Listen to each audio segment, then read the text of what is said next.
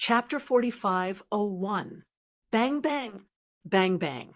Unable to catch up with Yi Qian, the Justin extremists who had lost their target fired 3 shots into the sky to warn their accomplices. The originally calm night was now in chaos. Weaving Sparrow and Baihe pressed their ears against the iron door, holding their breaths as they listened to the chaos outside. Gunshots, footsteps, and roars. It seemed like they were chasing something. The 2 people who were leaning against the door exchanged a look. Something happened outside. Probably on Qing Niao's side.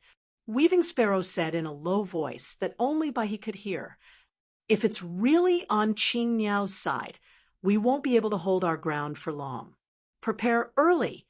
Baihe nodded and looked back at the Justin villagers who were all alarmed. His gaze fell on a corner, and a sharp light flashed in his eyes. Weaving Sparrow's gaze swept to the same corner almost at the same time. She said softly and coldly, "We have to find the criminals here." "I'm a little suspicious," she glanced at the corner and said, "Be careful.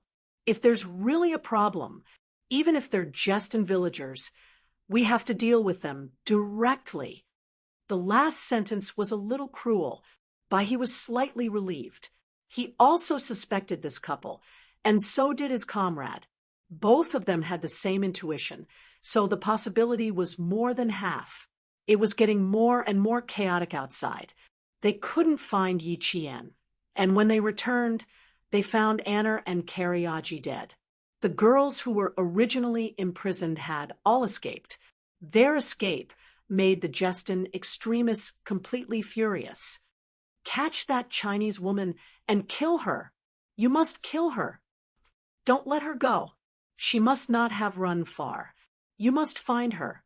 Don't let her escape back to China. Search, search, search." In a small village on the border of Justin, where there was insufficient electricity, countless flashlights flashed across the night sky. G3, who was crawling on the hillside around the village, put away his binoculars and slowly slid down. 3 hours ago, the Snowfield Brigade Special Forces secretly entered Justin and silently killed nearly 15 Justin outlaws on the front line.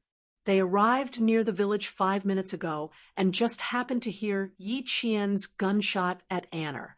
G3 slid down the slope and said to Xia Jinyuan, "Qing Niao and the other 2 are probably already on the move. The gunshots are a little chaotic." Han Zheng stared at the GPS and frowned. He said uncertainly, "The GPS doesn't move. It's hard to tell." Xia Jinyuan glanced at the stationary GPS and climbed up the hillside like a cheetah. He raised his night vision binoculars to observe. 5 minutes ago, there were countless beams of light flashing in the dark village. Judging from the number of extremists running around, Xia Jinyuan narrowed his eyes and quickly slid down the slope. A fierce battle had just ended last night, and in less than 24 hours, the Special Forces would face another fierce battle. It was also the first time that the trainees of the second battle went overseas to fight. Seal all the entrances and exits of the village. Block all the escape routes. The rest of the people will take advantage of the chaos to sneak in. Kill whoever you see.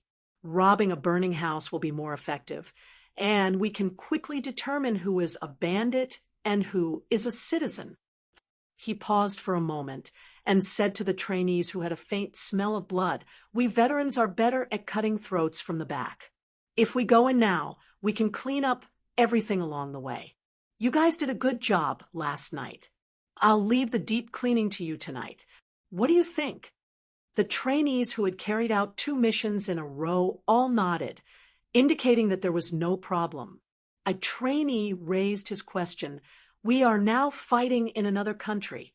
Q King, aren't you worried that our whereabouts will be exposed and the border of Justin will be alerted?" Chapter 45:02. Xia Jinyuan said calmly, "Turn on the high power screen. All wireless signals within a 10-kilometer radius are blocked, including satellite signals. Also, Our troops are guarding all the entrances and exits of the village.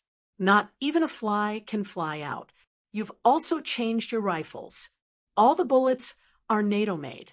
Other than your camouflage uniforms, you can't find any evidence that you're Chinese soldiers.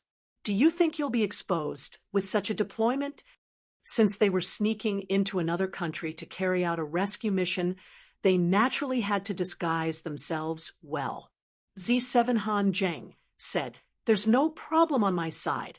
I've already turned on the high-power coverage. All satellite signals have been intercepted. I'll guard an opening. Not even a mosquito can fly out from under my nose. If one comes out, I'll kill one. If a pair comes out, I'll kill a pair. No one can escape from under my nose." Z7, who was buried in his work, smiled and said ruthlessly. G3 smiled and said to the trainees, "There won't be any problems here. You just need to think about returning home alive. You've trained for more than 2 years and performed well last night. You'll definitely be able to return home alive. Don't worry and take care of those people who still want to destroy the peace of our country." T6, who had been talking to the university students with a smile all the way, changed his temperament when he said those ruthless words. He wasn't a university student. He was clearly a laughing-yama. Sniper E6 looked at the veterans and then at the trainees. He said slowly, "I'll guard an opening. With one word, the bastards inside won't be able to escape." E6 was a man from the Northwest. He was very good at flying helicopters. His eyebrows were very thick. There was a scar at the end of his left eyebrow. Not only did this not destroy the heroic spirit of his thick eyebrows, but it also added a hint of unruly handsomeness. Huddled in a corner, he suddenly spoke, causing the heart of a Special Forces trainee who was closest to him to tighten. As a sniper, E6 wasn't used to talking too much outside. Once he didn't speak, he was even more invisible than K7, who also didn't talk much. Basically, if he didn't speak, no one would notice that there was such a person beside him. The highest level of concealment for a sniper was about his level.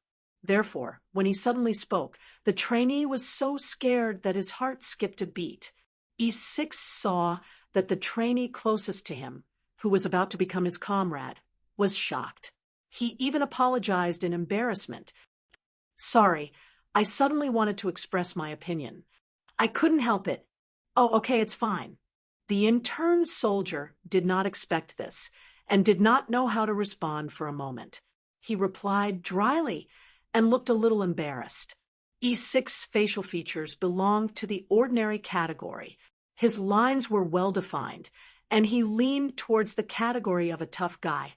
He had the typical bravery of a man from the Northwest who was not afraid of death. After he finished speaking, he hid in the shadows again. His entire being merged with the mountains and rocks, making the trainees' heart tighten again. The veterans in the team were all awesome people. When they arrived at the battle deployment area, Xia Jinyuan divided the 13 veterans into different teams. For veterans would guard several entrances, while the rest would enter the village and find a commanding height to guard. 30 new recruits entered the village in Kyrgyzstan. After completing this foreign mission, they would become real special forces of the Snowfield Brigade. There were dogs in the village, and the barking of the dogs added a bit of tension to the already restless village. A few dark alleys swept out from the ravines, heading towards the village at the fastest speed. The veterans of the Snowfield Brigade were the first to move out, followed by the trainees. This time, they did not open the way with rifles like last night. Instead, they used pistols with silencers and combat daggers to open the way. It was better to be low-key when sneaking into another country to fight. They chose to engage in close combat, and at the same time, the danger level rose sharply. There was no guarantee that there would be a sneak attack from behind. Chapter 45:03. This was the first time that trainees went abroad for a mission. They had brushed shoulders with death several times last night.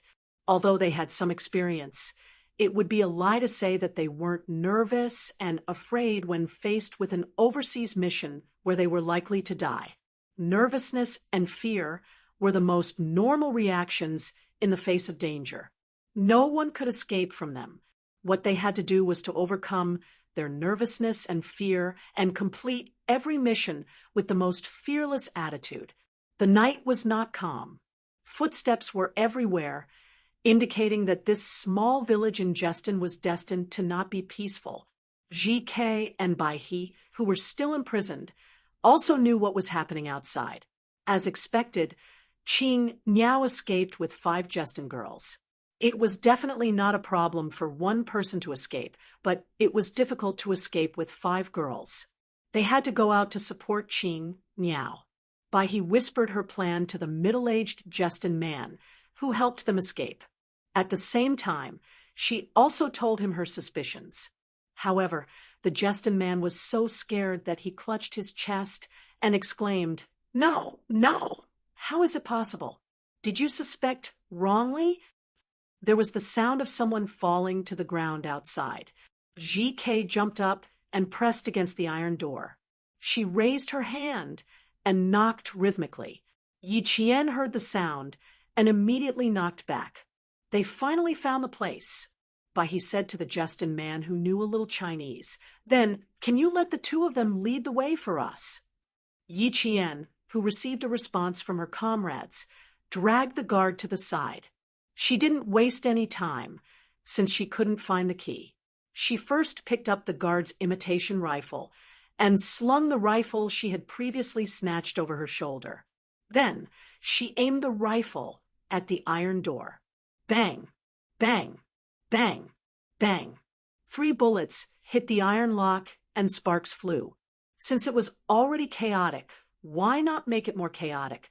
The village was so big. With their skills, they could definitely escape. The iron lock fell, and the iron door was kicked open by Yi Qian. At the same time, she threw the rifle inside. "Be gentle, be gentle." It almost hit my head. GK came out and caught the black shadow. Fortunately, she reacted quickly and immediately reached out to grab it. Otherwise, she would have been hit by the gun. It was a little embarrassing for someone who played with guns all day to be hit by a gun. The villagers inside were all shocked by the scene before them. A Chinese girl came in with a gun. Was the chaos outside because of this Chinese girl? It was too sudden. Everyone was stunned. The couple who had been huddling in the corner and grieving for their children raised their heads, as if they could not believe what was happening in front of them. The middle-aged man from Kaistan, who could speak Mandarin, immediately shouted at the 4 Chinese border herdsmen, "Run! Run! Run! Follow them! They could run now! Hurry up and run! The further they ran, the better. They must not look back." At this moment, the couple in the corner looked at each other. As if they had thought of something, they suddenly stood up and rushed over while crying loudly. Yi Qian and Weaving Sparrow didn't understand what the couple was crying about, but the White Crane did. He secretly exchanged glances with the middle-aged man from Justin. The couple cried and said that they wanted to leave together. They wanted to go out and find their children. They begged Weaving Sparrow and the others to take them with them. "Take them with you, take them with you. It'll help them escape faster. Shamask can run faster with them. They can escape together." Chapter 45:04. The begging of the couple softened the hearts of the other villagers. They felt that they could indeed escape together. They even thought that if they were accidentally caught, the Shamask couple would be able to stand up and stop the violence outside. At this point, Weaving Sparrow and White Crane were completely certain that their suspicions were not wrong. The Shamask couple had already betrayed them. Weaving Sparrow said to Yi Qian, who did not know the situation, "There's something wrong with the 2 of them. They sneaked in to instigate a rebellion. Then bring them along." Hearing this, Yi Qian did not hesitate and directly said to White Crane, "Bring them along. We'll deal with them outside." Fortunately, he held back and did not immediately say that he had saved a few Geestan girls. "So cruel." Weaving Sparrow laughed, her laughter containing the same cruelty. White Crane raised her eyebrows. Every time she worked with Qing Niao, it was very satisfying. Qing Niao on the battlefield did not have the sensibility of women. What she had was all rationality. She could even distinguish the pros and cons better than the male soldiers. Bringing the Shamask couple was indeed a good idea. The middle-aged man from Geestan, who could speak Chinese, closed his eyes and nodded in agreement. If Shamask was really in cahoots with the people outside who had killed the villagers' relatives, then it was impossible to leave the couple in the village. No matter which country it was, the people of any country hated lawbreakers who destroyed peace. The villagers of Geestan also hated them. When the Shamask couple saw this, their eyes flashed and they secretly smiled. They had invited the others to escape with them, but they had been rejected. "Go, take them away. Shamask, you have to take them away from here. Allah will bless you to leave safely." After making a decision, the middle-aged man from Geestan urged the 5 of them to leave quickly and reached out to push them out of the small house. "Follow them. Don't look back. We'll be fine." Those guys still needed to stay in the village, so they would be fine. It was safer to stay here. The 5 of them were pushed out of the small house, leaving the Geestan villagers holding each other's hands tightly, using each other's strength to ease their tension. "They will definitely leave, right? Allah will bless them to leave safely, right?" the kind woman whispered, clasping her hands and praying. "This way, go." In front, Shamask and his wife crouched as they led the way, urging the 3 people behind them to follow closely. They were not heading in the direction of Zongshinshin. The 3 of them had a strong sense of direction, so how could they not know the couple's intentions? They didn't expose them and allowed them to lead the way. How could one catch a tiger cub without entering the tiger's den? Since Captain Xia and the others had already come over, they would attack from the outside, while the 3 of them would attack from the inside. They would attack from the front and back and complete the cleanup. The bullets in the replica rifle had already been loaded and could be fired at any time. The 3 of them were dressed casually. Aside from the rifle in their hands, they had no other equipment. They didn't even have a bulletproof vest. They had to rely on their courage to penetrate deep into the enemy's camp. Shamask and his wife saw that the 3 people behind them were obediently following them. Their strides became bigger and faster. The 3 of them had guns in their hands, but the 2 of them didn't. They had to hand it over to the leader as soon as possible. Amidst the twists and turns, Yi Qian suddenly saw a black streak pass by his left side. It was so fast that he couldn't tell which comrade it was. Chapter 45:05. The black shadows that passed by also noticed the figures that were flying away in front of them. The 3 Special Forces soldiers in the dark corner quickly made hand signals. After confirming the plan, the 3 of them disappeared like ghosts and headed in the direction where Yi Jian and the others were flying. The barking of the dogs could still be heard throughout the village, and the sound of footsteps was sometimes close and sometimes far away. Torchlight beams occasionally flashed across the night sky and shone into every dark corner along with the noisy voices of the people. Gunshots came from the other side. It came from the direction where Weaver Sparrow and Bai-He had been imprisoned. The criminals who were searching the area discovered that the other 2 prisoners had escaped. They had no choice but to fire a warning shot. At this point, the smarter ones knew that the 3 prisoners had not escaped. Everyone's focus was on catching the 3 escapees. As for the Kaistan girls rescued by Yi Qian, that was not the main point. Their parents were still there. They could not have escaped far. The night was even more chaotic. Stray bullets occasionally came, causing the small village of Kaisten, which was very close to the Chinese border, to be enveloped in a tense atmosphere.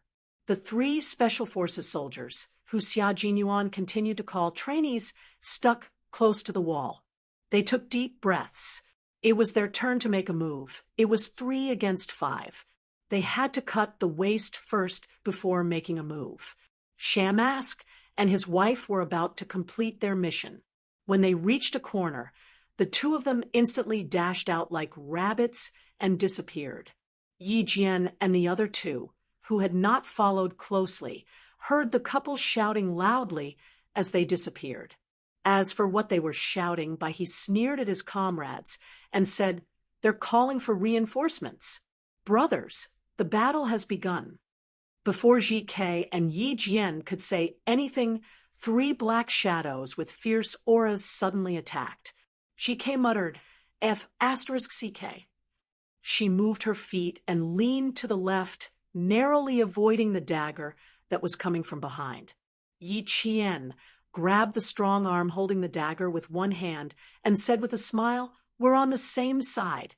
Codename Qing Niao. You must be trainees in the team." When the flood rushed into the Dragon King Temple, he ran into his own people. As for Qing Niao, although more than 2 years had passed, the impression she had left on them was too deep.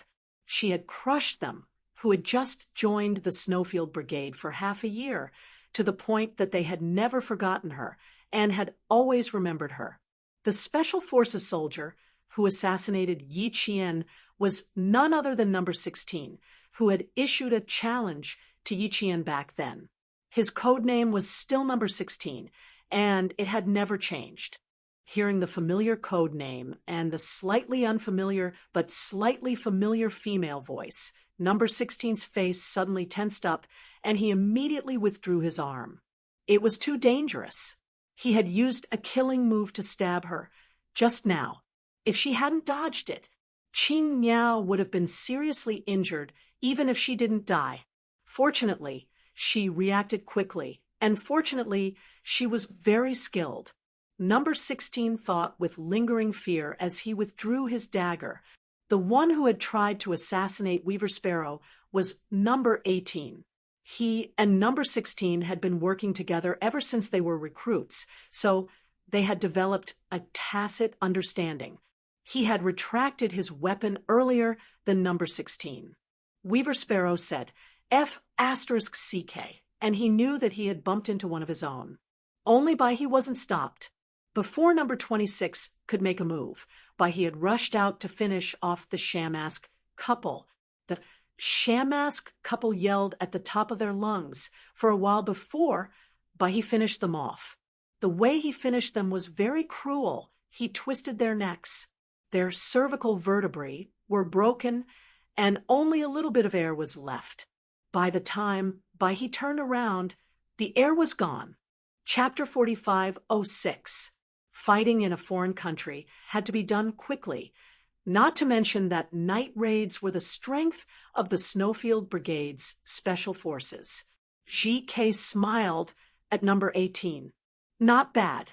Q King is still the best. You've improved so quickly in the past few months that Qing Yao and I didn't even notice the 3 of you approaching. It was true. Yi Qian had seen a black shadow earlier. Although she knew it must be her comrades, she didn't expect them to discover her, G.K., and he. They even took the opportunity to sneak over. Their skills were good, and they were also very hidden. However, Captain Xia had clearly told her that the trainees were about to carry out a mission and needed to be brought to the border for training before that. Now that they were directly involved, Captain Xia was actually not worried. Soon, Yi Qian knew why Xia Jinyuan suddenly let the trainees carry out a mission. Their reaction, speed, and mobility were all first class. What she didn't know was that the trainees had already received support in China. The shouts of the Shamask couple alerted the nearby outlaws, especially the leader who had been hiding in the depths. hearing the shouts outside. The leader first scolded the sham-ass couple for their stupidity, then immediately sent people to deal with the 3 Chinese who had sneaked over to his side. Number 18, who was hiding in a corner, reported their situation to all her comrades through the public channel. When the Snowfield Brigade's special forces learned that the 3 of them had encountered GK, Bai He, and Qing Yao, they all smiled. Their luck was good. They didn't have to deliberately look for the 3 hijacked comrades. Xia Jinyuan signaled number 26 to pass the wireless communicator to Yi Qian. He needed to say a few words to Yi Qian, even if it was just listening to his voice. The fierce battle started directly in the middle of the village at the border of Kistan. Bai He fired the first shot. Even though he was holding an imitation AK rifle, his accuracy allowed him to hit an outlaw in the head with his first shot. It was a good start. Yi Qian took the communicator from the 2 sides in the first wave of gunfire. "I'm Qing Yao." His clear voice entered Xia Jinyuan's ears, as well as the ears of all his comrades. When Xia Jinyuan heard the familiar voice, a faint smile appeared on his cold face. After sneaking into the village, there was a certain distance between him and Yi Qian. He could not go over and could only communicate with him through communication. He smiled and said, "Fight well, don't be too polite. I don't intend to be courteous. I've already dealt with 2 of them. We still need to send a few brothers over. Thanks to a criminal couple, we accidentally found their leader here. Firepower." While they were talking, number 26, who was guarding Yi Qian's rear, killed 2 criminals who had rushed in from behind. His back was pressed against Yi Qian's, and Yi Qian could clearly feel the tension in his back. It was the first time that number 26 carried out an overseas mission, so he was a little nervous. Although he was nervous, his hands holding the gun were very steady. Unlike Yi Qian, when he was on his first mission to kill the enemy, his arms were trembling after he fired the gun. "Well done." Yi Qian smiled and said to number 26. Then he said to Xia Jinyuan, "I saved 5 Kistan girls here. Zhang Bei is in the sheep pen, so I have to send some brothers to protect them. Bei is in the sheep pen. We'll be there soon." A slightly unfamiliar voice came. Yi Qian knew that this was also an intern in the team. Captain Xia was really too bold. Why did the boss agree to let 30 interns sneak into other countries to fight? 30 interns and 16 veterans, a total of 46 people sneaked into a small village at the border of Kistan. Yi Qian inexplicably thought of the word bloodbath. Chapter 45:07. Yi Qian suddenly felt a chill run down her spine. There are indeed many extremists in the village, but not all of them. "Q King, we can't." "Don't worry, we won't." Xia Jinyuan guessed what she wanted to say. He smiled and said, "Let's clean up these guys and leave immediately. This is foreign territory. We can't be too arrogant." Yi Qian pursed her lips and smiled. "That's right, I'm thinking too much." The gunshots started to become more frequent. Yi Qian felt number 20 SIXS back tensing up, so she ended the call. Before she hung up, Xia Jinyuan whispered, "You're a veteran, let them learn from you." In other words, he reminded Qing Niao to take care of the Special Forces soldiers who went abroad for the first time. In fact, even without Xia Jinyuan's reminder, Yi Qian would take care of them. As the gunshots became more frequent, Yi Qian, who was shooting 2 targets in a row, leaned against the corner of the wall and said to number 26, "The leader is in this area. The 3 of you guard the perimeter. Weaver Sparrow, Baiha, and I will go in and clean up. Can the 3 of you fight separately? It's a 3-way junction. One person has to guard one path." "Yes," number 26, who was covering Yi Qian's back, replied calmly, "Leave it to us. No problem." "Okay." Yi Qian didn't hesitate. She didn't have much time to doubt. whether her comrades could defend the perimeter. Since Captain Xia allowed them to carry out the mission, she believed in him. Gunshots came from the center of the area.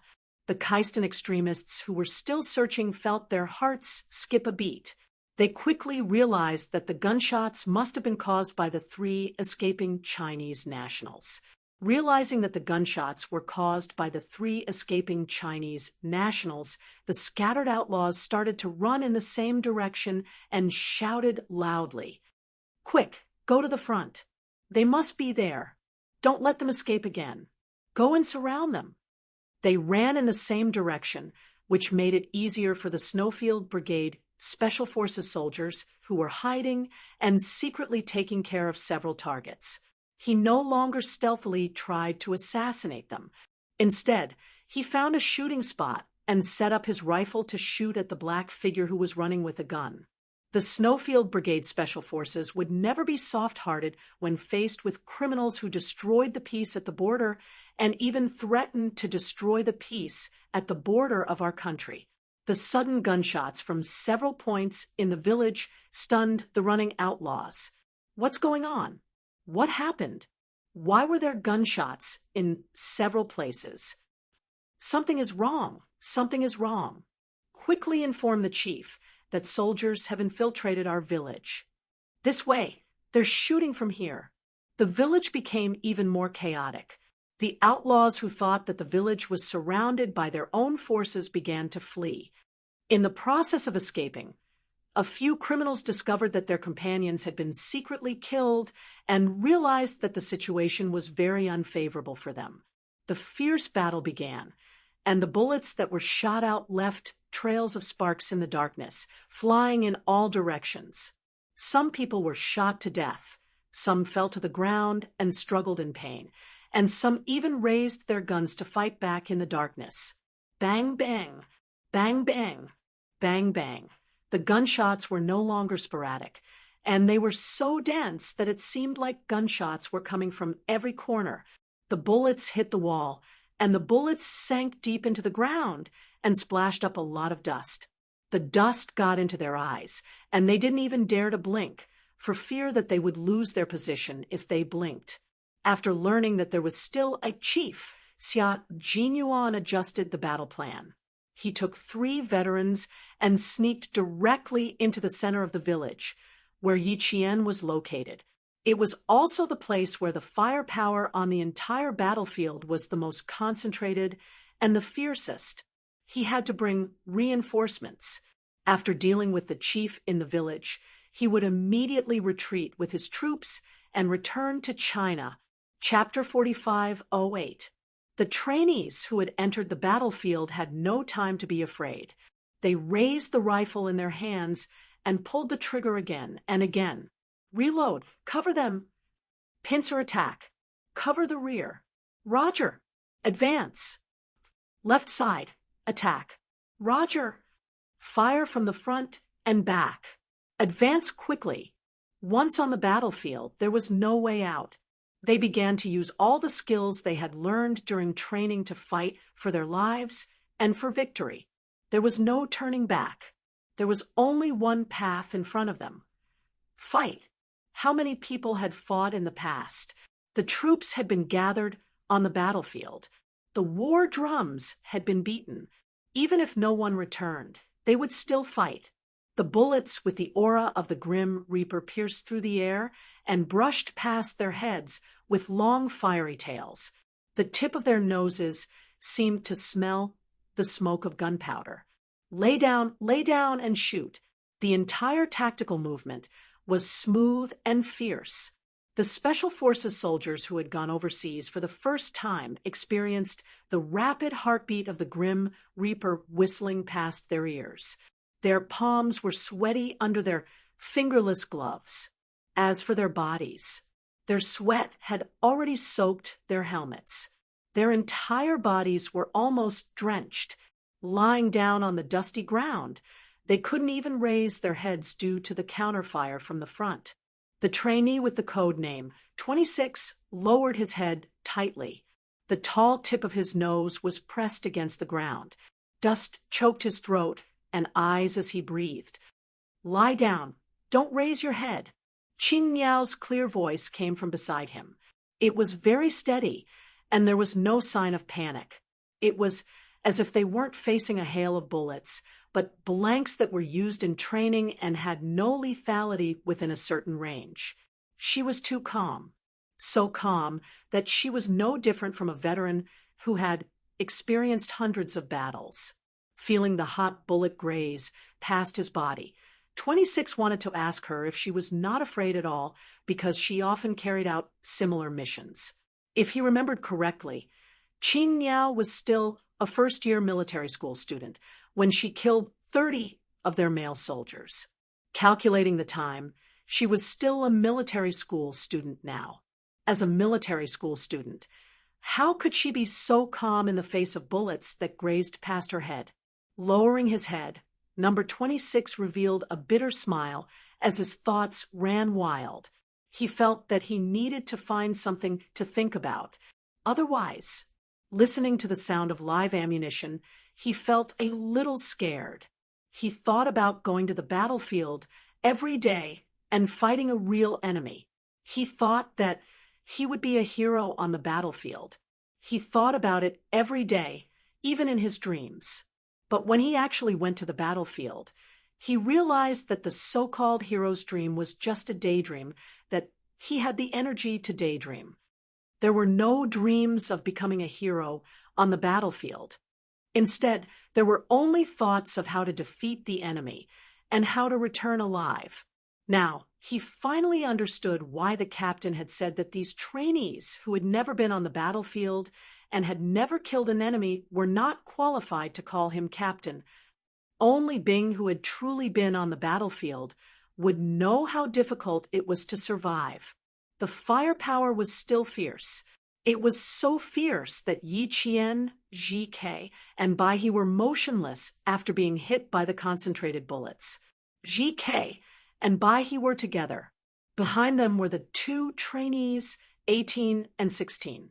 Yi Qian and 26 were on the other side of Ji Ke and Bai He. The three groups of people formed a triangular formation. 18 and 16 were guarding the two entrances. When they noticed the criminals coming from behind, they raised the rifles in their hands and fired a round of bullets at the black shadows. Suddenly, there were several muffled sounds of people falling to the ground. 3 of the advancing black shadows fell, and a few of them hurriedly dodged to the corner and then raised their guns to fight back. Chapter 45:09. The two of them brought up the rear. Both number 26 and Yi Qian, who were responsible for the other point, were pinned down by the 2 firing points in front of them.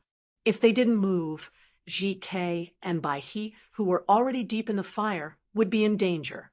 Yi Qian tightened his grip on the replica rifle and whispered to the motionless number 26, "We have to take care of the 2 firing points in one direction.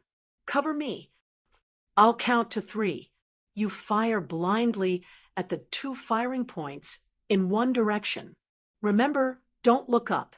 Fire blindly the whole time." Hearing this, number 26's heart skipped a beat. He couldn't raise his head easily. He lowered his voice and said, "The bullets are so dense. How can we charge through?" Charging out like this is no different from suicide, he thought to himself, but he didn't dare say it out loud. Yi Qian smiled and said casually, "That's why we need your suppressive fire. You have a Type 95 automatic rifle. Its continuous fire performance is not bad. You'll suppress it, and I'll leap forward." Yi Qian's battle plan made number 26 even more nervous. Qing Niao leaped forward, and he'll suppress it. Gripping the rifle tightly, number 26 felt his throat was unbearably dry. "But I have to ask you, do you have the confidence to suppress it? I won't have time to fire when I'm leaping forward. It's all thanks to your help. Do you have the confidence?" Yi Qian asked again. Even though it was a question, his tone was full of trust. "Do I have the confidence?" "Yes, of course I do. Number 26 gritted his teeth and answered in a low voice, "I have no problem. Leave it to me." "Okay. 1, 2, 3. As soon as the three shouts were heard, Yi Jian leaped forward like a spring that was struggling to break free from its restraints. Number 20 SIX's firepower was suppressing him. Throughout the whole process, he had been shooting blindly. Not only had he lured the enemy's firepower to his side, but he had also used the bullets that he kept firing to force the enemy in front of him to stay low. Yi Qian leaped forward 3 times in the gaps between the enemy's bullets. It was so dangerous that a stray bullet brushed past his arm and entered the firing point that she had her eyes on. Number 26 finished shooting. The front line fired directly at the angle where number 26 was crouching. Bang, bang, bang, bang. The dense bullets left grooves in the corners of the earthen wall. In less than a minute, a bowl-sized hole was created. A thick layer of dust had already covered 20 SIX's body. About 2 minutes later, number 26 clearly felt that the firepower in one direction had weakened. It was so weak that he could raise his head and change his shooting position. The voice of the comrade, codenamed 17, came from the microphone. "How's the situation over there?" Switching to his personal communication channel, he rushed from the corner of the wall to the location that Qing Niao had pointed out. Panting heavily, he finally had the time to reply, "The situation isn't good. It seems that we've found the center of the nest, where the firepower is the strongest." Just now, he took a deep breath and wiped the sweat from his eyes. His voice was so dry that it seemed to carry the smell of gunpowder.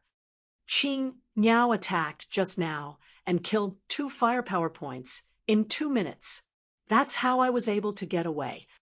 Number 26 smiled bitterly. "Brother, the battlefield is not a joke. You can lose your life just like that. When I fired the first bullet, my hands were shaking." "Same to you. My F*King hands are still shaking. Just now, phew." Number 17 breathed heavily. He had just finished a fierce battle. At this moment, he was only 5 feet away from the corpse of a criminal that he had killed. In addition to the thick gunpowder smoke, he could also smell the stench of blood and rust that made his stomach churn. 19, and I just killed 3 Kaisten criminals.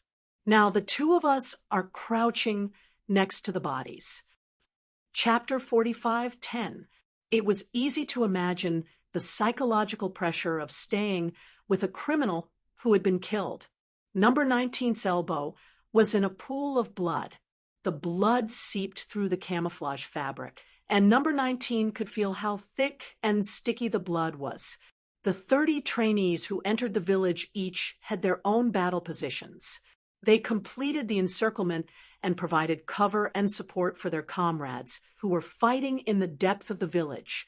Number 26, number 18, and number 16 were guarding the battlefield where the firepower was the most concentrated.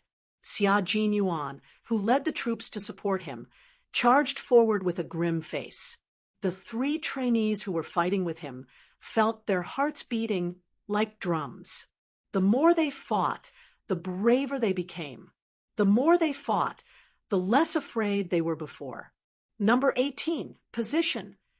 His voice was cold and sharp through the earpiece, and number 18 immediately responded and told him the position. "How are the other 3 doing?" Xia Jinyuan asked again. He had no way of contacting Yi Qian by he and GK, so he could only get the information from number 18 and the other 2. Number 26 replied. "Qing Niao took care of 2 firing points and covered GK and by he to fight in the depth of the village. Number 18, number 16, and I will cover the rear. Although the firepower is concentrated, it's all within a controllable range." Knowing that it was their first time fighting abroad, Yi Qian and the other 2 didn't dare to let them attack together. They only needed to guard the rear and not let the 3 of them fall behind. which would give the criminals an opportunity to attack. Xia Jinyuan looked in the direction and felt a little relieved. It wasn't far away. Gunshots kept echoing in the sky. The experienced veterans of the Snowfield Brigade slowly gathered all the criminals in one direction away from the safe area. Mobile warfare in another country was a big deal, especially when it was done without the knowledge of the other country. It had to be solved as soon as possible. Xia Jinyuan, G3, and K7 came from the left, while the trainees attacked from the right. They went straight for the mud house where the leader was, who hadn't shown up yet. Inside the mud house, the leader, who was about 40 years old, was wearing a small black hat and a local traditional costume. He was sitting on a luxurious woolen carpet with his eyes closed as he listened to the gunshots outside. There was no panic on his face.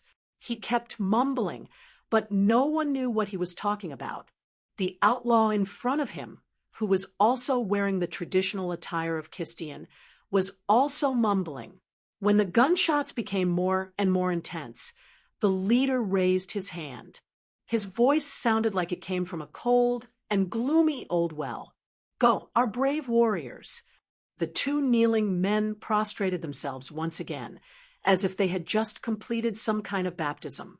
It was clearly a solemn movement, but it carried a chilling hostility. As they got up, red dots flashed in their wide traditional clothes. Those were suicide bombs. The two of them got up and walked out. They didn't walk outside, but instead walked towards a flat-roofed house. They went in and didn't come out again. This was an earthen house with a pointed roof and a dome. Although the walls were mottled and full of holes, it was the largest private house in the entire village. There were also high earthen walls around it. People outside couldn't see inside, and people inside couldn't see outside either. There were people guarding all four walls. Because they occupied the high walls, Yi Qian and the rest were having a hard time with their attacks. They couldn't break through after a few strong attacks. Now that reinforcements had arrived, the three of them could temporarily retreat. "Let's take a break. Our brothers are here." Ji-K knelt beside Yi Qian. He was sweating profusely. He was wearing a short-sleeved shirt, so his arms were sweaty too. However, the more he wiped, the more sweat there was. In the end, he lifted his shirt to reveal his muscular waist and wiped the sweat away. Chapter 45:11. With the cover of the night, Yi Qian couldn't see anything. He wiped his clothes until they were covered in sweat. After wiping them off, he continued to lie down and waited for Bai He to come over. As the two of them whispered, the White Crane's voice came from outside. Then, two rifles were thrown from the other side of the wall. The two of them, who had been staring at the wall and waiting for the White Crane to come, saw the shape of the rifle clearly under the hazy starlight. The two of them rushed out and caught the rifle. They threw the rifles over the wall and two backpacks, tactical vests, and wireless communicators. The two men took the rifles and held the backpacks tightly. Without saying anything, they quickly organized their equipment. When Bai He climbed over the wall, the two men were still organizing their equipment. "Our target position is high up. The firepower is strong. We'll launch a direct attack." Bai He didn't even have time to catch his breath. He first told the two men about the situation outside. "We'll attack the back door and take out the leader at the front. Then we'll retreat immediately." Yi Qian, who had put on his wireless communicator and was adjusting the channel, said, "It's been half an hour. The gunshots are loud. I'm afraid the Kaistan border guards will be alerted." "Yes, let's finish it quickly." After Bai He said that, the gunshots outside seemed to be more intense. According to the battle time, it should be finished within an hour. Now that half an hour had passed, it was time to wrap up and retreat. More and more outlaws were killed, and blood stained the dusty ground in several places. Their swift footsteps left deep and large footprints. Someone's coming out. When the veterans guarding the perimeter saw the extreme criminals with guns trying to escape, they hid nearby and aimed at their vital points. They pulled the trigger without hesitation. The veterans of the Snowfield Brigade were on guard outside. They were sensitive to the battlefield and didn't hesitate to shoot when it was time to do so. These people couldn't escape. They were afraid that they would enter China's territory. When the Kaistan villagers heard the incessant gunshots, they curled up their bodies. Their eyes were filled with fear. They didn't know what was happening outside. The gunshots scared them so much that they prostrated on the ground and prayed. Young children were carried by adults. Their eyes were wide open. They didn't know what was happening outside. Toddlers who were still learning how to speak were comforted by young mothers. Their cries were low and sometimes loud, and then they fell asleep. The darkness had yet to pass. Everything was still going on. White Crane leaped from the top of the wall, followed by Jiju. Yi Qian was the last to jump off the wall. As his body fell, Yi Qian felt a piercing pain in his back. Without stopping, he rushed out with his spear. Number 16, number 18, and no, 26, who were in charge of providing support, walked in the middle. The firepower of the 6 of them concentrated on the firepower of the strong attack point. Bang, bang, bang. The continuous gunshots were deafening, and the Special Forces soldiers were already used to it. They aimed and fired continuously, suppressing fire from the back door. Xia Jinyuan's deep and cold voice came through the earpiece. The gunshots at the back door instantly turned into a hail of bullets, and the fiery trails of the bullets lit up a corner of the back door. Suppress, I'll leap forward. When the 3 trainees heard this, they pulled the trigger so hard that their fingers almost spasmed. Choosing to leap forward in such a situation, the probability of getting hit was quite high. Chapter 45:12. However, they had to restrain the enemy's firepower and provide an opportunity for their comrades to attack. They had no choice but to do so. Okay, leave it to us. Be careful. A cold female voice rang in everyone's ears. There was no dissuasion, only protection. Weaver Sparrow had placed his life in the hands of his comrades. Those who protected him had to be well protected. On the battlefield, they were all comrades who could entrust their lives to each other. The extremists hiding on the wall were in a frenzy. They didn't know who these people were. They had been living here with their leader for more than half a year. Even the Jistin military didn't discover their hiding place. But tonight, the 3 kidnapped Chinese were in trouble. The Special Forces, including Xia Jinyuan, didn't know who the leader of the extremists was. If they did, they would be shocked. The leader hiding there was the leader of the largest extremist group in Jistin. Half a year ago, he was besieged by the Jistin military and had to flee from the 2nd largest city in Jistin to the border between Jistin and China. He planned to enter China's territory. Now, his hiding place was attacked again, and this time it was even more ferocious than the previous siege. The leader sitting in the house was no longer as calm as before. With the cover fire from various points, Weaver Sparrow forced his way in. A few smoke grenades were thrown from the front door. Under the cover of smoke and suppressive fire, K7G3 and Xia Jinyuan rushed out in a few short seconds. At the same time, number 17, who was guarding a point in the village, saw a dark path pass by in front of him. He was sure that his eyes weren't playing tricks on him. Situation detected. Unidentified target has appeared. Unidentified target has appeared. Heading toward the east. The battle area was divided into 4 major battle areas: east, west, north, and south. The east was where Weaver Sparrow and by he were held. Roger, Roger. East, Roger. The trainee soldier in charge of the east sector's security immediately replied.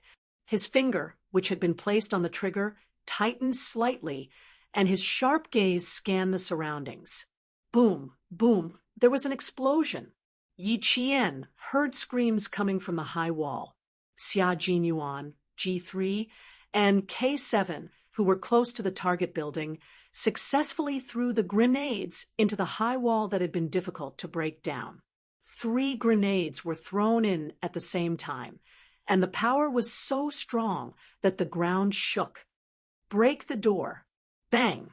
Following the detonation of the grenade, several Special Forces soldiers rushed out from the dark and broke through the door as fast as they could to kill all the remaining firepower. The huge explosion made the extreme criminals who were still stubbornly resisting look up. When they saw the location of the explosion, they let out a roar that made their eyeballs almost pop out. That was the place where their leader lived and received the blessings of Allah. Now it was destroyed. It had been blown up. Kill them. We must kill them. Brave warriors, charge out with me and kill them. Kill them all. The destruction of the Holy Land caused the remaining people to lose their minds and shoot wildly in all directions. A trainee slowly adjusted his scope until the red light hit a vital spot. Then he looked through the crosshair and pulled the trigger with a calm expression. Another extremist was eliminated. The bullet pierced through his heart from his back and out of his chest. There was no chance of survival for an extremist whose heart had been shattered. The extremists who tried to run toward the Holy Land fell to the ground one by one.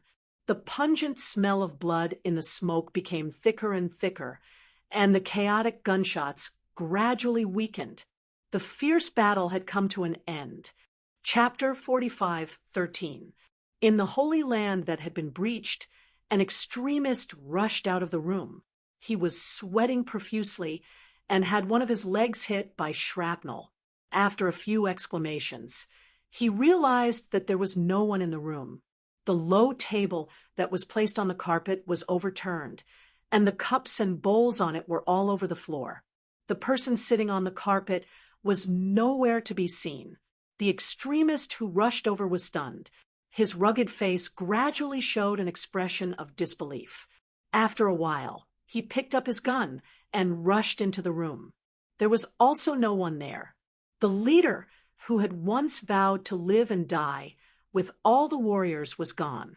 The extremist turned around and rushed out of the room with a face full of anger. The moment he appeared at the door, he was greeted by a few bullets that were fired at the same time. Bang! Bang! 3 bullets hit his chest and abdomen. The extremist with the gun in his hand was stunned at the door. He fell to the ground with a face full of anger. Outside, dozens of corpses were lying everywhere. Blood flowed like a river.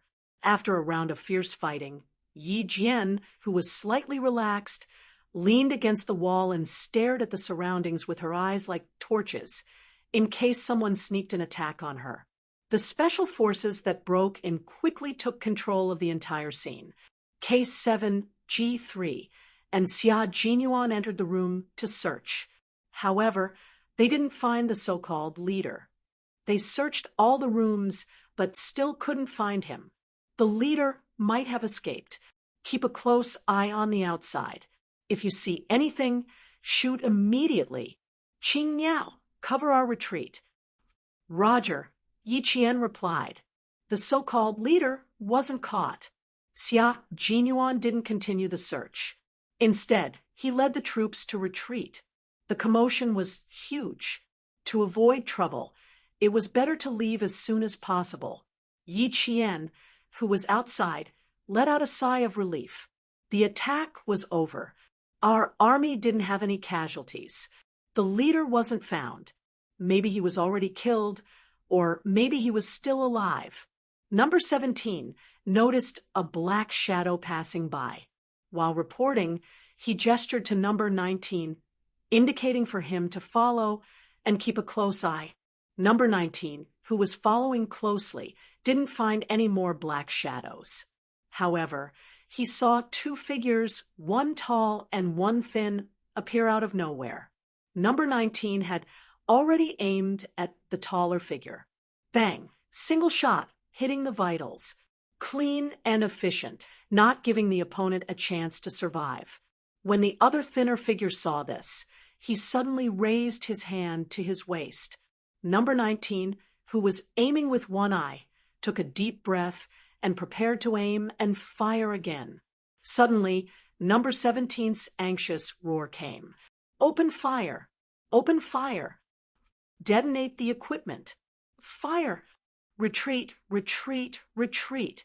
The sound was as urgent as war drums, but number 19 only heard the first few words. Fire! Fire! Then, a huge explosion rang out. Number 19's eardrums were so shaken that it was as if thousands of bees had drilled into them, buzzing and buzzing. His mind went blank, and he was completely stunned. Urgent questions came from the channel. Number 17's voice was so hoarse that it broke the sound barrier. 19, 19, are you F asterisk king alive? Answer me. Who the F asterisk CK is your father? Stop yelling. All of you shut up. What's the situation inside? Squeak. Outside, Z7 Han Zheng stared intently at the village. It was obvious that it was another suicide bombing. There was clearly a chance to kill them, but it detonated because of an error in judgment. 19, trainee number 19. This kid better not get into trouble. Xia Jinyuan, who was retreating, was no longer calm. His face was so dark that it looked like it was going to hail. Number 19, please answer if you hear me. Please answer if you hear me. Chapter 45:14. The sound of the explosion had passed. Number 19, whose eardrums were pierced, could vaguely hear the anxious shouts of his comrades. It sounded distant and hollow, as if it came from the horizon, but also from the depths of the earth. I'm fine. It took a lot of effort for number 19 to answer vaguely. Even though it was just a few words, it was enough to let the Snowfield Brigade soldiers breathe a sigh of relief. Xia Jinyuan gently closed his eyes. When he opened them again, his eyes were cold. He asked, "Did you kill an extremist just now?"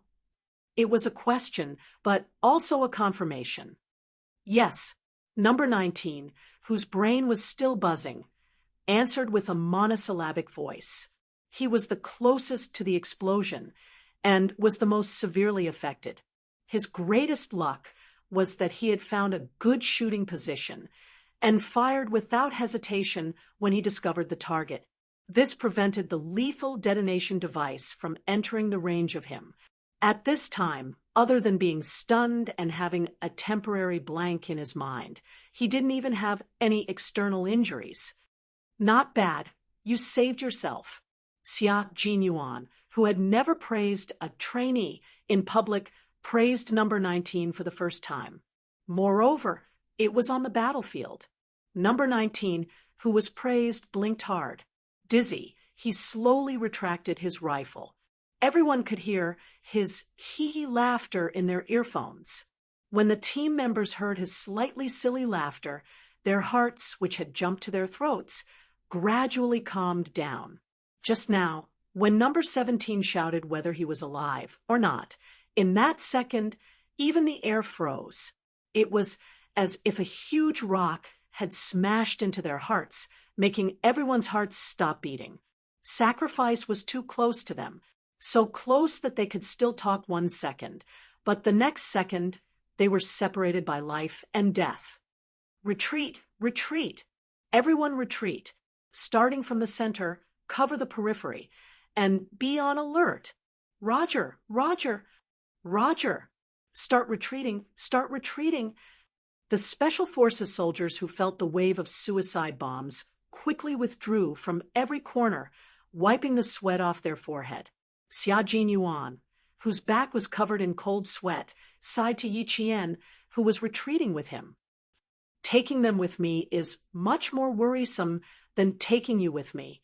It's so much easier to take you to the battlefield. As for them, I suspect that I will go bald in advance. The originally tense atmosphere was completely destroyed by him saying that he was going bald in advance. Yi Jian couldn't help but laugh. The image of the bald Xia Jinyuan immediately appeared in his mind. That image was so unbearable that it scared Yi Qian so much that he quickly shook his head to get rid of the unbearable image from his mind. They have a lot of people, so of course they're worried. But they are much stronger than me. The first time I used a gun to kill an enemy, my whole body was shaking, but they could still fight. They are much, much stronger than me. Yi Qian, who was drenched in sweat, followed closely behind him, retreating out of the village. At the outermost perimeter, E6, who had been lying still for nearly an hour, suddenly moved. There was finally movement at the position he was in charge of keeping an eye on. Someone popped out from the uneven ground like Tu Xing Sunday. He was very vigilant. Just as his eyes were exposed, he stood still and observed his surroundings carefully. He thought that he had successfully escaped, and the corner of his mouth even revealed a trace of a gloomy and proud smile. Since this place had been discovered, he had to leave this place and head to another place. E6 slowly adjusted his scope and locked onto the target. He turned on his headset and said calmly, "You didn't catch the leader? Then I guess there's a big fish here. Kill the fish and leave immediately." Xia Jinyuan, who was about to retreat to the edge of the village, stuck close to the uneven wall. In the night, he stared at his surroundings with his sharp eyes. He held a gun in one hand and gestured for his comrades to retreat with the other. Chapter 45:15. He and Yi Qian had been in charge of bringing up the rear, alternating with K7 and G3 to cover the retreat of the trainees who were fully capable of being deployed. "Roger that," E6 said calmly. His eyes were fixed on the target, whose head was starting to pop out. He fired the first shot of the fierce battle, while E6 fired the last shot to end the battle. The trigger was pulled, and the primer of the bullet ignited. The bullet left a trail of fire behind it as it tore through the air and headed straight for the target. Bang! Half of the head that popped out seemed to have been flattened. A faint smell of blood blew to the tip of E6's nose along with the night wind. He continued to lie down and did not move at all, as if he had melted into the night. After the last shot, the small village on the border of Jistan finally regained its peace. Outside, the 4 rescued herdsmen held tightly onto the hands of the Special Forces soldier who had been responsible for protecting them as they left the village. They were so excited that they did not know what to say. The wind from Tianshan blew past the village on the border of Jistan and blew away the smoke that shrouded the village. However, it could not blow away the strong smell of blood. The retreating Special Forces soldiers cleaned up the extremist criminals who had been killed in the village as they retreated out of the village. The wind blew, and the cold stars in the sky were still shining brightly. As time passed, there was movement in the quiet village on the border. The villagers of Jistan slowly walked out. The Special Forces soldiers of the Snowfield Brigade, who had walked from the village to the top of the mountain, saw a big fire at the foot of the mountain. It was a fire that had been lit with oil on top of dry grass. As soon as the sparks touched it, it burst into flames and crackled as it burned. The light from the fire illuminated a very wide area.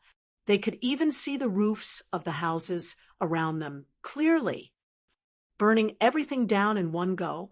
That's a good idea," T6 said with a smile. His voice could be heard on the comms. V8 said calmly, "If you continue to stay here, the pursuers will be here soon." It would take another 3 hours to get back to the border from the village, so they had to hurry. The team members' low laughter could be heard on the comms. The trainees who had completed their training were the loudest. Without further communication, the 46th trainees made the best use of their time to return home. The 46th Special Forces soldiers crossed the steel bridge over the Yukon River at 1:36 in the morning. All of them crossed the bridge at 1:38 in the morning.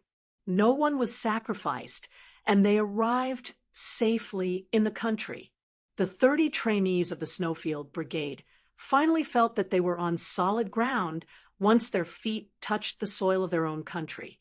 They no longer had the feeling of emptiness that they had when they were fighting overseas. They continued to move forward without rest. When they were about to reach the Border Defense Company, Xia Jinyuan ordered everyone to sit down and rest. After 3 days and 2 nights of continuous combat without sleep, all the Special Forces soldiers, including the veterans, had reached their physical limits. After sitting down, none of them wanted to get up. The 30 trainees sat in one corner, while the 16 veterans sat in another. Yi Qian did not sit down immediately. Instead, he whispered to Xia Jinyuan, "Help me deal with the wound on my back. I was scratched by a sharp rock when I jumped down from a high wall."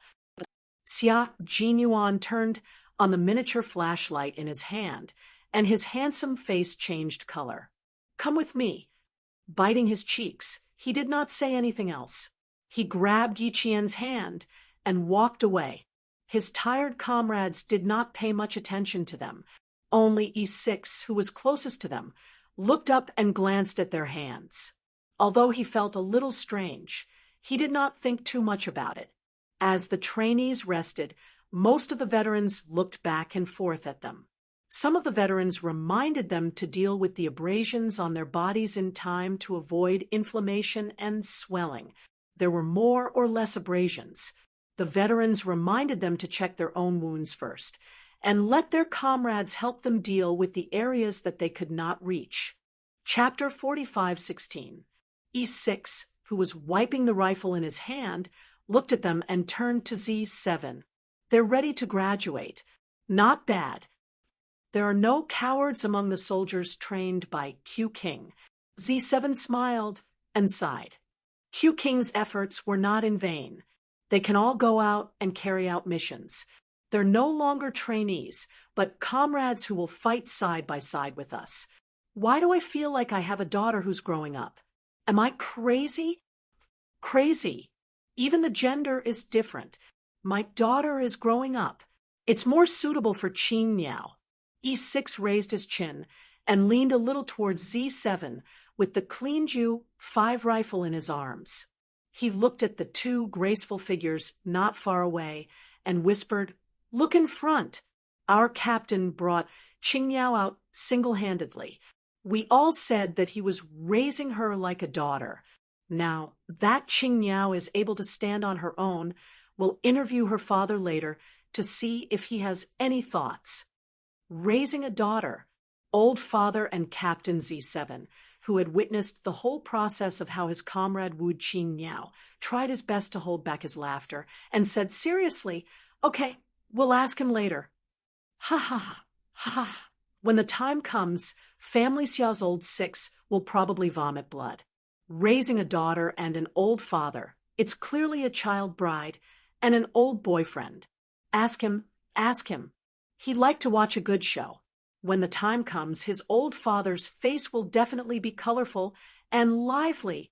Yi Qian, who was talking to his comrades, didn't know that she was being raised by Lieutenant Colonel Xia Jinyuan. She also didn't know that the upcoming awkward situation would be a good opportunity for Xia Jinyuan to announce their relationship. Z7, who had treated his bruised elbow, put away his hygiene bag and smiled at E6. "Let's go and talk to Qing Niao. I haven't talked to her in a long time. I miss her. What are you trying to do? Are you up to no good?"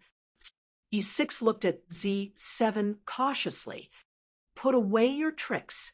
If you dare to have any thoughts about Qing Niao, be careful of our fists."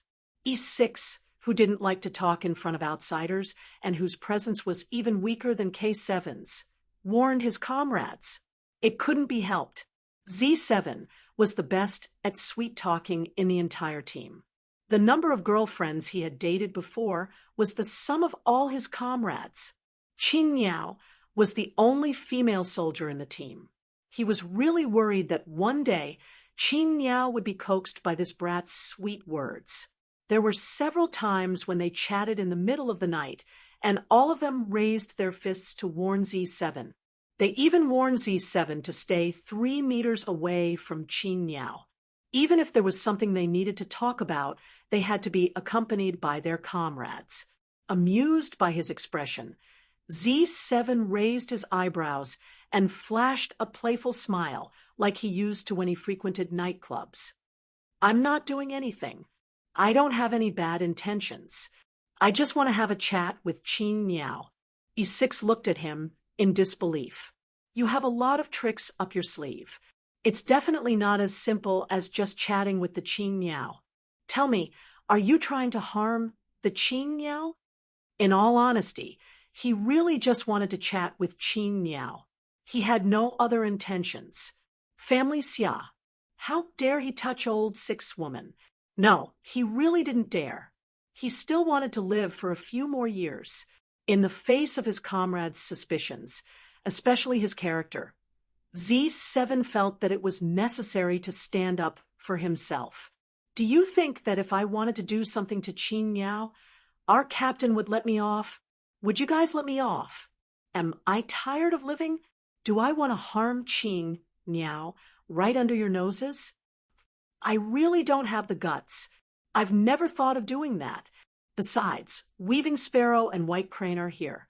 What else do you think I can do?" E6 thought about it. That was true. With Q King, who was like a father, and a group of comrades around, Z7 probably wouldn't dare to harm Qin Niao even if he had the guts. Chapter 45:17. They stood up and walked a few steps before E6 suddenly sighed. "Do you think Qin Niao will be coaxed home by one of our comrades to become his wife in the future? Which bastard will be so lucky?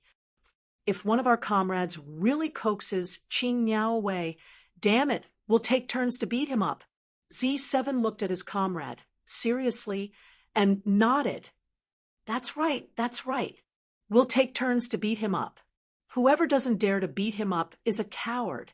As for which bastard he would beat up, Z7, who always liked to join in the fun, didn't dare to say. He was afraid that he would be beaten up by the guy who coaxed Qin Niao home to become his wife. His strong desire to live told him that he could mess with anyone but Family Xia's 6th bro. Xia Jinyuan had already treated Yi Qian's wounds. As soon as the two of them walked out, they saw Z7 and E6 walking towards them. The 4 of them bumped their fists. Z7 smiled at Yi Qian and said, "I have to say that kidnapping you guys was the biggest mistake of their lives. They uprooted everything. The Border Special Forces have to thank the 3 of you." After being in the military for so many years, Yi Qian had never thought that he would be kidnapped one day except for the time when he was trying to rescue Zhou Yijin. However, the 3 of them were the ones who were willing to be kidnapped. "I didn't expect it either. It's a different feeling," Yi Jian answered with a smile. Under the faint starlight, her picturesque features seemed to have been outlined with the finest meticulous brushwork. Every stroke was graceful, and every frown and smile was like the sun without the slightest post-war haze. Number 26 whispered to his comrades, "Qin Niao is very strong. When I cooperated with her before, she was as calm as a veteran. I was a little scared at first, but after seeing her like that, I wasn't that scared anymore." "You're saying that she's been on missions like today's many times already?" Number 25 quickly glanced at Yi Qian and whispered, "That's not in line with the rules. She's still studying. It's not against the rules, but it's not against the rules. Look at her, and then look at the 10 of us. It's clear whether this is the first time we've carried out such a mission." Number 26 analyzed that he was the only one who had cooperated with Yi Qian in battle. He was the only one who had seen Yi Qian kill the enemy trainees at close range. Everything he had experienced made him believe in his own judgment. Take a look at the veteran's attitude towards Qin Niao and the way he speaks. You can actually see some clues. We thought that Qing Niao had gotten in through the back door like last time, but we were wrong. Qing Niao doesn't need to go through the back door at all. She's a member of the Snowfield Brigade. She's a comrade in arms with the veterans. They kill enemies together and train together. With number 20 SIXS analysis, the other trainees gradually fell silent. After a few seconds of silence, number 18 said, "Number 20 SIXS analysis is correct. I also think that Qing Niao is a Special Forces soldier in the brigade. With Qing Niao's ability, she doesn't need to go through the back door at all." Q King and the veterans have said it themselves. No one in the brigade can compare to Qing Niao's marksmanship and sniping skills. With this level of skill, why would she need to go through the back door? Besides, what's the point of going through the back door in our brigade? Who would be willing to go through the back door? This isn't a place where one can just laze around and get promoted. The veterans earn their ranks with their lives. Those who want to laze around and go through the back door to join our brigade, are they tired of living? Previously, most of the trainees had been at a dead end because Yi Qian had parachuted into the Snowfield Brigade. In addition, they didn't know Yi Qian well and hadn't fought together before. They couldn't establish a comrade-in-arms relationship. They had secretly wondered if Yi Qian had gone through the back door to get into the Snowfield Brigade. Chapter 45:18. Now that he had analyzed the situation, it was as if the fog had cleared and he could see the moon. That was right. The Snowfield Brigade was not a unit where one could get promoted just by fooling around. Those who really wanted to fool around would not have gotten in through the back door. They would not have gotten in even if they were tired of living. Since she did not get in through the back door, then Qing Niao was just like them. She had gotten into the team with her own strength and became a qualified Special Forces soldier with her own strength. They could vaguely hear the voices of a few veterans talking.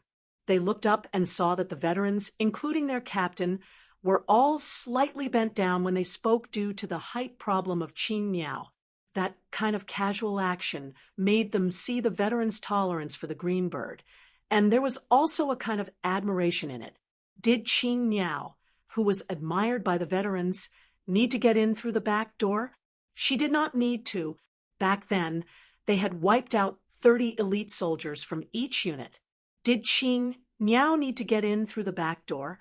She did not need to. She is much stronger than us. That's why she can get the respect of the veterans. Look at us. We don't even dare to get close to the bonfire. She, on the other hand, was carrying the bodies with us just now.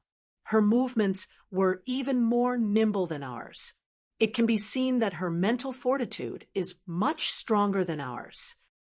Don't say things like Qing Niao getting in through the back door. It's embarrassing.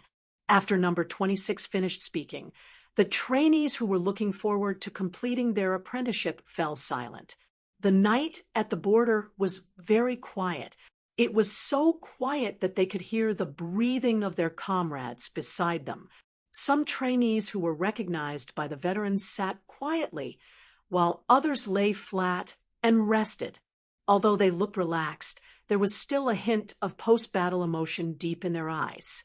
It was the first time they killed an enemy, the first time their hands were stained with blood, the first time they saw someone fall beside them, the first time they stepped on blood-stained ground, the first time they faced death. Every first time brought them countless emotions.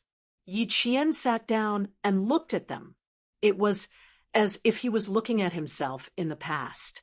He sighed softly and said to the veteran who had the faint smell of iodine on him, "They are a little like me now, but they are much stronger than me.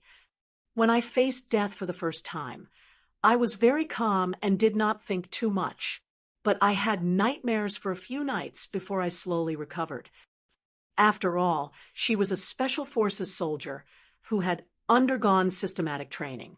She had studied and trained at the same time. She was a little confused when she left the battlefield.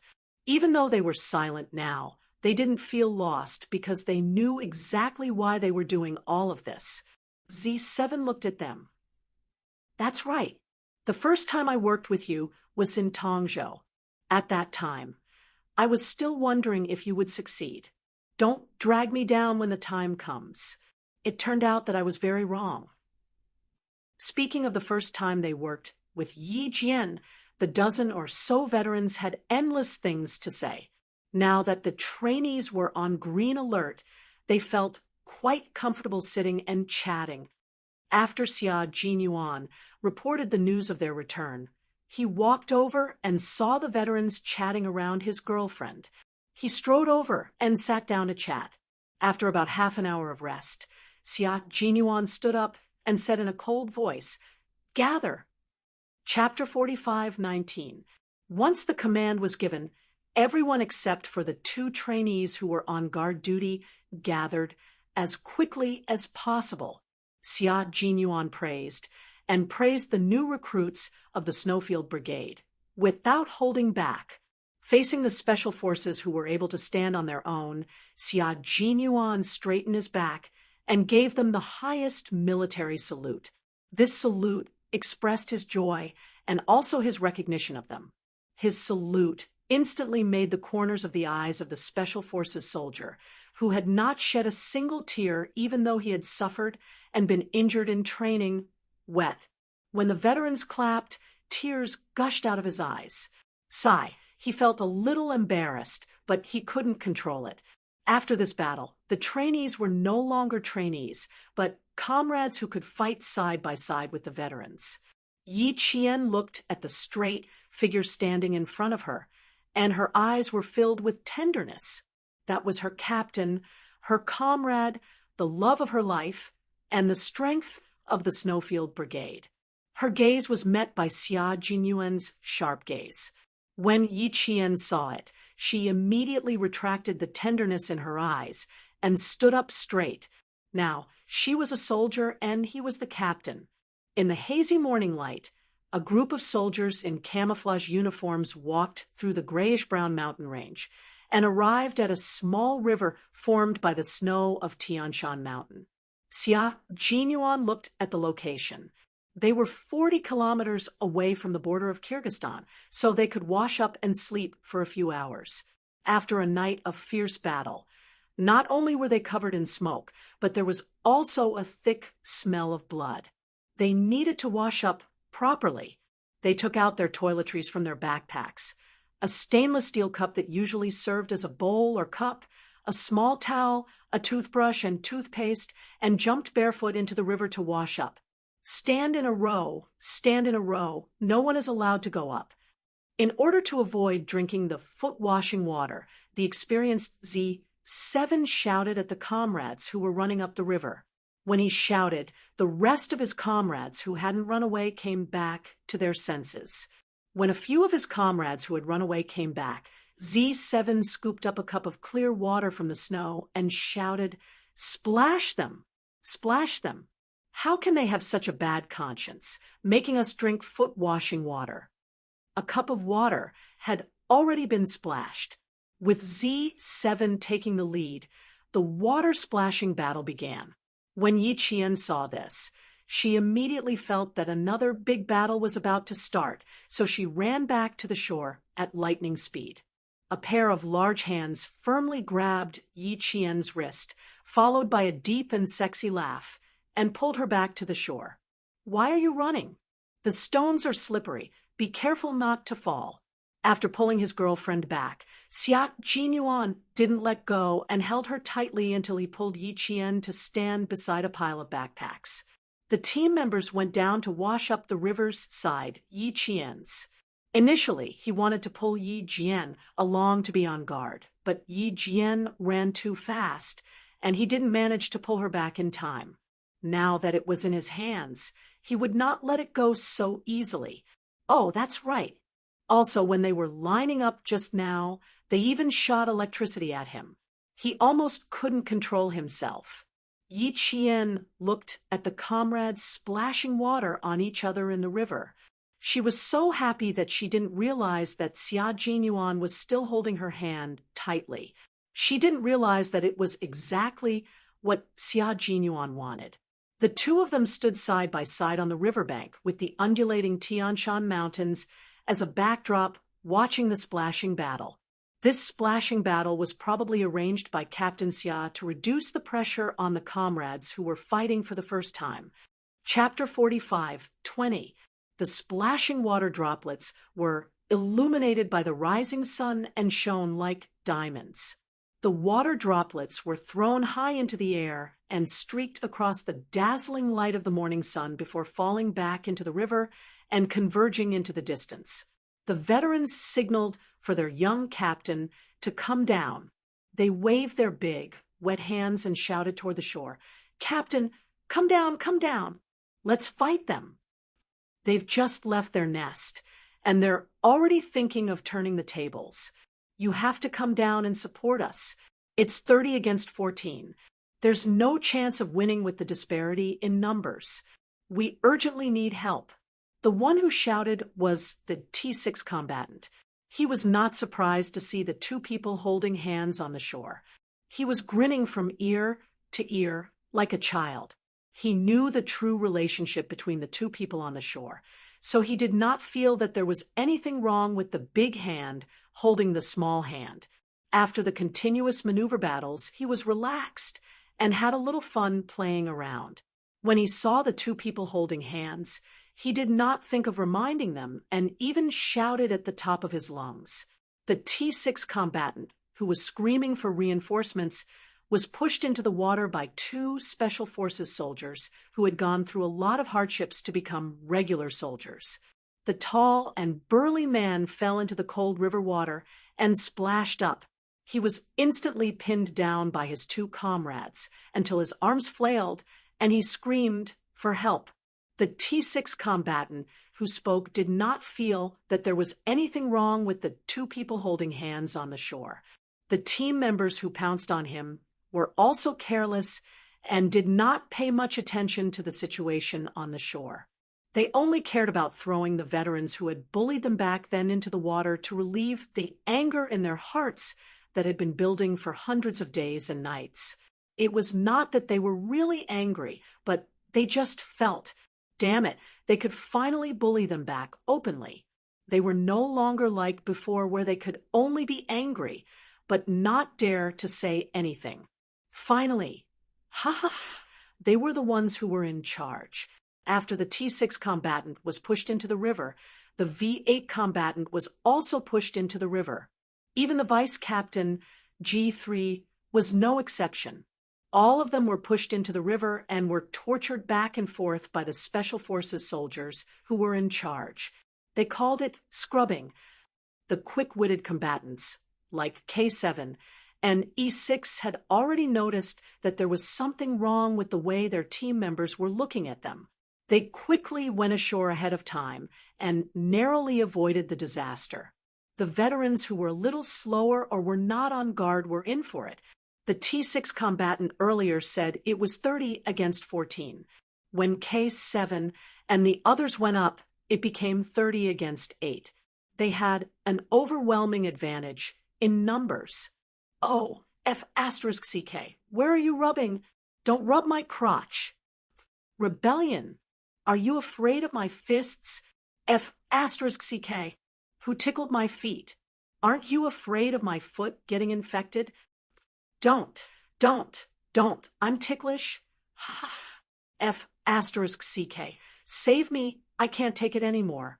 The clear river water, which was so shallow that it didn't even reach their calves, was filled with laughter and laughter. It had become a paradise for this group of young Special Forces soldiers who had been on the move for 3 consecutive days and 2 nights to relieve their stress. The smoke from the battle was washed away by the clear river, and the thick stench of blood was washed away by the river water. Finally, it disappeared. Yi Qian saw the old soldiers being bullied by their new comrades and heard some inappropriate sounds from time to time. Although she felt a little embarrassed, she didn't want to avoid it. Instead, she smiled until her eyes were like crescent moons. She didn't even hear the man beside her calling her name a few times.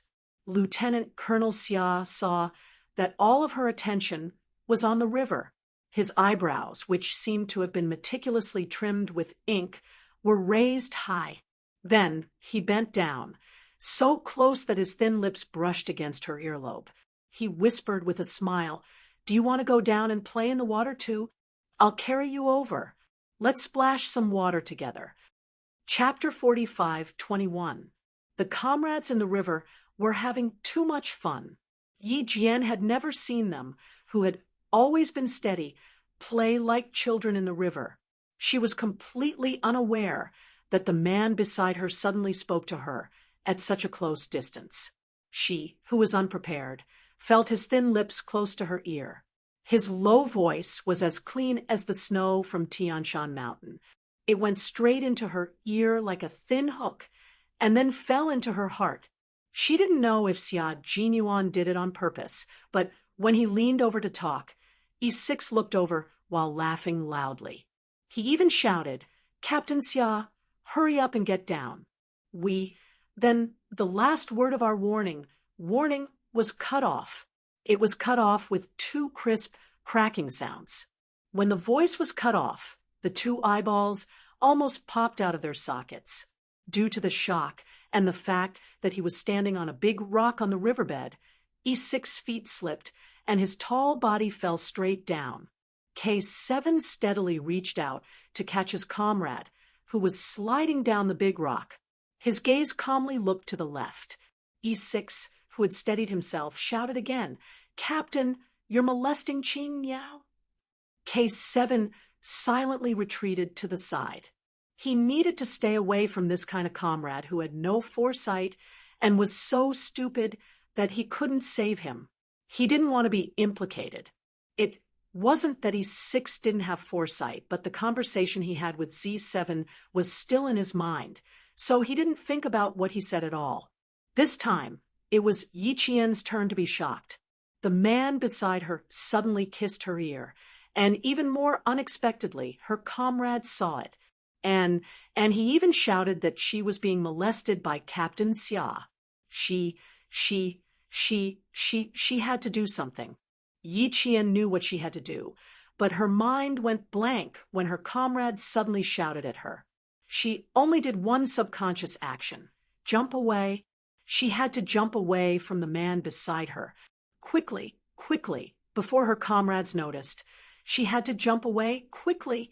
And it was this action that made Yi Qian even more tragic. Previously, she was too engrossed in her comrade's play, so she didn't notice that her hand was being held. Now that she was jumping away, perhaps the always black-bellied Captain Xia didn't expect her to suddenly jump away violently. He held her hand and said, "Be careful." Then he pulled Yi Qian, who was as frightened as a little white rabbit, and pulled Yi Qian firmly into his arms. Previously, he was holding her with one hand, but this time, he was holding her with both hands. The moment he pulled Yi Qian, who was about to jump away, into his arms. Captain Xia's time. And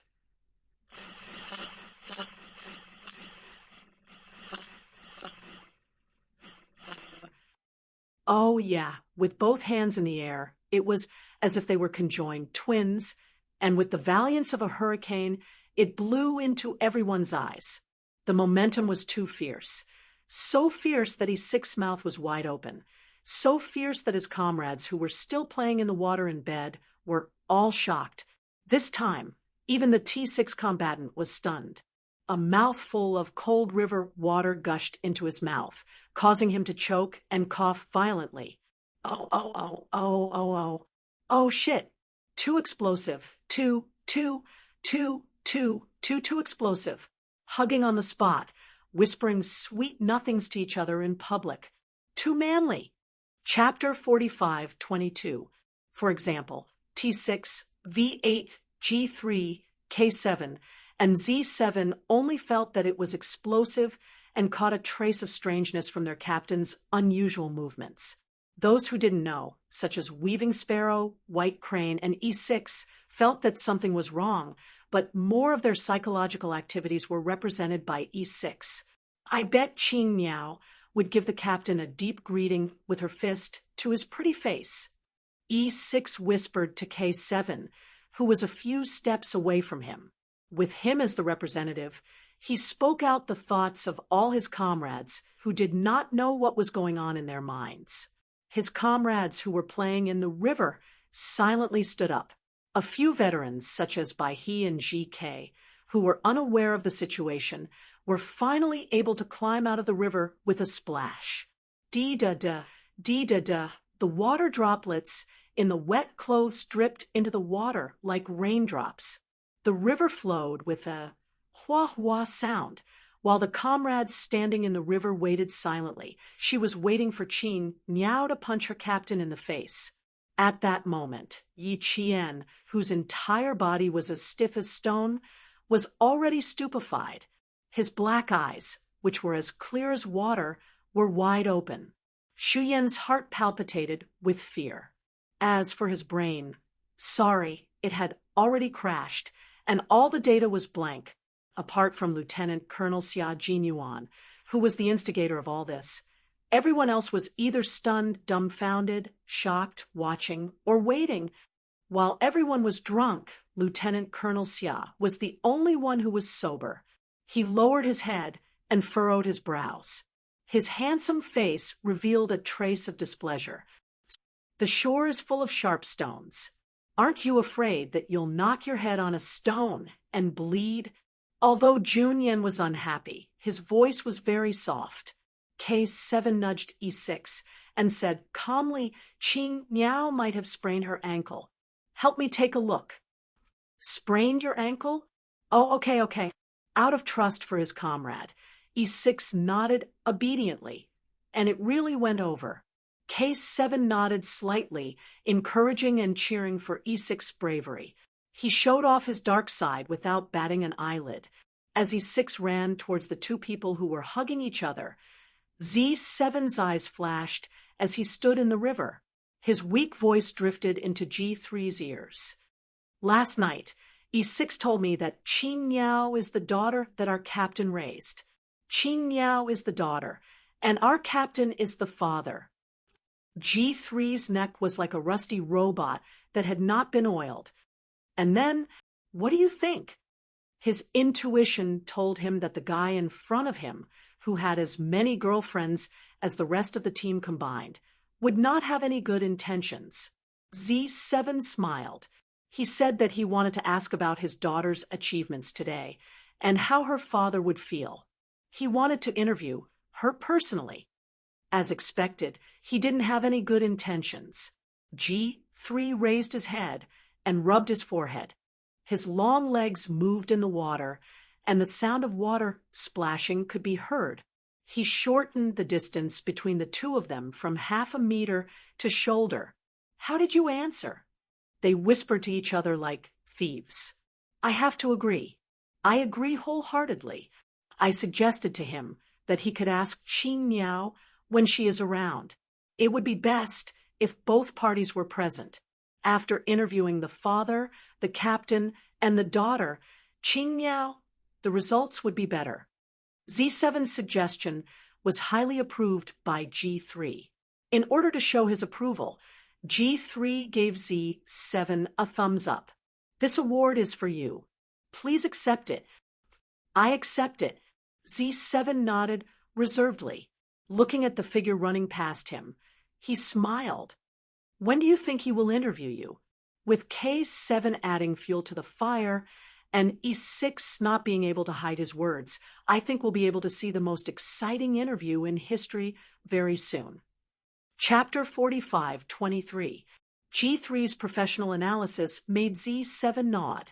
I believe in your analysis. Now that we've showered and played, I'm a little tired. Why don't we go up and rest? He nodded. The two friends went up hand in hand. T6 and V8 saw them with their sharp eyes.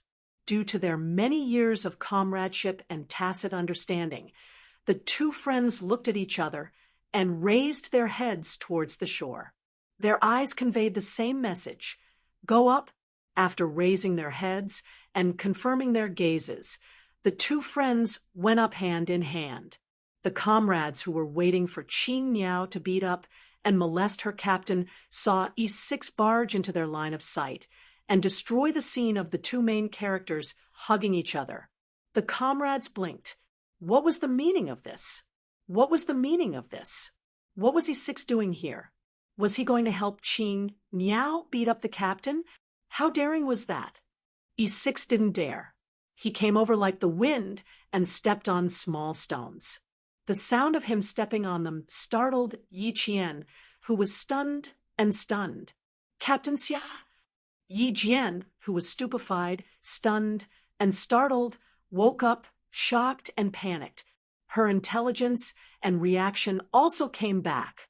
Seeing the running E6 scraping by her side, the quick-witted Yi Jian smiled and said, "Thank you, Captain Xia. I'm fine. It's just that my ankle seems to be sprained." Her ankle seemed to be a little sprained, and her volume was on the high side. Afraid that E6 could not hear her clearly, the quick-witted Yi Jian said again, "Sorry to trouble you to help me, Captain Xia. I'll check if I'm hurt myself." "You really sprained your ankle. Let Case 7 check. The military doctor is here. You don't have to do it yourself." E6, who ran over, heard what Yi Qian said. He heard it too clearly. After he finished speaking, he added, "Case 7, that quack doctor, said you might have sprained your ankle. He was right. Did you sprain both of your legs? Quick, help her sit down first." He even enthusiastically helped Lieutenant Colonel Xia take on the heavy responsibility of helping Yi Jian up. He also praised Lieutenant Colonel Xia for his quick reaction just now. E6 smiled and said, "It's still the old man who reacted quickly. Otherwise, the little girl would have hit her head today." He lowered his head and reached out his hand, speaking with emotion. Unable to struggle, Yi Qian choked on his own saliva and coughed. If she did not misunderstand, the old father that E6 mentioned was Captain Xia, and the little daughter was her. "E6, you have great eyesight." At this moment, Yi Qian was no longer worried that his hug with Xia Jinyuan would sour their relationship. Instead, he was worried about how Captain Xia would deal with E6. Lieutenant Colonel Xia, who now had one arm around her waist instead of two, raised his eyebrows. His dark, unfathomable eyes glanced at E6 with a half-smile. "Old father? Me?" Although the voice sounded like it was asking with a smile, if these words were folded according to the strokes, and all the strokes were turned into blades, E6 would probably be turned into a human skeleton by the blades at this moment. As a member of the Special Forces, E6 had a strong desire to live. He quickly retracted his outstretched hand as if it was scalded by fire. He smiled at Lieutenant Colonel Xia. "I don't think the two of us need to help each other. With Captain's strength, he can carry Qing Niao directly. Case 7, come and take a look at Qing Niao. You guessed it right. She sprained her ankle." E6's strong desire to live made him more quick-witted. He pulled Case 7 into the center of the whirlwind. Comrade, it's time for us to fight side by side again." Case 7 expressed that he did not want to fight at all. He was so tired and wanted to sleep. He waved his hand and replied indifferently as usual, "Qing Niao is more familiar with gunshot wounds than I am. Solve your own problems. I'm a little tired. I'm going to sleep." Chapter 45-24. This was the first time Yi Qian had heard such a long explanation from Case 7 ever since he joined the team. He had no choice. His strong desire to survive forced Case 7 to give a long explanation. He didn't want reality to force him to give in. E6 took a step back and said in surprise, "I couldn't tell. Qing Niao, you're also studying medicine as a side job. Check it out yourself. Captain, you should accompany Qing Niao. Take care of the female comrades in our team." "I won't accompany you. I don't know anything and will only cause trouble. Captain, you've worked hard. I'm going to sleep too. Goodbye, Captain." E6, who hadn't been afraid even when the helicopter's engine had malfunctioned. Now his strong desire to survive was awakened by his captain's smile. He had to leave quickly. He had to leave this place as soon as possible. He might really lose his life if he was late by even a second. Yi Jian's hands kept tugging at the hand that was holding her waist tightly. With E6 in front of her, she couldn't move too much and had to maintain her expression. She was clearly panicking and anxious, but she still had to put on a smile on her face. Tired, so tired. She had never been so tired before. Xia Jinyuan was so angry at his old father that his liver, lungs, heart, all his organs were aching. He was about to have an acute myocardial infarction. Old father? Old father? Old father? He was his baby's old father? Then what about his real father-in-law? Even if he was a father, he was still a young father, okay? Come back. Old father, who was about to have an acute myocardial infarction, said in a cold voice. E6, who was about to escape, was rooted to the ground like a rivet. K7, who had taken a few steps, stopped and turned around. Although their captain didn't mention any names, K7 knew that the two words, come back, were meant for him and E6. K7, who had just returned, saw T6, V8, G3, and Z7, who were about to go crazy from laughing. Among them, Z7's condition was the most serious. His facial features were all distorted.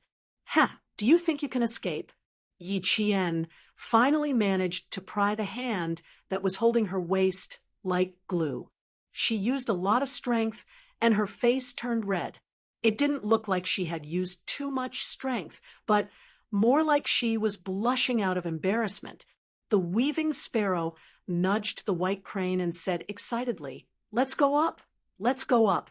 I have a feeling that something big is about to happen." Bai He, who came from a scholarly family, was not in a hurry at all. After wringing his clothes dry, he said with a gentle smile, "Let's go. If we continue washing, our skin will wrinkle." Then he said to the 30 freshly minted comrades, "Gather, gather. Captain and Qing Miao haven't washed up yet. Let's switch." All right. The fresh comrades who had been standing in the river as pillars for at least 3 minutes were like galloping horses. With a stride of their long legs, they rode the river toward the shore. They had no idea what was going on. They only felt that the veterans seemed to be very excited, so they were excited as well. Weaving Sparrow silently patted White Crane's shoulder. Not bad. He even took care of his new comrade. White Crane maintained his gentle smile. Of course, in the future, they would be eating, sleeping, and bathing together. Of course, he had to take care of them. Yi Qian glanced at his comrades from the corner of his eyes. He was about to leave the situation to Lieutenant Colonel Xia to deal with. She cleared her dry throat and said calmly, "Captain Xia, I'll go down and wash up. You guys continue chatting." She had to leave. She had to leave. Captain Xia was greatly agitated and would probably do something even more exciting. And this time, she was the main character. The quick-witted Yi Qian wanted to run away. Chapter 45:25. But how could she run away? Colonel Xia, who was faster, quickly grabbed her wrist and coaxed her gently. "You sprained your ankle and you're still moving around. Be good, don't move." "My daughter is gone. It's not good for an old father to continue talking." Colonel Xia saw what his girlfriend was thinking and smiled mischievously. He raised his eyebrows, and Yi Qian felt that something was wrong. His dark eyes narrowed, and he stuttered, "Why will you? My father isn't you." "Of course not. My father-in-law is still in the capital. You're my..." Ow! Yi Qian, who rushed over to cover Xia Jinyuan's thin lips, felt an earth-shattering ow in his heart. He quickly covered Xia Jinyuan's mouth. She knew what he was going to say. He couldn't say it. He couldn't say it. E6 was speechless. What did he discover? What did he miss? What did he do? Could he still be alive today? Could he still see the sun tomorrow? Oh shit. No matter how dumb he was, he knew that something was wrong. He also knew that he was in trouble. At that moment, E6's face turned bitter. He immediately begged Colonel Xia for mercy. Captain, I'm sorry. I'm stupid. I was wrong. K7, you son of a B asterisk TCH. You've caused me so much trouble. Z7, you get over here. You've caused me so much trouble. E6 wanted to cry, but had no tears. He had a premonition that he would die with regret. Xia Jingyuan's clear eyes reflected the morning sun. His eyes were brighter but darker. His girlfriend had already thrown herself into his arms. Naturally, he had to hug her generously. Of course, he had to hug her with both hands. Ah, Yi Qian exclaimed. He simply carried Yi Qian in a princess carry and said to E6, "Did you see anything?" At this point, it was clear what their relationship was. The comrades who came ashore were so shocked that they froze on the spot. Mother, what did they see? Their captain hugged Qing Niao and carried her.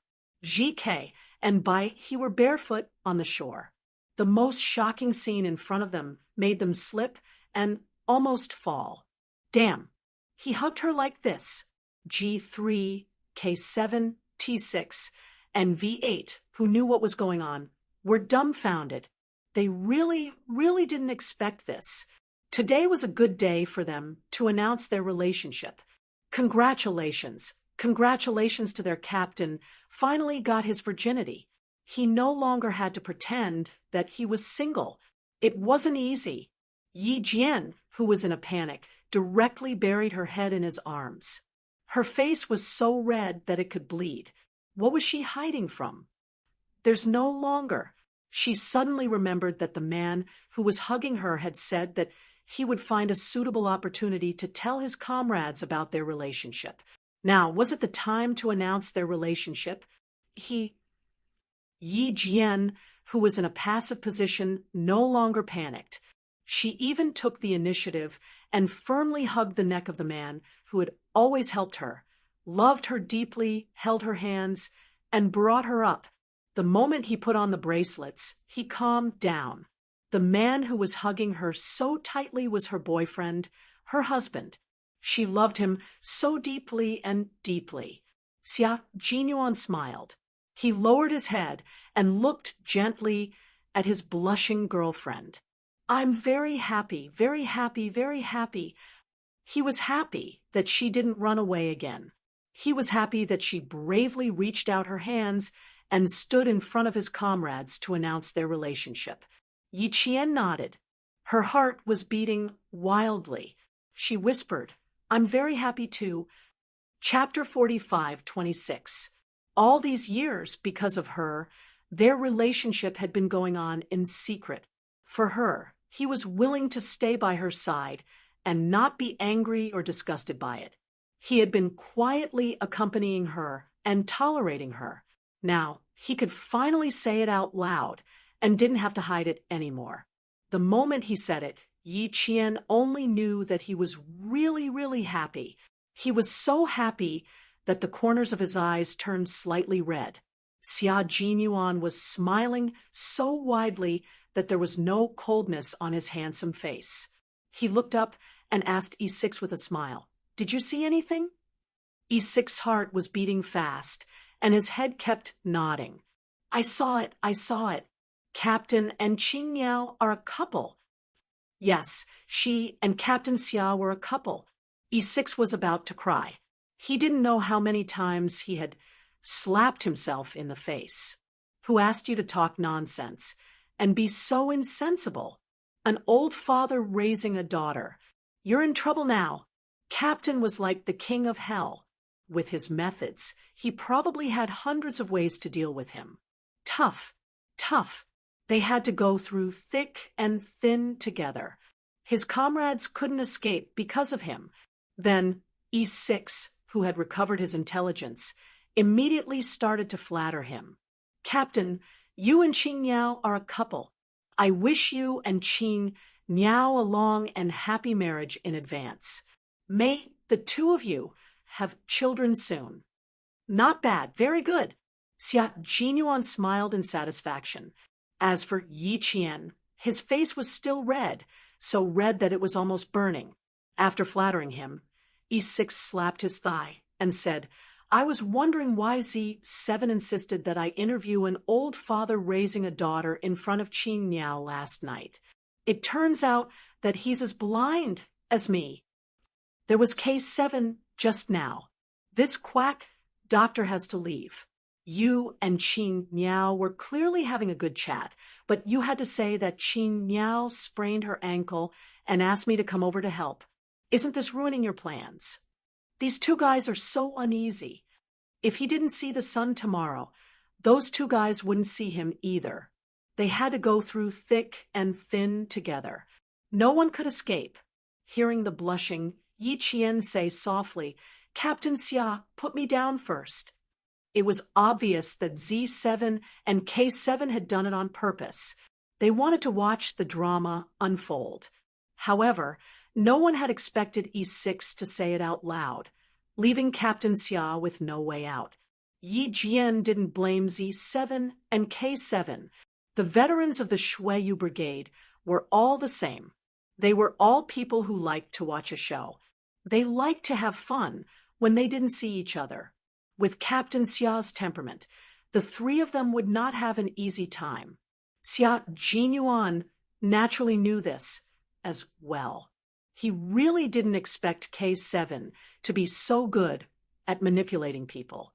Even E6, who was considered good at manipulating people, became an idiot in front of him. With just a few words, he managed to trick E6 to come over and take the lead. Actually, they didn't mean to expose his relationship with Yi Qian. They just wanted him to put on a good show. Who would have thought? Hee. The stone is a little slippery. Stand properly. Xia Jinyuan carefully put Yi Qian down as if he was protecting a treasure. His voice was so gentle that it made E6 shiver. It was too soft and too soft. He was treating Yi Qian like a glass doll. Didn't he beat up Yi Qian until he was hospitalized during training? Now he knew how to cherish it. Also, that expression of deep affection was very unlike his style. A tiger turned into a kitten. Damn it, the change was too big. He couldn't accept it. After successfully dragging his comrade down, E6 silently looked away. As a single man, the love in front of him made his heart feel stifled. It was as if he had eaten grass and had indigestion. Standing still, Yi Qian uncomfortably brushed her short hair that was messed up by the wind. Although she was very uncomfortable, the shyness on her little face was no different from that of a newly married woman. Luckily, the Special Forces soldiers had good mental fortitude and were able to stay calm.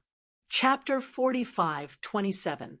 Xia Jinyuan held her hand and stood properly. He looked up slightly and saw that his comrades were all standing still as if they had been immobilized. They were staring at the two of them. Obviously, they had not recovered from the shock. Some of them probably weren't clear enough. He raised his hand at Z7 and smiled. Come here. Go, it's your turn. Good luck." G3 immediately let go of their hands and pushed Z7's back at the same time, revealing a motherly smile. "Don't be afraid, you're not fighting alone." Z7 was about to cry. His mother, Family Xia, number 6, had successfully gotten married. Why was he the one who was afraid in the end? Why did they have to involve him when they were dating? Couldn't they just let him leave quietly? If I'm not wrong, our captain and Qing Niao are in this kind of relationship. Number 17 pecked her right hand with her left hand and added, "It's a kissing relationship." No way, it doesn't seem like it.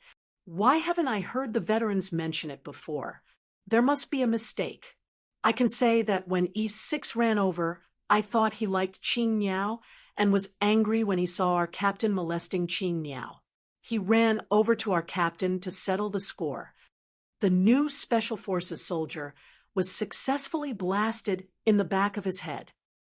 What are you thinking? Don't say that to our captain. Otherwise, you'll get it. Stop arguing, stop arguing. Let's continue watching. Why did our captain ask Z7 and K7 to go over? I feel like it's going to be more exciting. Let's just watch. Don't comment casually. It's best if we shut up. Shut up? Don't say anything. Think about our captain's inhumane methods. The 30 new Special Forces soldiers remained silent out of respect for their captain, Lieutenant Colonel Xia. They didn't say a word and just watched with sparkling eyes. The excitement continued. They couldn't miss it. Weaving Sparrow and White Crane, who were holding hands, stood beside G3 and looked at him thoughtfully. The two of them turned to look at G3, who was standing in the middle, and said in a serious tone, "You must know something. You will soon know what I know. Don't talk. The best part is yet to come." She regretted not bringing a bag of melon seeds. Otherwise, she would be able to watch the show while eating melon seeds. That's what I call awesome. G3 sighed and shook his head. Without sunflower seeds to munch on, it was less fun. Behind them, T6 and V8 also walked over and sighed in unison. T6 said, "I wonder if the three of them will be able to survive tonight. We've been comrades for so many years, so let's remember to pack them up when the time comes so that they can leave with dignity." With Qing Niao around, the ferocious beasts will also turn into cats. Nothing serious will happen. At most, the training will become more difficult. You're right. I was worried for nothing. The show is about to begin. Quick, hold your breath and shut up. Z7 walked up to Lieutenant Colonel Xia. Before he could say anything, Xia Jinyuan smiled and said, "My father? Qing Yao's daughter? I was wrong. I admit my mistake. I sincerely admit my mistake." So what if he had a backbone? If it was for survival, he could throw it away. Z7 was willing to throw it away. For survival. Xia Jinyuan gave him a creepy smile and turned to look at K7. He sized him up and sighed. "I didn't expect our military doctor to be the final boss. I'm impressed." K7, who had regained his indifference, glanced at him coldly and said, "You're welcome. I'm sure the two of you don't know what kind of relationship I have with Yi Qian. Come, take a good look." Lieutenant Colonel Xia, who couldn't get over this hurdle, put his arm around Yi Qian's shoulder and said to her, "Baby, I still have to verify your identity. I really don't want to be your father. Close your eyes. Give me 5 seconds." Chapter 45:28. As a single man, when E6 heard their captain say, "Close your eyes and give me 5 seconds," his brain seemed to have been wound up. As soon as his ears heard it clearly, his brain had already made the judgment of minimizing the damage to a single man. He even spoke before Yi Qian. "Captain, we all know, really. Why don't you let everyone disperse first? And you and Qing Niao continue for another 5 seconds. Please let the single man off. If this goes on, there's no need for Captain to punish him. He'll be hurt so badly on the spot. Single men can't stand to see people being lovey-dovey next to them." K7 and Z7 were serious pillars and decided not to say anything more. The more they said, the more mistakes they would make. It was better to keep silent. As for E6, he could say whatever he wanted. After all, he was the one who started it. Spear Bird, E6, my good comrade, please continue your performance. Since Xia Jinyuan had decided to make their relationship public today in front of his comrades and eliminate all potential love rivals, in one go, he had to make sure that everything that happened today was engraved in everyone's hearts. Even if they had any thoughts in the future, as long as they thought of today, he wouldn't need to take the initiative to attack. he would just obediently shut the door and crush those thoughts.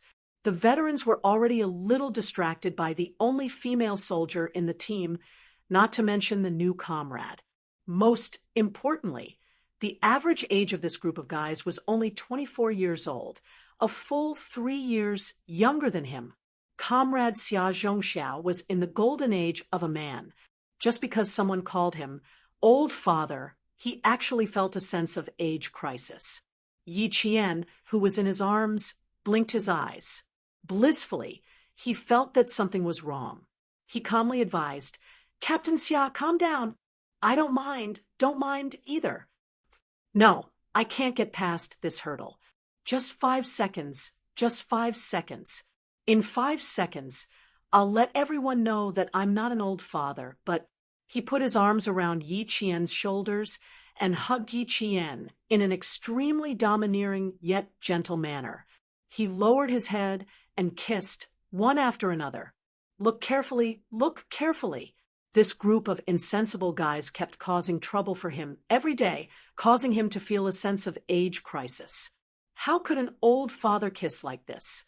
He wasn't his baby's old father. He was a man. Friend. Friends. Male. Peng. Friends. Yi Jian had already guessed what he might want to do, but when he really did it, she was still stunned. Her black eyes that were so clear that they could reflect the blue sky, and the day were wide open. Her lips were kissed by him, and then it was a French kiss. Yi Qian's heart was beating rapidly, and his blood was circulating at an accelerated pace. Perhaps it was because his blood was flowing too fast that it created heat. In an instant, his heart, earlobes, and face were burning red. Oh shit! Ah, he kissed her. He kissed her. Damn. He kissed her. Their captain was Qing Niao. Captain is mighty. Oh shit, why are you jumping on me? Get off. Get off. I'm not your girlfriend. Let go. Let go. You're strangling my neck. I'm going to suffocate. They're a couple. Our captain and Qing Niao are really a couple. They even kissed. Chapter 45:29. Why were they so excited? They had been locked up deep in the mountains for more than 2 years.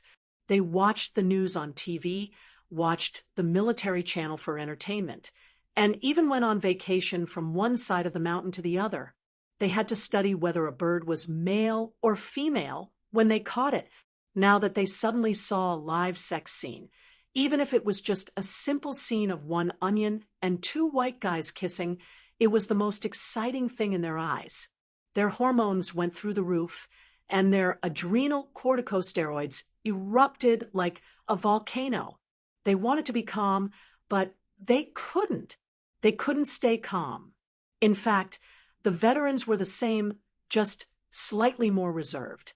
Bai He, who was standing in front, looked back at the new comrades behind him who were so excited that they looked like they were hugging and kissing a girl.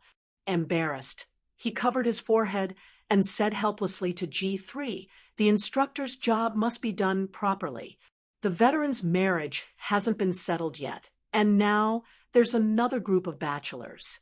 Let Q King apply for a few more social gatherings." Of course. You have to hurry up too. I have a wife and a child now. Ha ha ha ha. G3, who had settled his marriage and even had a child, smiled obnoxiously.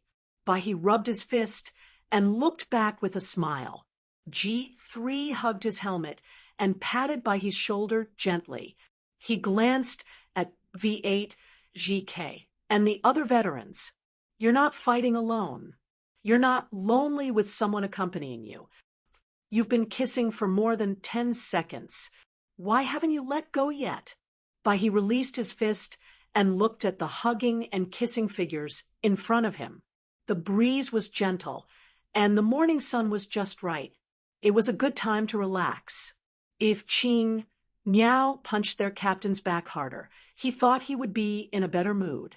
After a few seconds, Xia Jinyuan, who had been punched in the back by Yi Qian, finally ended the kiss that declared his sovereignty. However, it didn't mean it was over. Close your eyes, baby. The man's clean voice came out from his thin lips. Yi Qian, whose face was so red that he looked like he was drunk, didn't even have time to catch his breath before the second kiss came. Yi Qian struggled, but to no avail. He even used his teeth to bite down on the tongue that had entered his mouth. But nothing could stop Lieutenant Colonel Xia's fiery passion. He had no choice. They had been unable to see each other in public for a long time, and they had to be careful when holding hands. Now that they could finally announce it to a small circle, even someone as calm as Xia Jinyuan could not help but feel excited. It was not an ordinary excitement. Moreover, it could be seen from the way he forcefully held the back of Yi Qian's head with one hand and tightly held Yi Qian's slender waist with the other. The two of them kissed again. Z7, who was shocked by the first kiss, shuddered. It was too awesome, too awesome. It was fine if he didn't make a move, but when he did, it was as fierce as an avalanche. Since the first kiss did not work, he went on to kiss the green bird a second time. He kissed the green bird until she had no strength to resist. He had hit and kicked the green bird, but the bull-like old sixth of the Xia family still continued to kiss and kiss the green bird. The 27-year-old virgin chicken was bold and unrestrained enough. After sighing in his heart, Z7 immediately added, "Congratulations, the dark clouds have parted to reveal the bright moon. From now on, you are Yi Qian's boyfriend, and Yi Qian is Xia Jinyuan's girlfriend. From now on, all of us will know. Kiss her properly, and kiss her longer. We don't mind at all." At this moment, not only did E6 see it, but the group of comrades who came ashore also saw it. Everyone saw it. They kissed again and again. Qing Niao did not beat up Captain Hai, who had molested her. What did it mean? What did it mean? It meant that both of them liked each other, that they were in a relationship, and that they were really boyfriend and girlfriend. Chapter 45-30.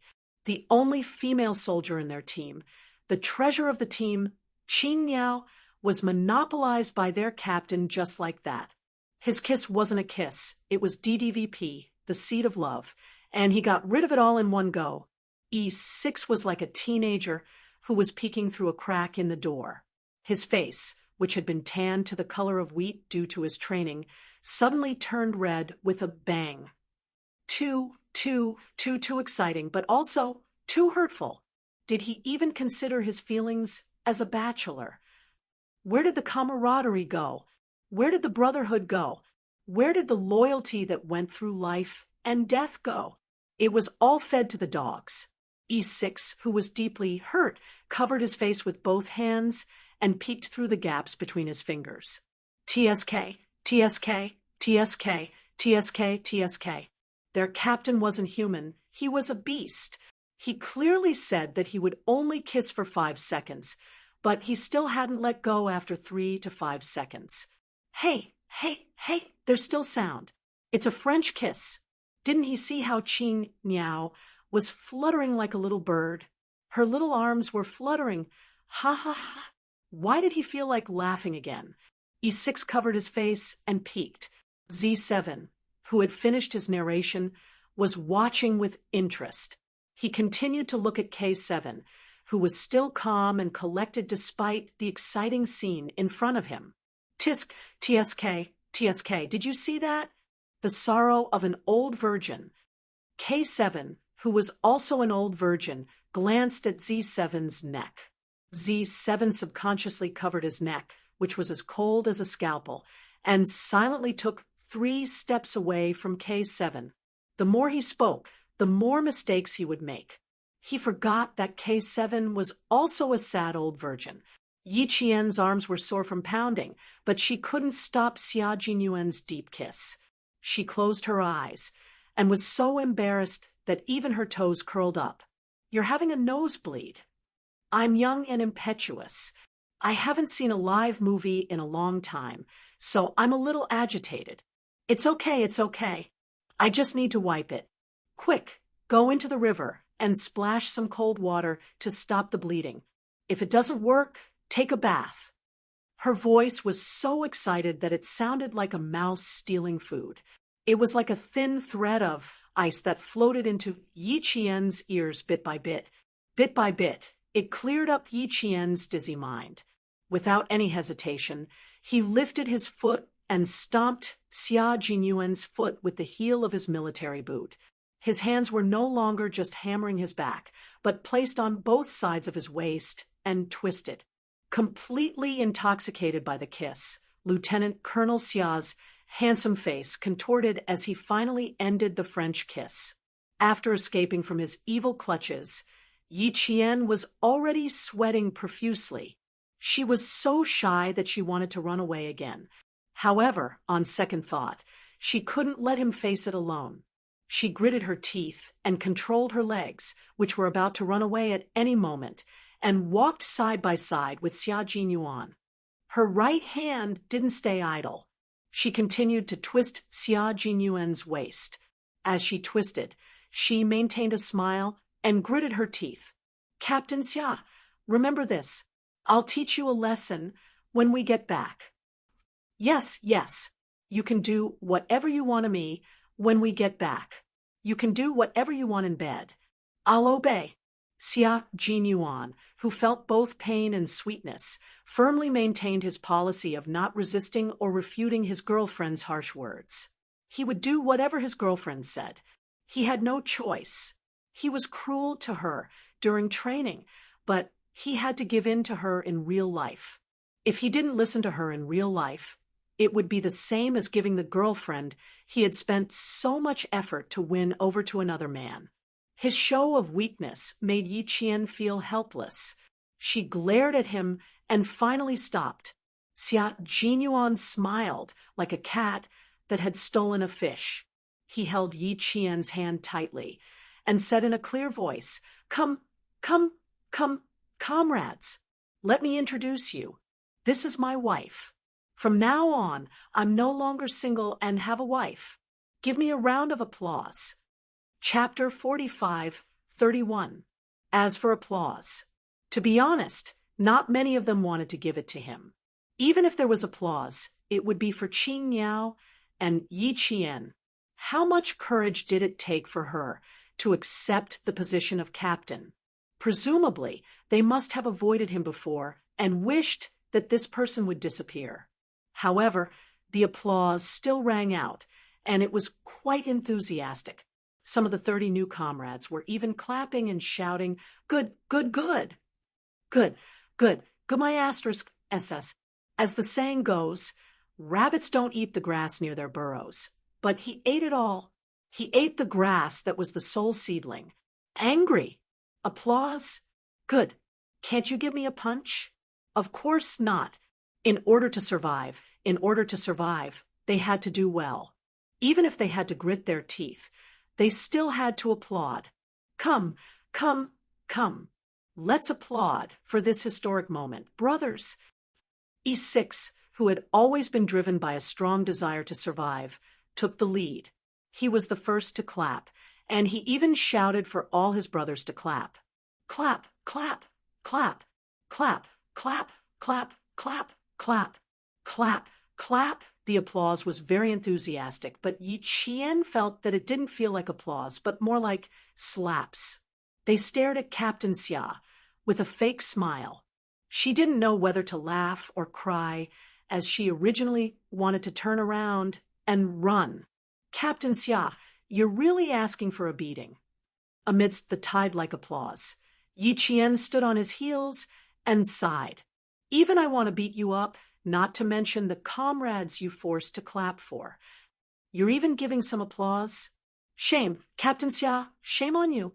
The shameless Xia Jinyuan revealed the most standard 8-tooth smile. His handsome face was bright, like the pine trees in the mountain stream, like the bamboo under the moonlight, elegant and noble. "I'm happy today. They want to beat me up, but they don't have the guts." He rarely indulged himself. Ever since he joined the army and took over the Snowfield Brigade, he had been restraining himself and being cautious. He was afraid that the slightest mistake would cost him his life. When he took over the 30 recruits, The 30 of them were like 30 mountains pressing down on his shoulders. Even if he couldn't breathe, he had to grit his teeth and continue on. He knew that he would often go abroad to carry out missions. So he took advantage of the time when he was still in the army to fully understand the strengths and weaknesses of the 30 recruits within a week. Then he arranged for their daily training. Even when he went abroad to hide for nearly a year and a half due to Cobra and did not return to the army, the training of the 30 recruits in the army was never delayed. Day after day, year after year, he would only indulge himself when she was by his side. Little Fox often said that she was lucky to have met him, but in fact, Xia Jinyuan gazed affectionately at her beautiful face. He reached out and gently patted her head. In an instant, the applause reached a climax. He smiled and said, "Now that we have some time, just come back with me." After this short period of time, there would be more than 40 days of high-intensity and life-threatening training. After indulging himself, his heartstrings continued to tighten. He was still the captain of the Snowfield Brigade, still the captain who hit and scolded his own girlfriend during training. It had been a long time since he was so happy and impudent. Just let him rest for a while. He smiled as he spoke, but Yi Jian's heart ached when she heard that. She felt sorry for him. He had always held her hand tightly and had done so much for her. She had to do something and say something for him. She couldn't just let him be the only one singing. She had to respond to him. She loved him deeply, so it was normal for her to respond. Chapter 45:32. Just as he was about to say something, Z7, who was clapping against his will, took advantage of the fact that Xia Jinyuan wasn't paying attention to him. He moved closer to Yi Qian and whispered, "Qing Niao, my applause is for you, not for him. Whether or not we can live a good life depends on you. Please take good care of him. Whether or not we can live to see tomorrow's sunrise depends on you."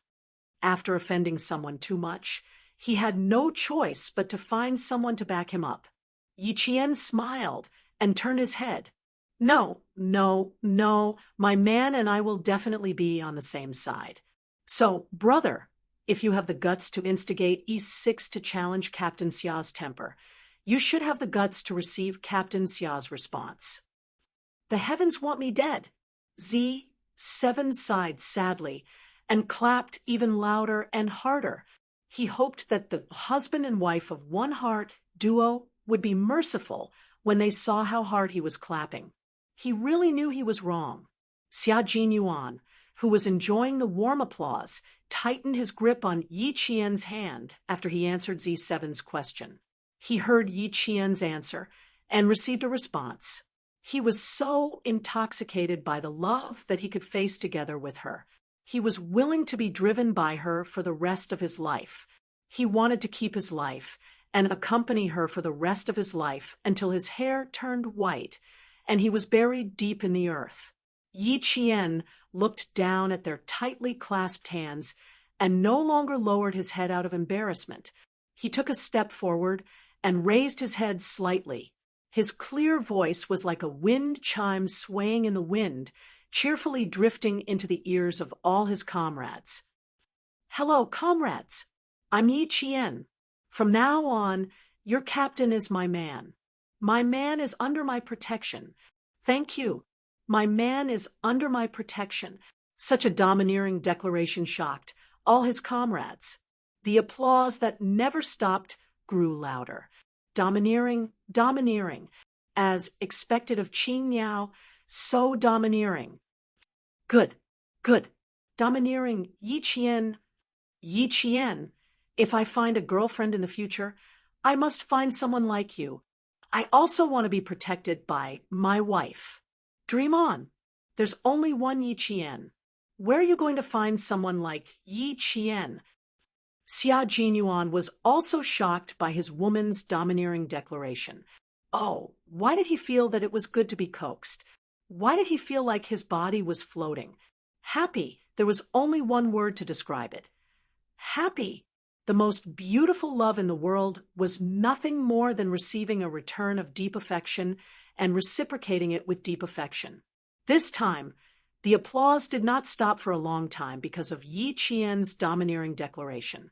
Although they were disdainful of him, they were all sending their blessings from the bottom of their hearts. They sincerely wished for their captain and comrade to be happy forever. The sky was clear and boundless, and the mountains were majestic. A pair of lovers in camouflage stood side by side between the mountains and the water.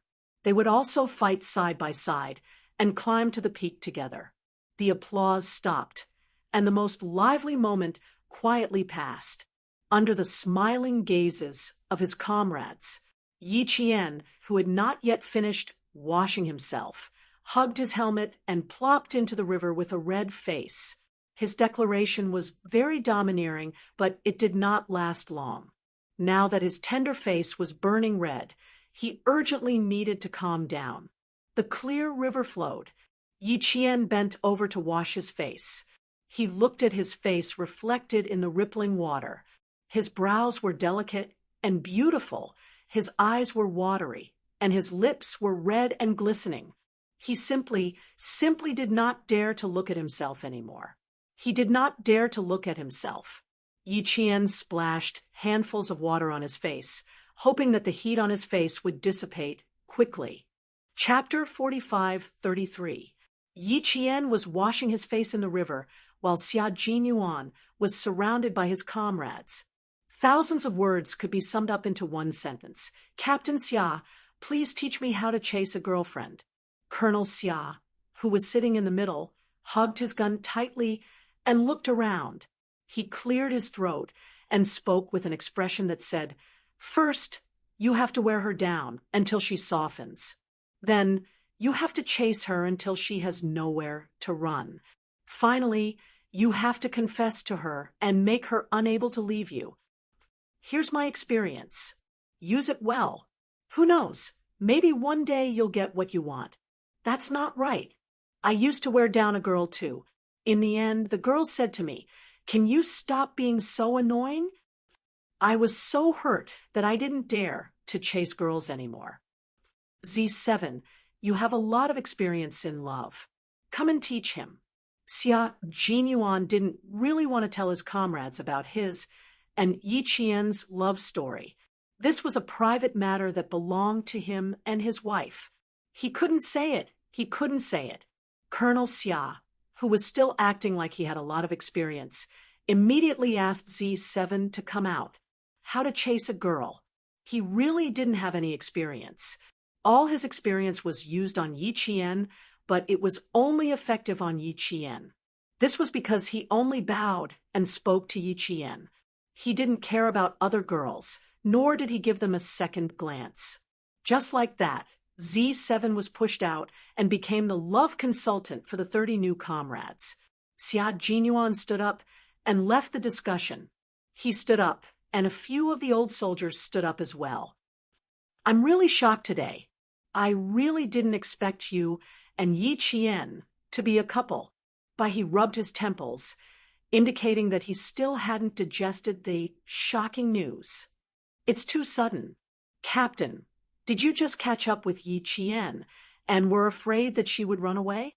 So you quickly announced your relationship with her?" Xia Jinyuan replied with a smile, "You're wrong. She confessed to me when she was in her second year of high school, and we were together when she graduated from high school. We've been together for more than 3 years. He confessed to Yi Qian when she was still in her second year of high school. They got together the year they graduated." The 8 held back for a long time before spitting out 2 words to express her feelings. "Beast. If you don't act like a beast, are you going to wait for your love rival to line up?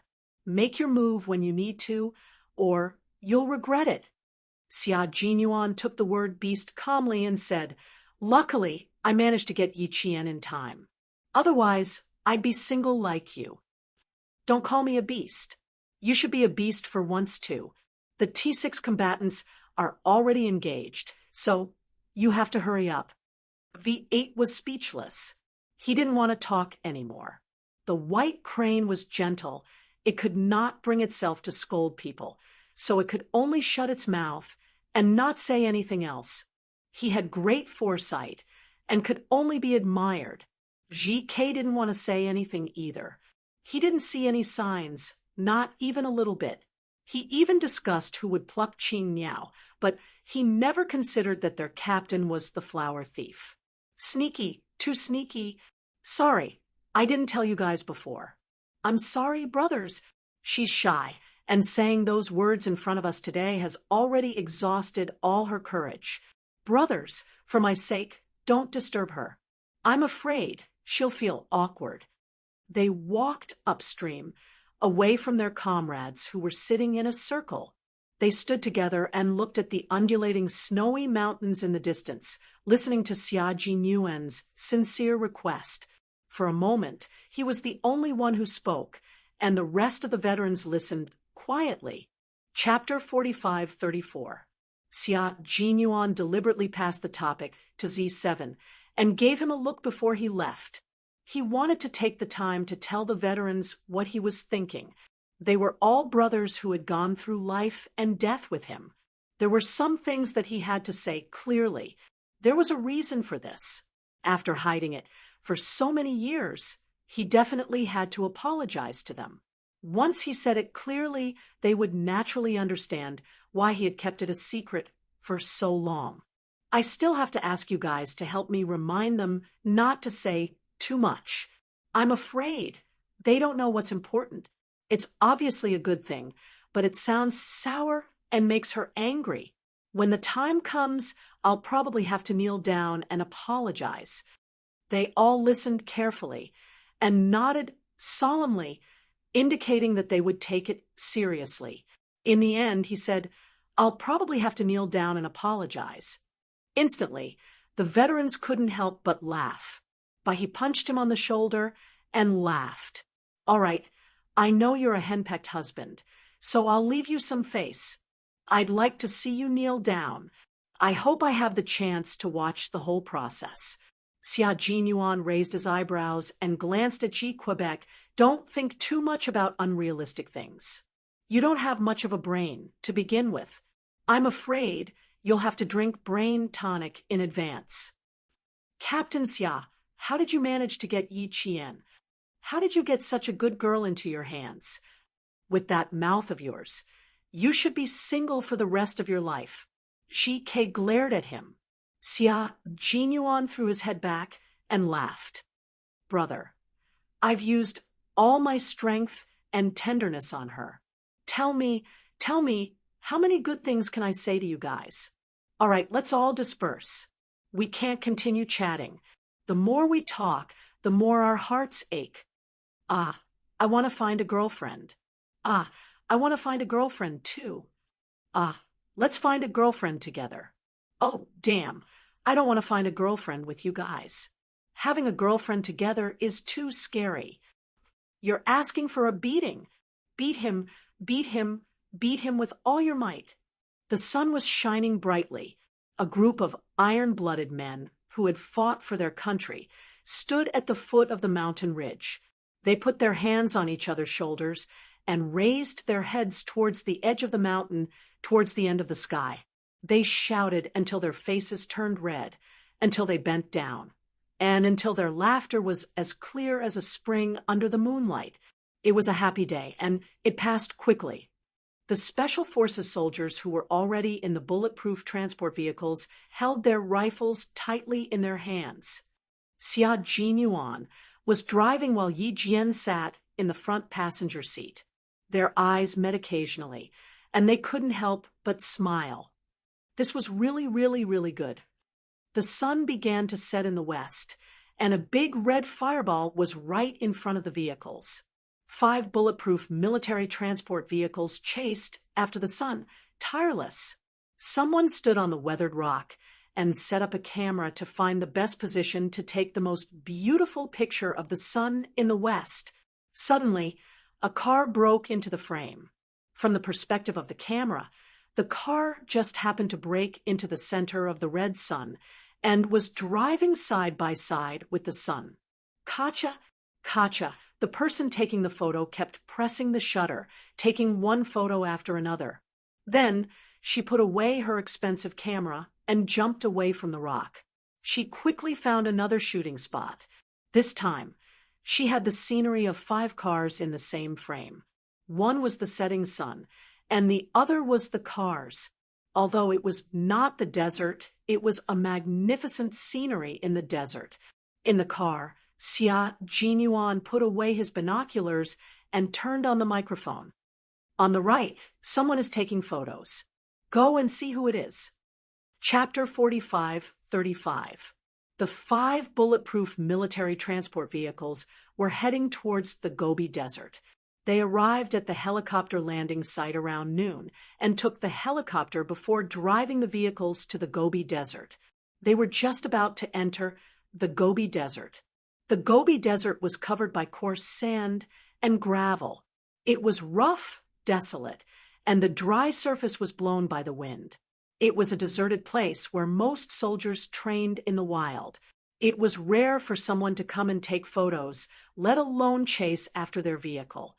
As a professional soldier, Xia Jinyuan immediately ordered the members of the 5th vehicle to check it out. If it was an ordinary photographer, he would ask them to leave. If it was someone with ulterior motives, he would send them to jail for 10 days to half a month before interrogating them. The members of the 5th vehicle received Xia Jinyuan's order and immediately replied, "Roger that. Target locked. Turn right and leave." Roger that. The 5th bulletproof military transport vehicle turned right at a mountain fork and headed towards their target. Yi Jian fell into a deep sleep. She did not know what had happened. She had been tired for the past few days, and there was such an exhausting scene during the day. She could not bear it anymore. Although the Gobi scenery was spectacular, she slept soundly with the rocking of the car. After the 5th vehicle left, the rest of the vehicles stopped to refuel. Yi Qian, who was sleeping with her gun, suddenly woke up. Her first reaction was to jump out of her seat and ask, "Why did you stop?" "Someone chased after our vehicle and took photos. Let's go take a look." Xia Jinyuan pulled the handbrake. Seeing that her helmet was tilted to one side, and there was a sleeping mark on her left cheek from the straps of the helmet, he couldn't help curling his thin lips. He smiled and reached out to help her put on the helmet. "Did you sleep well? If not, continue sleeping. It's not a big deal. It'll be solved soon." Yi Qian jumped back into her seat and yawned. She stretched her arms and legs and said with a smile, "I'm not sleeping anymore. I've slept for a few hours. Let's get out and see the Gobi Desert's scenery." "Okay, let's get out and stretch." No matter what she said, Xia Jinyuan nodded. His eyes were filled with so much affection that Yi Qian did not dare to look at him directly. He even reminded him softly, "Captain Xia, don't look at me like that. You've attracted enough hatred today. If this continues, I'm really worried that I won't be able to protect you." Xia Jinyuan, who was about to open the door and get out of the car, sat back down and leaned towards Yi Qian again. He was so agile that every move he made was quick and fierce. Yi Qian was startled and thought that he was going to do something in the car. He hid in the corner of the car door. Instead of dodging, Xia Jinyuan loosened his seatbelt and raised his hand. He gently pinched the tip of her delicate nose and said, arrogantly, "I'll protect you." Very arrogant, very Xia Jinyuan. Don't overthink it. I know what to do. Pinching the tip of her nose and patting her helmet, the young lieutenant colonel pushed open the car door and got out of the car in an extremely handsome manner. Yi Qian, whose eyes moved slightly, pursed his lips and smiled. He also got out of the car. She would not tell him that she was shocked by his handsome action of getting out of the car just now. She would just keep it to herself and be happy about it. At this time, the sun had already set and only half of the sun was visible. With the half of the sun as the center, large patches of golden sunlight spread out like Buddha's light. However, the area it illuminated was limited. The surrounding area was already covered in smoke, and the night was invading. Yi Qian, who was leaning against the front of the car, opened the military water bottle and drank a few mouthfuls of snow water from the river. The cold snow water that entered his mouth seemed to carry the fragrance of snow, making him feel refreshed. Chapter 45:36. At the end of the sky, the undulating hills were surrounded by a golden border. Finally, in the sky, they could see the hills connected, rippling up and down. The wind blew sand from the other side of the mountains, bringing with it a whooshing sound that seemed to come from ancient times. As the wind and sand rose, they seemed to see thousands of soldiers and horses galloping, opening a magnificent chapter that belonged only to this place. The place where they stopped was considered a desert oasis, surrounded by low, spiky shrubs that grew here and there. Soft sounds came from the shrubs, and Yi Qian, who was blown by the wind and sand, couldn't help but squint his eyes and look in the direction of the sound. He saw two sandhoppers flapping their short legs, eating the fruit from the shrubs quickly. There were many species of small animals in the desert oasis, and sandhoppers were the most common. If they were lucky, they could also see wolves. The road they took had border checkpoints, and there was almost no sign of human habitation in front of them. Therefore, there were many more small animals in the oasis than in the oasis where tourists could visit. Even their courage seemed to be a lot bigger. The sound of footsteps came. Yi Qian, who was leaning against the front of the car, didn't need to turn around to know who was coming. He pointed at the two sandhoppers that hadn't left yet and said with a smile, "Shouldn't they be timid? Why are the sandhoppers so bold here?" "They didn't see you, so of course they're bold," Xia Jinyuan said. Two sandhoppers, which were about 2 meters away from them, fled into the depths of the forest like arrows. They fled very fast, leaving behind a trail of sand smoke. Yi Qian laughed and glanced at the approaching man. "Come here and scare them away. If you like, I'll catch a few for you to play with and make dinner." It was impossible to prepare their own food in advance for dozens of days of training in the desert. Except for the water that would be airdropped, the rest of the food would be eaten on the day of hunting. Wild rabbits and snakes could be eaten, but whether it was too cruel or not was not within the scope of consideration. They were willing to protect small animals, but in order to survive, they had to save their own strength. The team members who were resting had already gone into the bushes to look for food to fill their stomachs for the night. With their skills, it wouldn't take long for them to return with a bountiful harvest. Wherever they went, all the small animals within a radius of a few kilometers all fled, not daring to come close. The fiery red sun had completely set, and the sky was about to turn dark. The blowing dust seemed to be even stronger than before. Further away on the mountain, there was a huge cloud of gray wind that seemed to be rolling something over. Xia Jinyuan, who was leaning against the front of the car with Yi Qian, originally had a satisfied smile on his face, but in the next second, his face suddenly darkened. He turned around and supported himself with both hands on the front of the car to climb up to the steel door. After observing for a few seconds, he said to Yi Qian in a deep voice, "Give me the binoculars." Yi Qian immediately moved aside, opened the car door, and took out his binoculars. Xia Jinyuan took the binoculars and looked at the sky for about 30 seconds. Then he jumped up from the front of the car and said, "There's a sandstorm. Get in the car." "Sandstorm?" Yi Qian's eyes narrowed as he answered, "Yes, sir." He quickly jumped into the car with his gun. She had never driven a bulletproof military transport vehicle before, so she could only continue to sit in the passenger seat.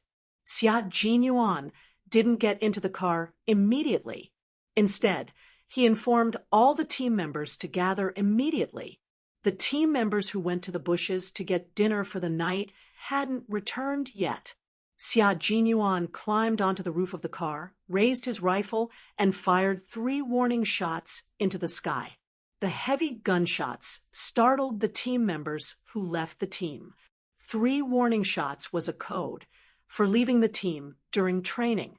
It meant that something had happened. The 6 team members didn't waste a second. They picked up the sandhoppers and snakes they caught and ran back to the team.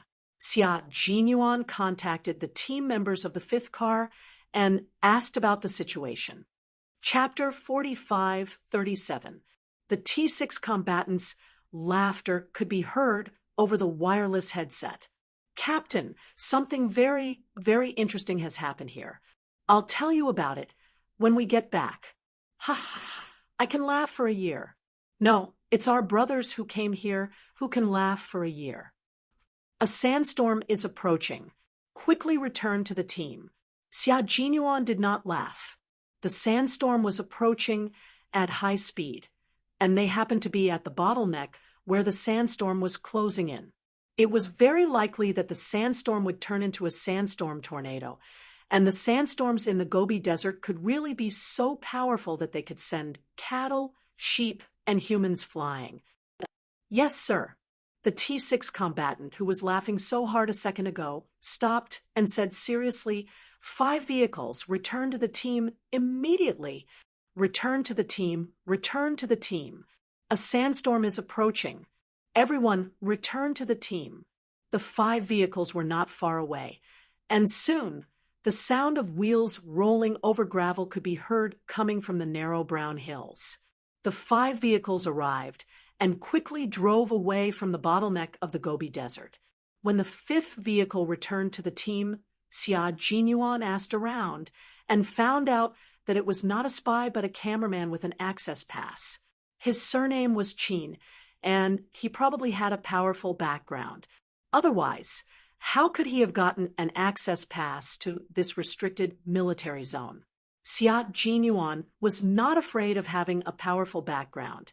He just found it troublesome. As he drove, he frowned and said, "It's not convenient for us to bring her along. We'll send her back to where we came from after the sandstorm passes." After a slight pause, he added, "Find the nearest shelter. Bringing an outsider along would be a big problem for them. If they hadn't caught up with the sandstorm and released her on the spot, they would have just gone wherever they were supposed to go and ignored her. But the sandstorm had come at such a coincidental time that it was impossible for them to sit back and do nothing about it. They could only lead the team back to the team first. Yi Qian did not pay much attention to it. These matters were all handled by the captain. The T6 combatant, who was sitting in the passenger seat, was still laughing until his neck turned red. "Captain, I'm telling you, something big is going to happen this time." The cameraman took a liking to V8 on the spot and made a scene of him snatching an innocent man in front of our brothers. Xia Jinyuan slammed on the brakes on the spot. The terrain ahead was uneven to begin with, and the car was bumping along the way. When he slammed on the brakes, everyone in the car fell forward. Yi Qian even fell so hard that he had to hold on the dashboard with both hands to prevent himself from hitting his head. What happened? With a dark expression, Xia Jinyuan stepped on the accelerator again and looked for a shelter nearby. "Have you confirmed her identity?" Xia Jinyuan couldn't be blamed for being suspicious. Why would he bother V8 all of a sudden? The identity has been confirmed, and the documents are complete. As for what happened, none of us understood. Not to mention, she's quite pretty. I don't know how she got entangled with 6, but he was so angry that he almost vomited blood. Even now, he's still saying in my ear why I didn't ask him to capture that girl back then. It was such a good opportunity, but he gave it to V8 for nothing. The T6 combatants slapped their thighs and laughed maniacally. The E6, who was driving, had a look of resentment on his face. The back of the car was bustling with activity. The 7 Special Forces soldiers looked at each other, and lowered their heads, laughing until their stomachs cramped. The pitiful V8 was struggling in its death throes. Sit further away. Sit further away. Men and men. There are differences between men and women. If you're like this, I can't hold a gun. Madam, I'm begging you, please sit up straight. You're still squeezing. You're almost squeezing me out of the car. Madam, what are you trying to do? Can a fainted person move like you? Don't pretend anymore. I'm begging you. Brother, can I switch seats with you? I have no place to sit.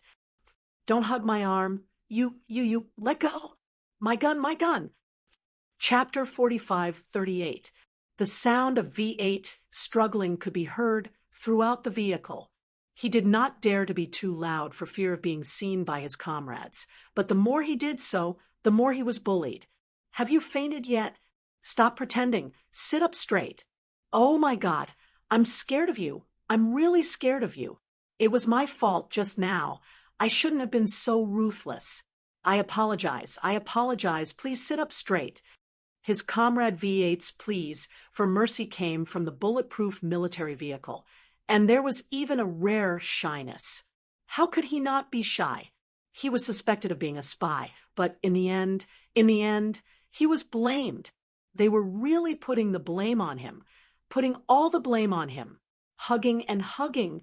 If not for him, he would have been molested by her just now.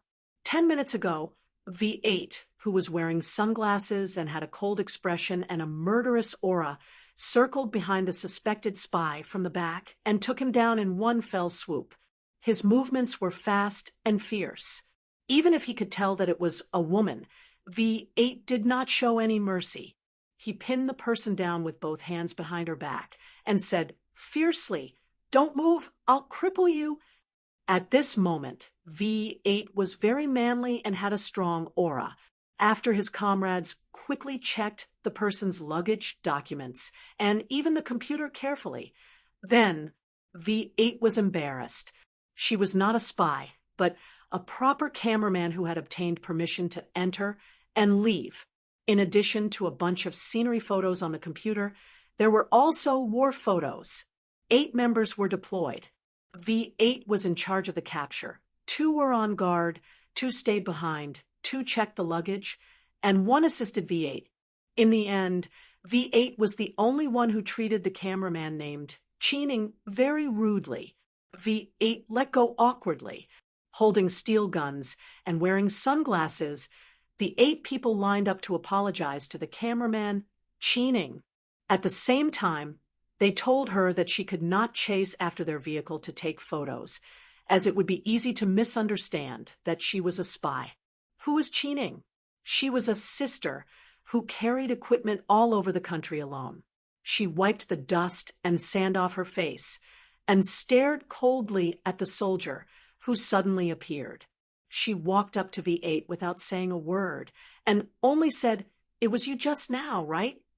She raised her sand boot and kicked V8's calf.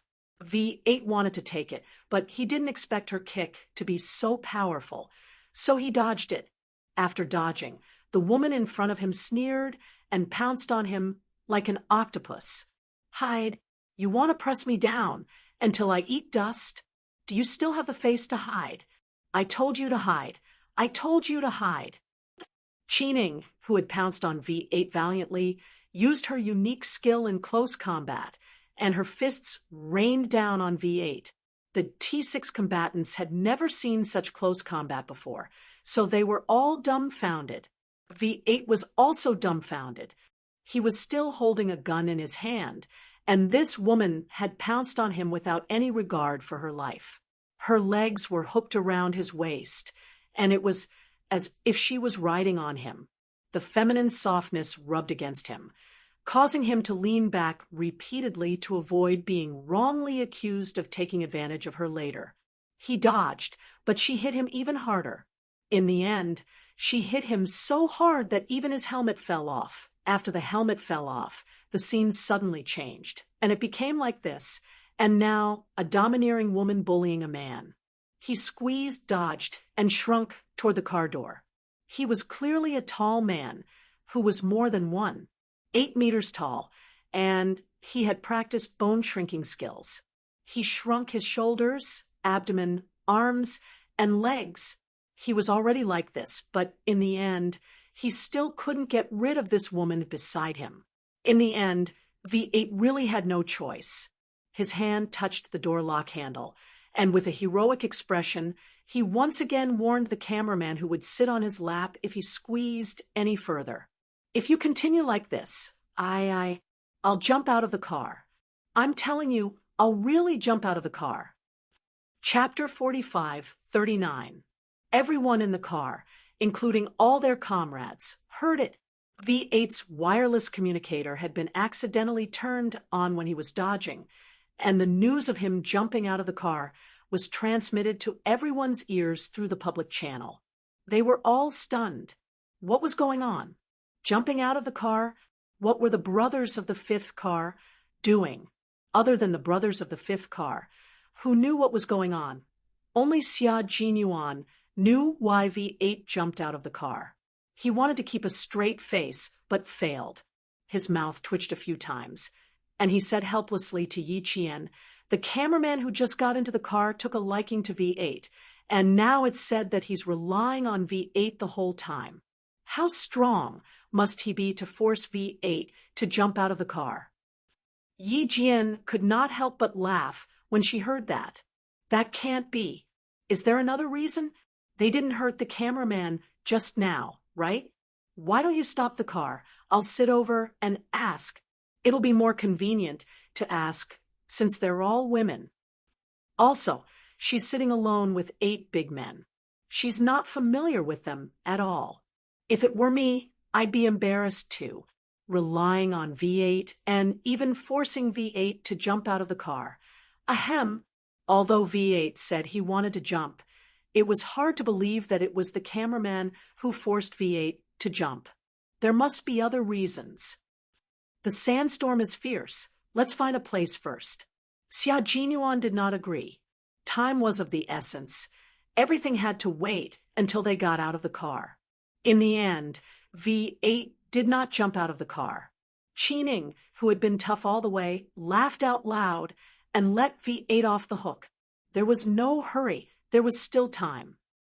"I'm sorry. I have a problem. I feel guilty after hitting someone, so I need to find a sense of security. I'm sorry for causing you trouble." Qining was back to normal now. She brushed her hair and apologized sincerely with a proper attitude. She smiled at V8. "I'm sorry for making things difficult for you. Please forgive me." Qining, who was wearing a pair of slightly tight-fitting light blue denim trousers, a white shirt, and a pair of light brown sand boots, apologized generously. Her wild and elegant temperament made the Special Forces soldiers who were watching the whole process clear their throats and reply, "It's okay, they were in the wrong first," and so on. What else could V8 say? As a man, he could not say that he was taken advantage of by a woman. He shifted his body uncomfortably and said calmly with a straight face, "Just sit still. You don't have to apologize to us. Just don't squeeze onto him again." Qining raised her eyebrows and turned her head to look over. Her makeup was clean, and she had only lightly drawn her eyebrows. She stretched out her fair hand and smiled.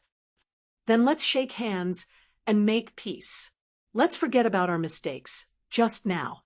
V8 stared at the pair of white hands and pursed his lips awkwardly. In the end, he freed up a pair of hands to hold them. The contrast between black and white made the white look even whiter, and the black made the black look even darker. After a light handshake, Qining was the first to withdraw her hand. She did not get close to the V8 all the way to the shelter, nor did she make any rude movements. On the contrary, she didn't ask anything that she shouldn't have. She only asked where the equipment was placed before she took out her phone, and quietly played the game Gluttonous Snake until they got out of the car. The door opened, and V8 was the first to get out of the car. Usually, his comrades would take care of themselves when they got out of the car, so they didn't need to support each other. V8 naturally did the same. Just as he took half a step forward, he suddenly smelled a faint floral perfume on his body. He retracted his half step and turned around. She raised her head and looked at the cameraman who was about to get out of the car. She stretched out her hand and said, unnaturally, get out of the car. Chining smiled and jumped out of the car before saying, thank you, it's not high. Then his comrades who got out of the car winked at V8. V8 secretly lifted his foot and squeezed out a word through his mouth. Scram. Chapter 45:40.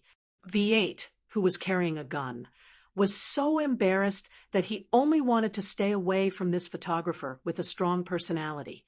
He could not take it at all and did not dare to stay with her. The car drove for about 3 kilometers and turned into a shelter. The sandstorm from the sky was right in front of them, and there was already a layer of yellow dust on the windshield of the car.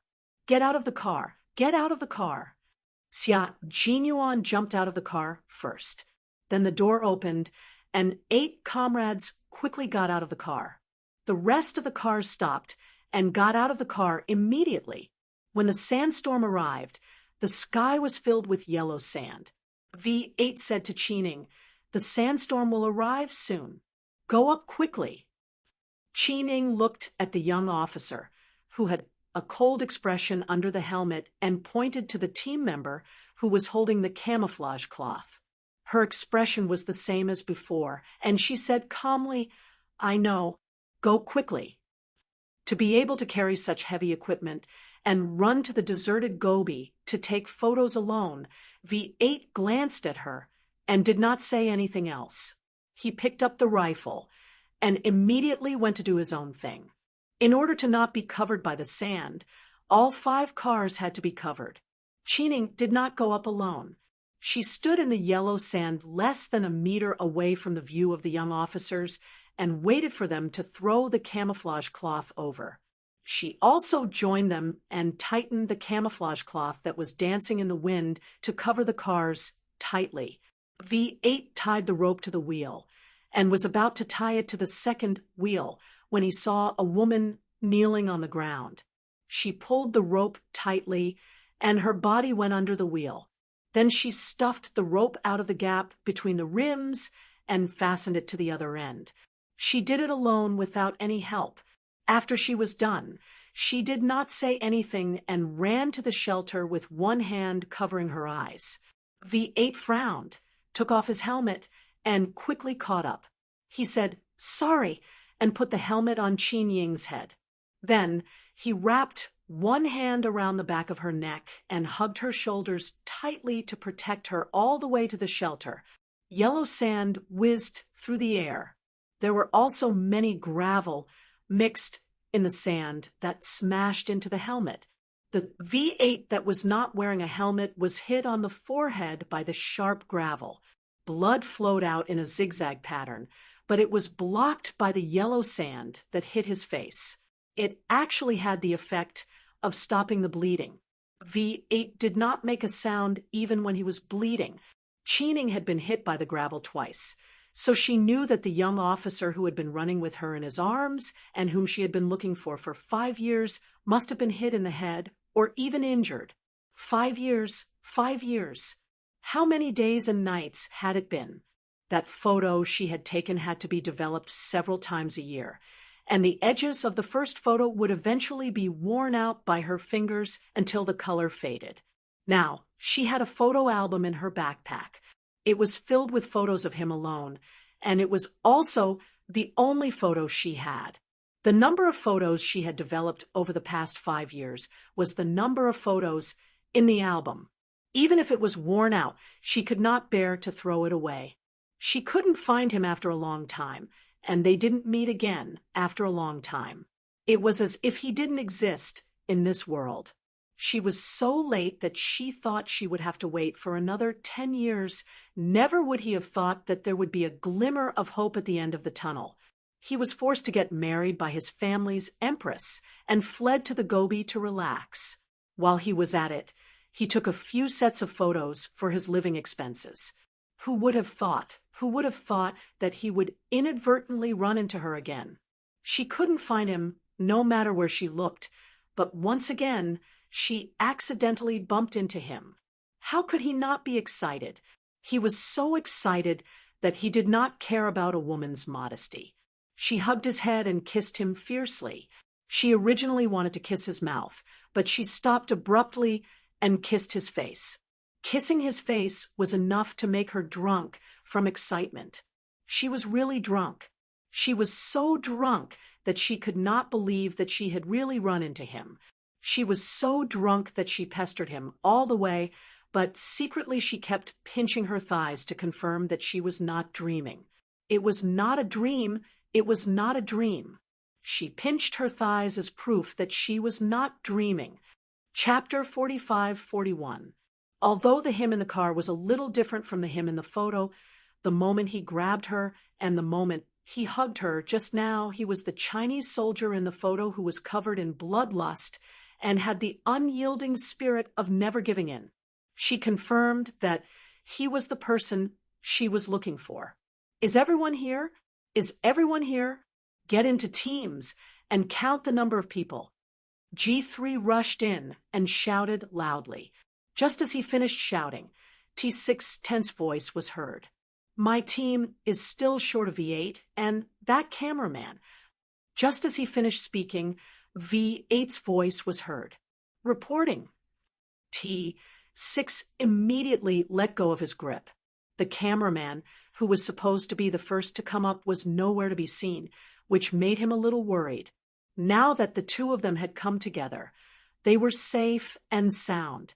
The comrades in the first car were in the innermost part of the naturally sunken cave. Yi Qian was patting the dust off her face and body. Xia Jinyuan patted the yellow sand off her back and said in a low voice, "Go and find out more about her situation. Tell her that after the sandstorm passes, immediately send her back to where she came from." Okay. Yi Qian nodded. After patting the yellow sand off her back, he patted Xia Jinyuan, who was also covered in yellow sand. In order to avoid arousing suspicion, the two of them deliberately chose a dark corner. In addition, the yellow sand outside covered the moon, and there was no light at all, so the two of them were practically invisible. With the darkness as a screen, there was an intimacy between their actions that only lovers could have. No one came to disturb them. Everyone patted the yellow sand off each other's bodies. Clap, clap, clap. The sound of patting could be heard continuously, but no one spoke, because Qining was there. Let them treat your head injury. Thank you for just now. Qin Ying's calm voice could be heard from the patting of clothes. She was very calm, as if she was an independent woman who had experienced a lot and did not care about the smallest things. Her voice drifted from the front to the back. Yi Qian's patting paused slightly. His eyes narrowed slightly as he tried to recall where he had heard this somewhat familiar woman's voice before. He patted the yellow sand off Xia Jinyuan's back slowly and slowly recalled until he remembered. Captain Xia, I've seen her before. You've seen her before? Where? Xia Jinyuan suddenly turned around. Were you patted too? No, I saw her at the airport. She's Qin Xiu's sister. Yi Qian was also right. After going around in circles, Ms. Qin, who they suspected of being a spy, and then a photographer, was actually Qin Xiu's older sister. If she was Qin Xiu's sister, then there was basically no problem. He still couldn't follow them. Those who needed to be sent away had to be sent away. You don't have to show yourself. Leave when the wind stops. Take a break.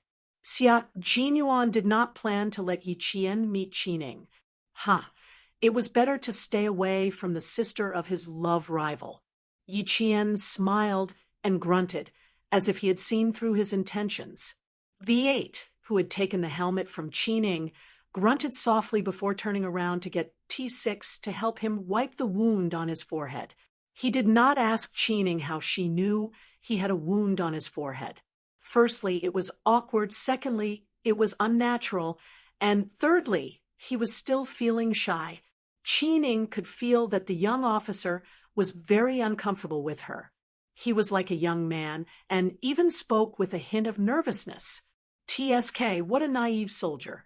It was better to let her keep such a naive soldier, so that he wouldn't be harmed by others.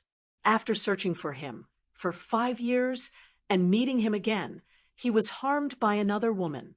She might as well just shave her hair and become a nun instead of getting married.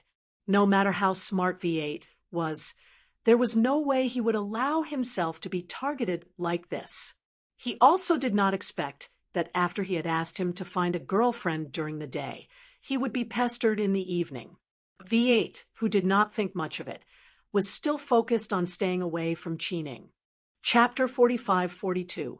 After patting off the yellow dust on her body, Qi did not immediately look for V8. She was still very excited. She clearly had a lot of things to say to the young officer she had been searching for 5 years.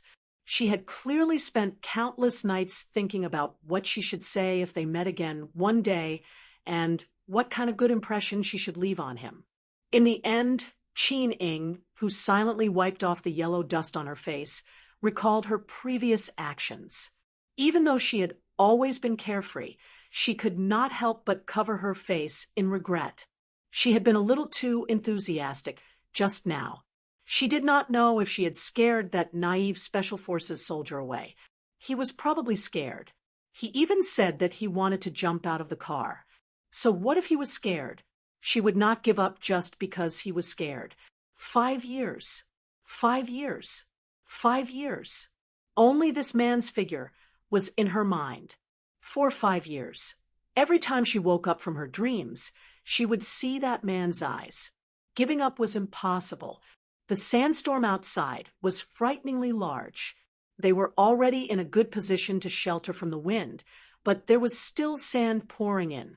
Qi, who was standing quietly by the side, gradually realized that something was wrong. This group of well-trained soldiers were all like mutes. They had not made a sound since they came in. It was probably not that they did not make a sound, but that they communicated very softly. Because of her presence, they had no choice but to communicate softly. If they did not communicate, how could she find out the personal information of the young officer she had a crush on for 5 years? Without personal information, it would be good to know which army he served in. The Special Forces soldiers who communicated in secret tidied themselves up. G3 was in charge of arranging for people to be on guard, while V8 took the initiative to stand guard. G3 laughed until the corners of his eyes were about to cramp. He said in a low voice, "Weren't you still talking about finding a girlfriend during the day? Why are you so timid now? There are 7 or 8 people standing there. Of all the people to ride, she just had to ride on you. Young man, you're shining brightly." "Nonsense. That's because I pressed her down. She took revenge on me." V8 was unmoved and said carefully, "Don't say anything in front of her. I still have some dignity. I won't say anything, but I want to ask you, is she your type? I know that Yi Qian is not your type." G3 had not been a comrade for many years for nothing. He hit the nail on the head. V8 was silent for a while before he laughed. "Don't mess with me. It doesn't matter if I'm a guy, but she's a girl. Her reputation is very important. All right, I'll go stand guard. You guys can rest." He didn't say that he liked it, but he didn't say that he didn't like it either. G3 thought to himself and deliberately provoked him. "You don't like this. You don't like that. Could it be that you like Yi Qian? F***CK. I still want to live for a few more years." V8 jumped up like a grasshopper. Without wasting any more words, he ran away with his gun. Yi Qian was not bad. Her personality and temper were very good, but she had a cold aura about her. She would be good as a comrade, but as a girlfriend, Captain Xiao's girlfriend was the most suitable. Not everyone could be loved by everyone. Everyone had their own preferences. No matter how outstanding Yi Qian was, she was not V8's ideal girlfriend. Of course, Yi Qian did not need any other men to express their love for her. What kind of person did V8 like? G3 thought about V8's first few months in the army. If it wasn't for his strong abilities, J5 would have almost sent him back to his original army. He was very timid and didn't dare to communicate with others. His voice was as soft as a mosquito's. If it wasn't for the male written on his gender, one would really think that he was a girl. Chapter 45-43. Later, V8 said that it was because his family had been strict since he was a child. He was so strict that he only knew how to study and didn't even have the right to make friends. Joining the army was V8's biggest resistance to his parents. Even now, V8 still had a grudge against his family. His other comrades all went home when they were on leave, but V8 would only take the initiative to give up his leave and tell Captain Xia very clearly that he didn't want to go home at all. He had tried to talk to him many times, but the only reply he got was, "The army is his home, and he's very happy." Going home was torture for him, and he didn't want to go through it again. Later, Major General Yang personally called V8's home. No one knew what he said, but Major General Yang said to the team, "From now on, the military will be his home, and you will be his family. No one is to persuade him to come home to visit." That conversation was a mystery, and even Captain Xia couldn't get an answer. V8 was more lonely than anyone else. As his comrades, they had always hoped that he could find a warm and gentle girl who could soften his loneliness. Someone like the cameraman, who made V8 blush, would be great. She was so warm, so cheerful, and even took the initiative. G3 really wanted to pack V8 up and give it to Qining. Before giving it away, he needed to confirm whether the beautiful cameraman had any thoughts about V8. G3 turned around and told Xia Jinyuan his thoughts. Xia Jinyuan had met Qining a few times, so it wasn't convenient for him to show his face. After listening, he thought for a while and smiled. Qining's background is a bit big. Her mother is very particular about family background, but Qining has always been at odds with her mother. We can give it a try, but we have to ask Qining first. Get T6 to come over, and I'll ask him again. We have to do everything properly. We can't make V8 lose face. V8's personal situation was special, so he had to handle it carefully. Yi Qian's understanding of V8's personal situation was limited to the person himself, but she didn't know about his family situation. When she heard this, she frowned slightly and said worriedly, "Why don't I feel confident? I've met Mother Qin before, and she's a very controlling mother. This concerns Qinying's marriage, so she definitely won't let Qining off.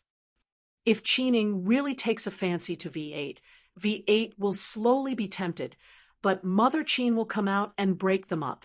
Captain Xia, let's not do bad things with good intentions." Qining has never been satisfied with the arrangements made by her family. She has carved out a path for herself. As long as she doesn't give up, the Qin family can't do anything to her. Xia Jinyuan held Yi Qian's hand and gently stroked the back of her hand with his fingers. He continued, "Not everyone is as lucky as us to receive the blessings of their elders. If the two of them really do get together, with their deep-rooted resistance to their family, they won't give up. That's right. Not everyone was as lucky as her and Captain Xia. Some relationships showed their true feelings after going through ups and downs, while some relationships could not withstand the slightest bit of wind and rain. If the two of them really got together, she hoped that the two of them would be the former. However, Yi Qian sighed softly and smiled bitterly. Why do you think the two of them can give it a try? It was an unpleasant first meeting. It's hard for me to imagine that Qining has a good impression of V8. It was too baffling. So I need to find T6 to confirm the situation again before taking the next step. Xia Jinyuan narrowed his eyes slightly, and there was a hint of helplessness in his clear voice. We can't let go of any small situation. We have to give it a try. Otherwise, they would all be old bachelors. Chapter 45-44. T6 quickly came over. When he found out that even their captain wanted to pair up with the photographer and V8, his brain replayed everything that happened in detail. Xia Jinyuan, who listened carefully, simplified the complicated story and picked out the essence of it. He said with interest, "You said that Qining pounced on V8 and hit him until his helmet fell off." Qining was stunned for a moment before she hugged V8 and kissed him.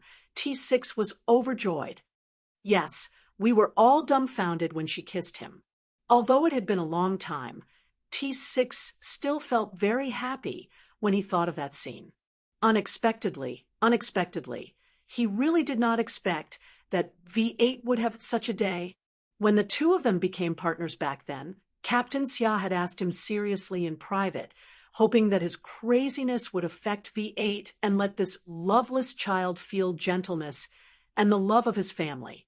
At that time, he really wanted to beat up the airborne captain who had been making arrangements for him for less than a month and had even said that he was crazy.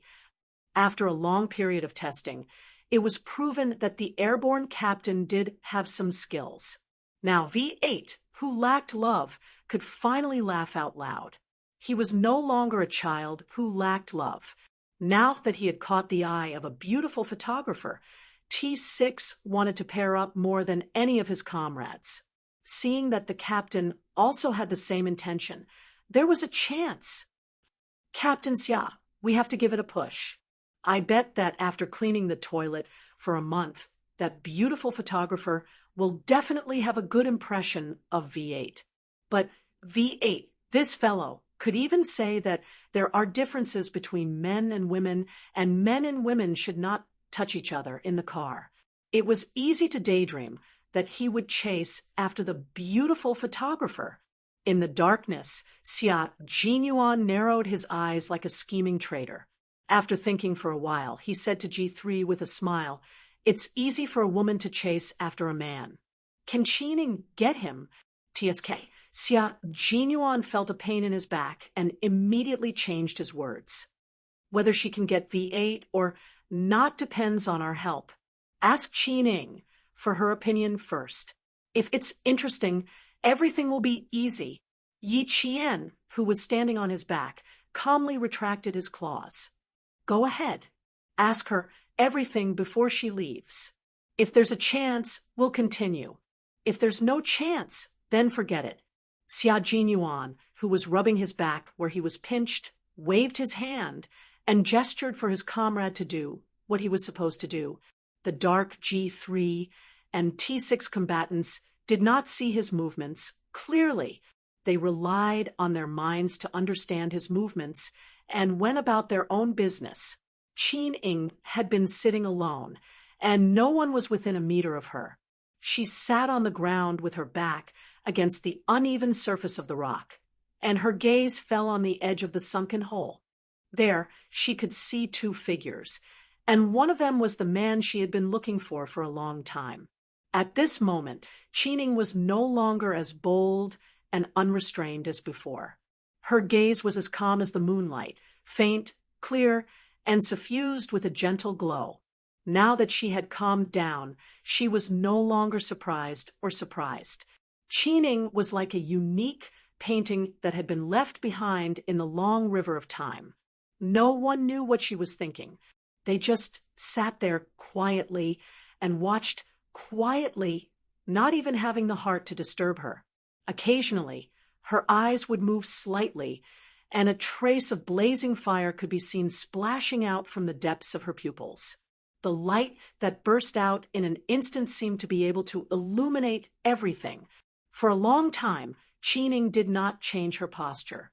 She maintained a posture where she could look straight outside without moving, as if she was meditating. Someone approached, and the source of heat caused Qin Ing to retract her gaze. She turned her neck slightly to look at the approaching figure. After confirming that the figure was walking towards her, Qin Ing got up. Chapter 45:45. G3 reached out his hand with a smile and introduced himself. Hello, I'm Shulin's vice captain. Please forgive me for my previous offense. He took the initiative to talk to her and said the name of the person she liked. Did they see something? If they really saw something, Qining reached out her hand and smiled. Hello, I'm Qining. You've already apologized to me several times, and I haven't been at ease for a long time. I have to thank you for bringing me along. Otherwise, I'm afraid I'd be flying freely in the air with a pile of equipment, waiting for a free fall. Generous and decent, humorous and witty, and with the handsomeness of a woman, G3 was more determined to make the two of them together. That's good, that's good. We were afraid that you would mind. Now, I can tell Shulin that you're not angry. You can rest assured. I'm the one who should apologize. I overreacted and forced him to almost jump out of the car. Qining smiled humorously. I wanted to say a few words to him, but he didn't give me a chance at all. Before the vice captain came, I had been thinking about how to apologize to him. Ha! Those two don't have to apologize anymore. They didn't take it to heart. Miss Qin, I have a question that I need to ask. G3, who was laughing, suddenly changed the topic and became particularly serious in an instant. Please answer me truthfully, Miss Qin. It's here. Qining, who had calmed down, nodded. Please ask, Miss Qin, do you know Shulin? We met once 5 years ago. I know him, but he doesn't know me. I can't say that I know him. It's just that he appeared in my camera at that time. In the camera? When? What was V8 doing at that time? G3's eyes changed, but his voice was still as usual. Miss Qin, were you also taking photos of the scenery at that time? No, on the battlefield. I took photos of him in Nilwa. Don't worry, I was a photographer for the military times at that time. Qining could feel the change in G3. Without needing G3 to ask in detail, she took the initiative to explain it clearly. At that time, I wanted the accompanying war reporters to follow closely and interview the young soldier who had half his face covered in blood but had a fearless gaze. In the end, recalling that scene, Qining, whose heart was still throbbing, once again looked at the figure standing in front of her, as straight as a spear. Her voice softened. In the end, from the time I pressed the shutter to the time I turned my head, it was at most 10 seconds before he disappeared from my camera. So I kind of know him, but I also don't know him. Although his photo has been saved in my computer for 5 years, I didn't know his name until today. I'm sorry, but I want to know his full name. Is it convenient for you to tell me? To think that there was such a connection. G3 laughed. Shulin's surname is Yang Shulin. Miss Qin, please remember this. After 5 years, I didn't expect Miss Qin to be able to recognize Shulin at a glance. I have to say that Miss Qin is very good at recognizing people. Recognizing people. These 2 words were a little interesting. Qining quite agreed and smiled. Although 5 years have passed, to me, it's no different from what happened 5 days ago. Otherwise, how could I recognize him at a glance? Meeting again after 5 years, I couldn't restrain myself in a moment of excitement. After thinking about it, it was very awkward. Deputy Captain, please enlighten Shulin. As for me, I can't remember what I did at that time. I hope Shulin won't have a psychological shadow. Of course. From what Miss Qin means, you still want to contact Shulin in the future. What do you think, Deputy Captain? You don't really think that I have a good memory, do you? No, my memory is actually very bad. Chapter 45:46. Okay. We'll definitely keep in touch. However, Xulin is very introverted and has never had a girlfriend before. He's also quite innocent, so I'm afraid he might make Miss Qin angry in some aspects. Please forgive him. Qining, am really good at nothing, but I'm patient and have a little passion for pursuing life. That's great. I think Miss Qin will definitely become good friends with Xulin. G3 was smiling so widely that the corners of his mouth almost reached his ears. Of course, I'll try my best to make Xulin accept me as a female friend. Qining also smiled and replied, After all, it's my first time taking the initiative to contact a man. He was indeed innocent and had never had a girlfriend before. It was fine if he was introverted, but everything was not a problem when he met Qining. After the exchange, both parties were very happy. It didn't sound like they would become boyfriend and girlfriend in the future. Qining also didn't say that she liked V8 for 5 years. G3 also didn't ask Qining to take the initiative to attack V8. They didn't say a word, but both of them knew the meaning behind the words. The highest level of speaking was that it seemed to be talking about something unrelated, but they could understand the true meaning behind it. As for V8, he didn't know that he had been sold out by his comrade to Qining. He stood there motionlessly and carried out his sentry duty. The power of the sandstorm outside weakened bit by bit. The night sky, covered by yellow dust, gradually became clear and bright. The bright stars twinkled, and the weak starlight illuminated the entire Gobi Desert. Qining still sat there and continued to watch while waiting for V8 to finish his sentry duty. She held a photo in her hand that had time to develop. Before she left, she would give the photo to him with her contact information attached.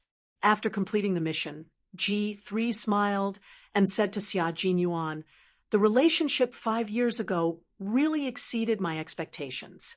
I didn't expect that our V8 would be searched for by a beauty for 5 years.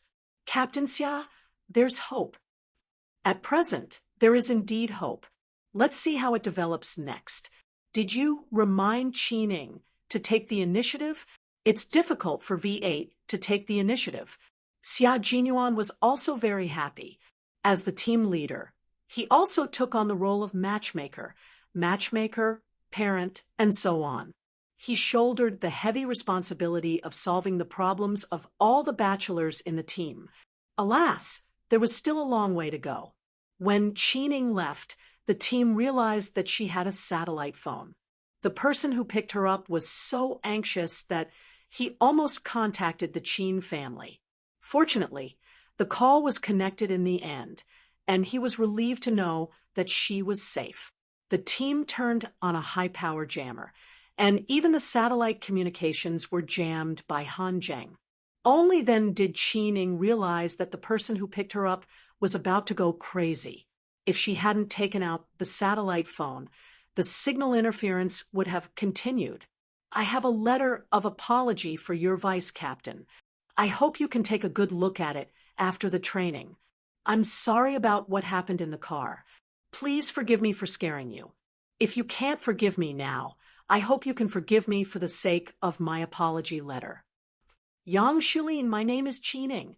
Qin as in the state of Qin, Ing as in cherry blossoms. I'm an independent woman who carries camera equipment on her back. There's still a long way to go. We'll meet again." Before leaving, Qining stood in front of V8, who had finished his sentry duty, and introduced herself solemnly. At the same time, she shocked V8 again. How did she know his name? Who told her?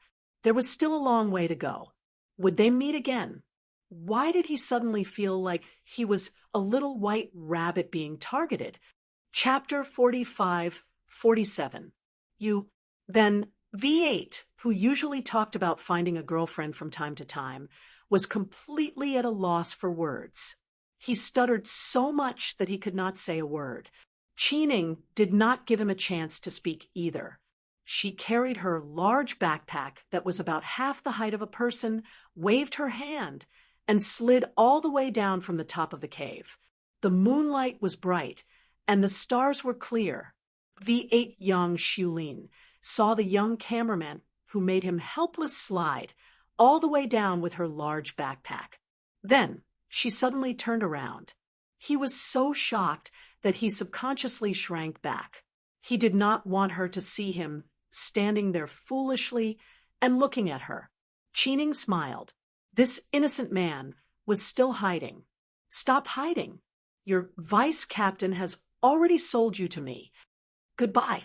Qining, who had turned around, put her hands by her mouth and shouted up, "Remember, there's still a long way to go. You will become my man sooner or later." Of course, she could not say that out loud. V8 wiped the cold sweat from his forehead. He could not take it. He could not take it. The demons in the mountains probably looked like her. Sigh. A faint sigh suddenly came from behind him. V8 was so shocked that he turned around abruptly and let out a cry of surprise before shrinking back again. Logically speaking, you should send her off. I didn't expect her people to locate us here directly. It's not convenient for us to show up, so we can only let her go alone. I'll let you send her off next time if there's a chance. T6, who had walked over at some point, shook his head regretfully. Look at her. She's carrying a backpack that's half the height of a person, and it's almost as heavy as her. I'm really worried that she'll collapse one day. What about you? Are you worried? Then you should be worried. V8, who was frightened, glared at his comrade angrily. He shook his arms and walked inside. He was hungry and needed to eat something to fill his stomach. As for the apology letter that Qining mentioned, V8 did not ask G3, and G3 did not mention it again either. He only took it out when he returned to the army after training. After Qining left, the 46 Special Forces soldiers had dinner, and all of them set up camp to rest for the night. They gathered at 4:00 the next morning and headed deep into the Gobi Desert. Although the 30 Special Forces soldiers had successfully carried out 2 missions, they were not red level. When they entered the Gobi Desert, the 46 Special Forces soldiers of the Snowfield Brigade split into the red and blue teams. Yi Qian of the red team joined the 30 Special Forces soldiers to fight against the 16 veterans of the blue team who were disguised as criminals. They would occasionally attack. Fighting against 16 veterans in the Gobi Desert was a huge challenge for the 30 Special Forces soldiers. On the first day, 5 Special Forces soldiers were killed by the veterans. On the second day, another 4 were killed. On the 10th day, 6 of the veterans were killed, and 16 of the red team were killed. More than half of them were killed. The Gobi Desert was very hot during the day and very cold at night. The 46 Special Forces soldiers trained day after day in this extremely harsh environment. On the 20th day, everyone had lost at least 5 kilograms. Their cheeks were sunken, but their eyes were sharper with each passing day. On the 30th day, the skin that had peeled from the sun started to peel again after much difficulty. Even Yi Qian was no exception. Sunburn was not a normal pain. At night, it was like being pricked by countless needles. It was a burning pain. No one complained, and no one quit. They persevered until the end of the training. Yi Qian was the same as the male soldiers. She suffered the same kind of pain as the male soldiers. When she was kidnapped, she experienced a dagger slit her neck. In the end, she was rescued by her comrades from the red team. Chapter 45-48. From the capture of Yi Qian to the successful rescue, it could be said that this was the best counterattack the 30 Special Forces had ever made against the veterans. Yi Qian finally understood why the veterans were so silent in the Gobi Desert that was full of coarse sand and gravel, while the red team would make rustling sounds no matter how light their footsteps were. The solution was simple.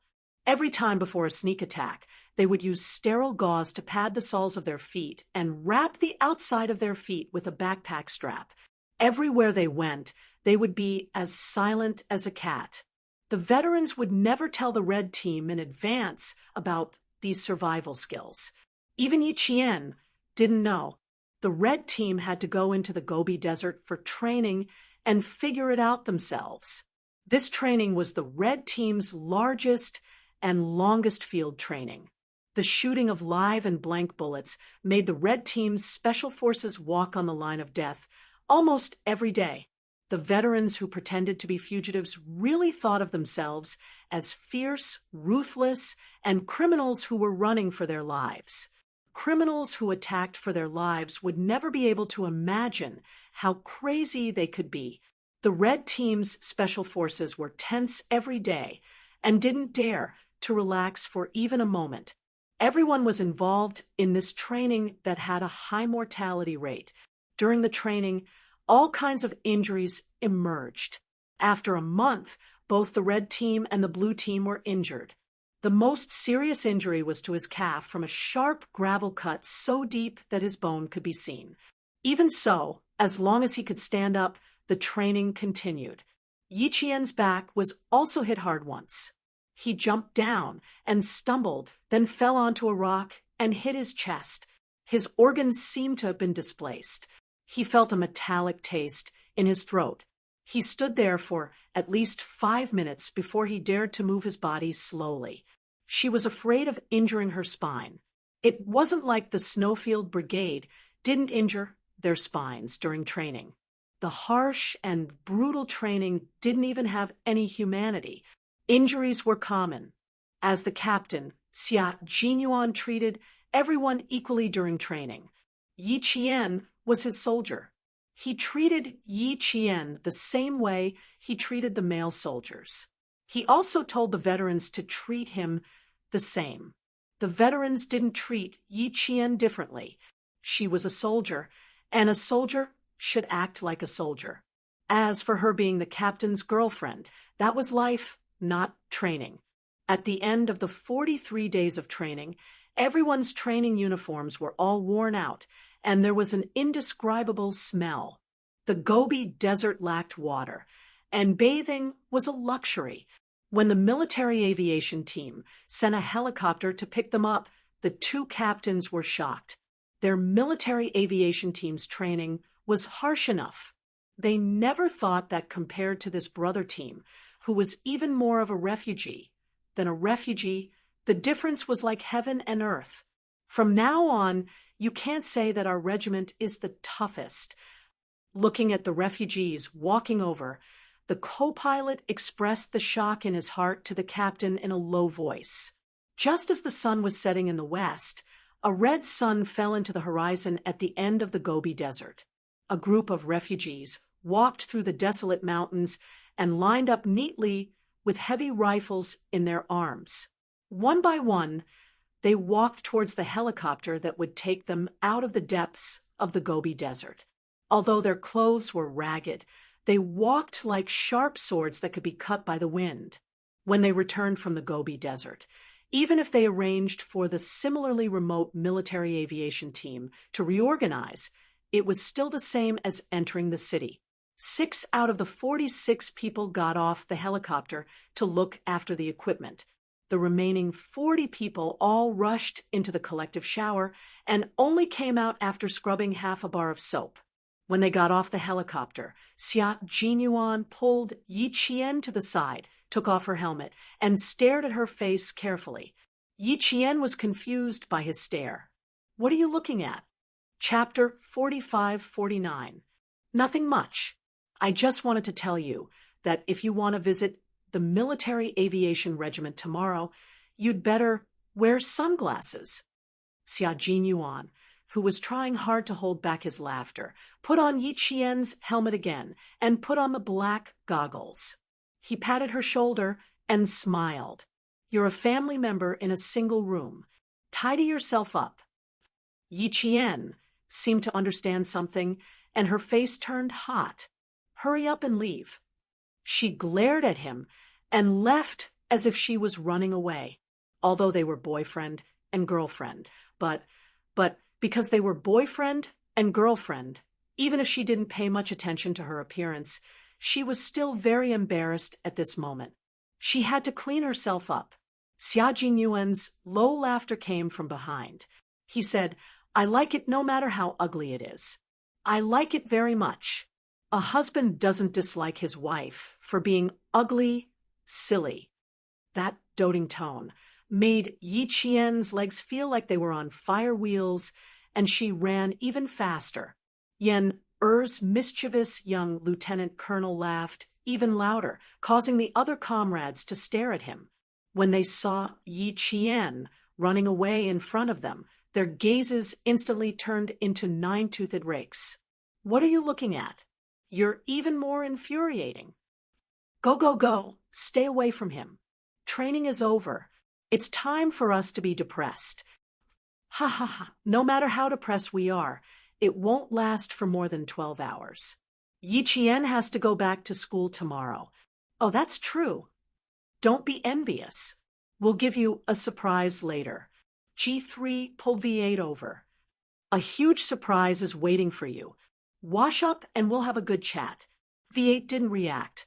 He snorted softly and said in disbelief, "Usually the biggest surprises in the team are missions, and free overseas trips for a few days." G3 stared at V8 as if he was a monster. He slapped the back of his head in disappointment. "If you don't seize the opportunity this time, I'll cut you up." His cold gaze swept across V8's lower body. "V8." He walked even faster. Yi Qian, who was walking at the front, did not feel the gaze of the nine-toothed iron rake. She was a female soldier and had been arranged to stay in the family quarters of the military aviation regiment. Although it was called a building, it was actually the top floor of the barracks. The military aviation regiment was too remote, and the family rooms that were separated out were basically empty all year round. In the clean single room, Yi Qian was afraid that his backpack would get dirty, so he put it on the floor and twisted the edges of the sealed bag that he had specially kept for his physical fitness shorts. He rushed into the bathroom as fast as he could. "Let's wash up first before taking out the clothes." When the male soldiers walked out of the shower, Yi Qian was still working hard. He scrubbed until his skin turned red, until a piece of soap was so small that he could hold it in his hand. Only then did he turn off the shower. After she put on her clothes and stood in front of the mirror, Yi Qian, who usually didn't dress up, thought for the first time that she should buy some foundation to lighten her complexion. In the mirror, even though Yi Qian's skin was the type that was hard to tan, he was not spared this time. There were 3 colors on his face: skin and skin. There was a medium color on his forehead, the purest color from the bridge of his nose to the top of his eyebrows, and a dark color below the bridge of his nose to his chin. Looking at himself in the mirror, Yi Qian couldn't help but twitch his mouth. She still had to go to another school for military training when she went back. Could she go with this appearance that made even him want to laugh? "Little Yi, you're the flower of our military academy. Even if you go to another school, you'll still be a beautiful school flower. Let the students from another school see how beautiful our school's flower is." Thinking about the conversation with the director and looking at himself in the mirror, Yi Qian rubbed his forehead with a headache. Going with this appearance wouldn't be a plus, but a minus. She should be at the level of a beggar. Chapter 45-50. Staring at herself in the mirror, Yi Qian couldn't bear to look straight at herself. What should she do? How should she explain to the director? No wonder Xia Jinyuan told her to wear sunglasses before going out. With her current appearance, sunglasses would become an indispensable concealer. But he needed sunglasses to do it. Not only did she need sunglasses, but she also needed square sunglasses like goggles. But she didn't have anything. After looking for a while, Yi Qian walked out of the shower helplessly. Without sunglasses, she could only walk out like this. Fortunately, She didn't need to gather. Fortunately, she could rest after washing up. As for the tour, forget it. She didn't want to look anymore. She believed that she would have the opportunity to visit the tour in the future and see the various military models up close. It was already dark outside. At 10:30 p.m., the tour group didn't start training again. All the soldiers returned to their dormitories to start studying before going to bed. The camp area was quiet. In the quiet night, the Milky Way was like a white ribbon. The sky was like an arc that covered the entire earth. Yi Qian stood under the sunlight in the laundry pool and listened to the summer insects chirping. She used half a bag of detergent to wash all the clothes until they were fragrant before hanging them up. Before going to bed, she went to the bathroom and looked in the mirror. The funny tricolored dividing line made her close her eyes and apply the aloe vera ointment prepared by the tour group. Even her eyes were burning. She didn't even go down to eat dinner. She ate a few biscuits and drank a few glasses of water. Her body was in bed for less than a minute, and her breathing was already long. She couldn't take 43 days of high-intensity training.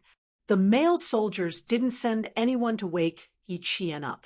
Since they were all so tired, they could just sleep well if they wanted to. The male soldiers in the room with 6 people were almost all asleep, except for the captain and deputy captain. The street lights in the tour group's camp area weren't all turned on. Some areas were directly turned off. Xia Jinyuan and G3 walked out of the dormitory and went to the area where the lights were not turned on. They talked about some things that happened during the 43 days of training. The two of them summarized it first and went back to submit a report to Major General Yang. After talking about training matters, they chatted with V8. V8 didn't take G3's words to heart at all. He didn't even eat dinner and was sleeping soundly at this moment. No huge surprise could compare to a good sleep. He was too tired, both physically and mentally. He really didn't have the energy to accept this huge surprise. G3, who had been sleeping for a long time but forced himself to stay awake, yawned and rubbed his sore temples. He sighed and said, "Now, we're counting on Miss Qin to take the initiative.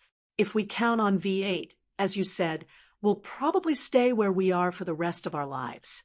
We agreed to wash up and talk at night, but he slept well when I went to him after I hung up the clothes. He said that he wanted to find a girlfriend, but when there was really a chance, he acted as if nothing had happened. He didn't care at all and instead worried about them. Xia Jinyuan was also very sleepy, and his eyelids were already drooping. When he heard this, he chuckled faintly and said, "He's just saying that. If you really ask him to look for her, you'll see if he will. If you point a gun at his head, he might not be willing to take a step forward." Has this guy changed, or has he not changed completely? His parents are too restrictive, so he has long lost his pursuit of life. Otherwise, why would he rather stay in the army for training than return to his normal life? Don't be too anxious. I know a little about Qining. She's a woman that even Mrs. Qin can't do anything about. Since she has been looking for V8 for 5 years, she won't let go until she gets him. Tell Qining about V8 in private. Don't worry about his family background. V8's family background is not bad. Although it can't be compared to the Qin family, it's still well known locally. Otherwise, she wouldn't have been so strict with V8 since she was young. It was not for anything else but to support her family background. Chapter 45:51. When G3 heard Xia Jinyuan mention her family background again, his thick eyebrows twisted a little. What is Qin Ying's background? Her mother is an entrepreneur, a strong woman. Do you have any impression of Ambassador Qin? They are brother and sister. The Qin family, the world of diplomats. When old Master Qin meets the big leaders now, the big leaders have to take the initiative to shake hands. Just like the old man at home, they were all extremely influential founding fathers of that era. G3 heard this and silently gasped. Her background was extraordinary. You think there is a chance? Everything depends on effort. Xia Jinyuan raised his wrist to look at the time. In the blink of an eye, it was already midnight. Let's go back and rest. We will leave the military aviation group before 10 o'clock tomorrow. They left by plane in the afternoon. Yi Qian flew back to Xiang City alone, and the 45 of them returned to the base. The military aviation camp became more and more quiet. The sentinel on duty looked straight ahead, accompanied by only the lights, mosquitoes, and the gradually fading night insects. Yi Qian went to bed at 11:30. When she woke up, it was already 8 o'clock the next day. More than 40 days of cruel pursuit training made her biological clock not work on time. The situation on the male soldier's side was similar, slightly better than Yi Qian's.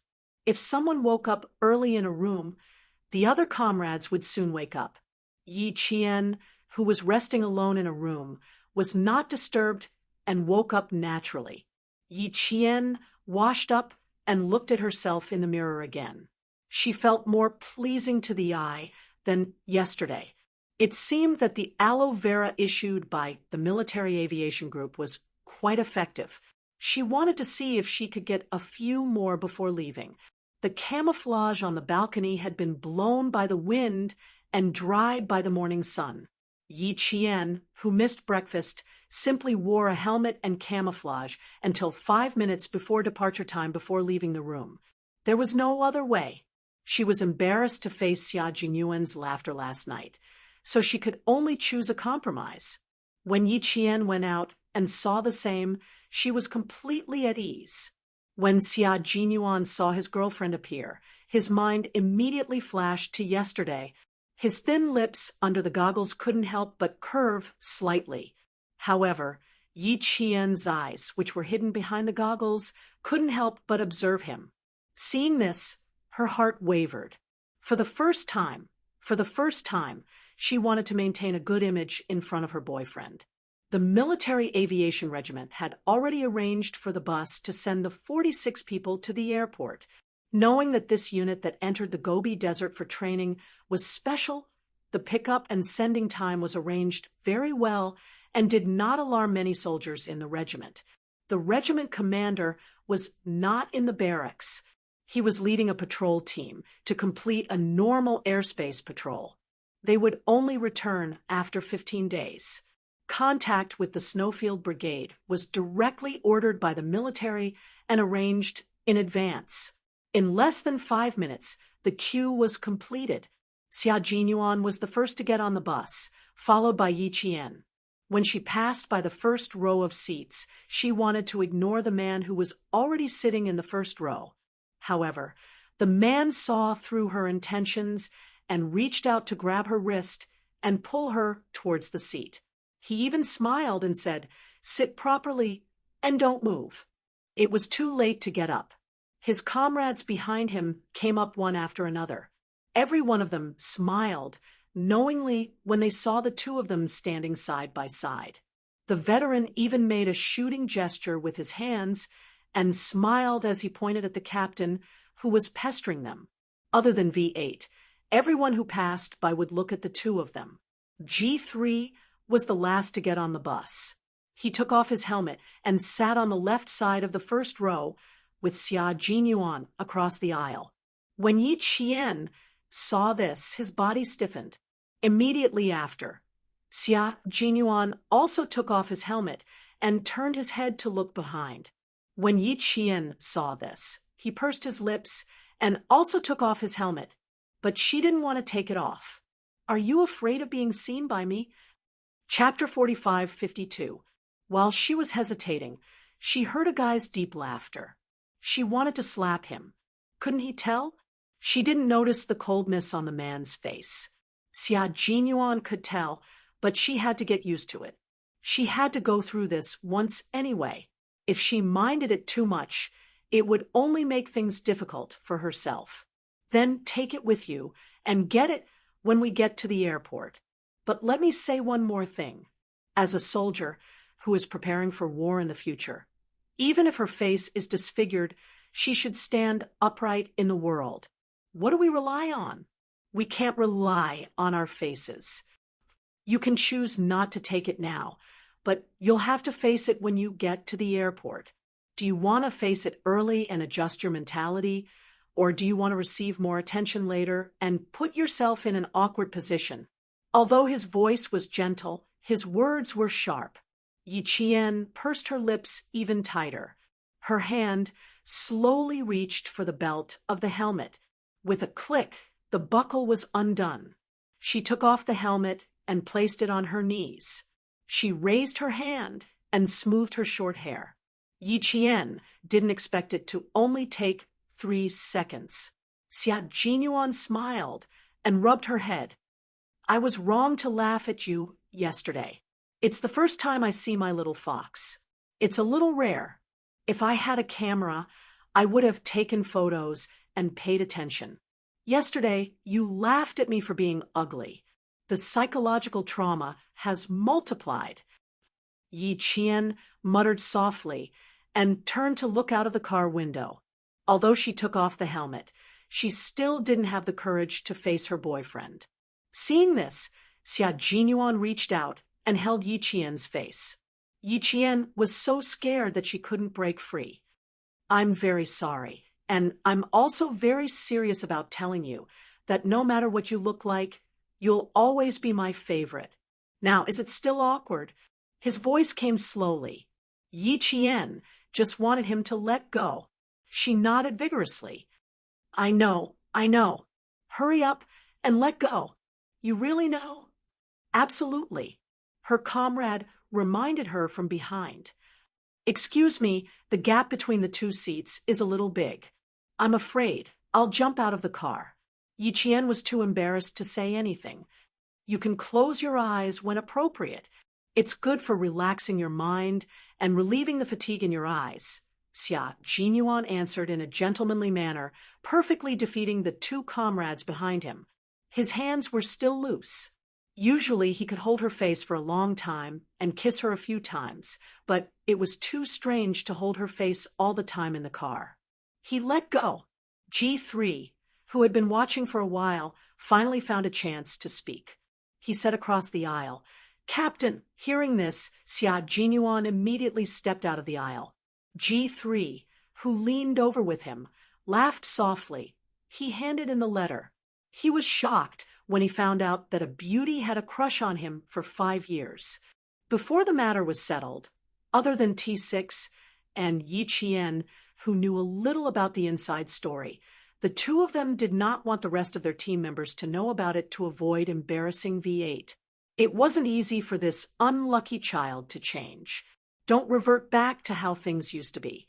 Xia Jinyuan raised an eyebrow. Happy? Startled?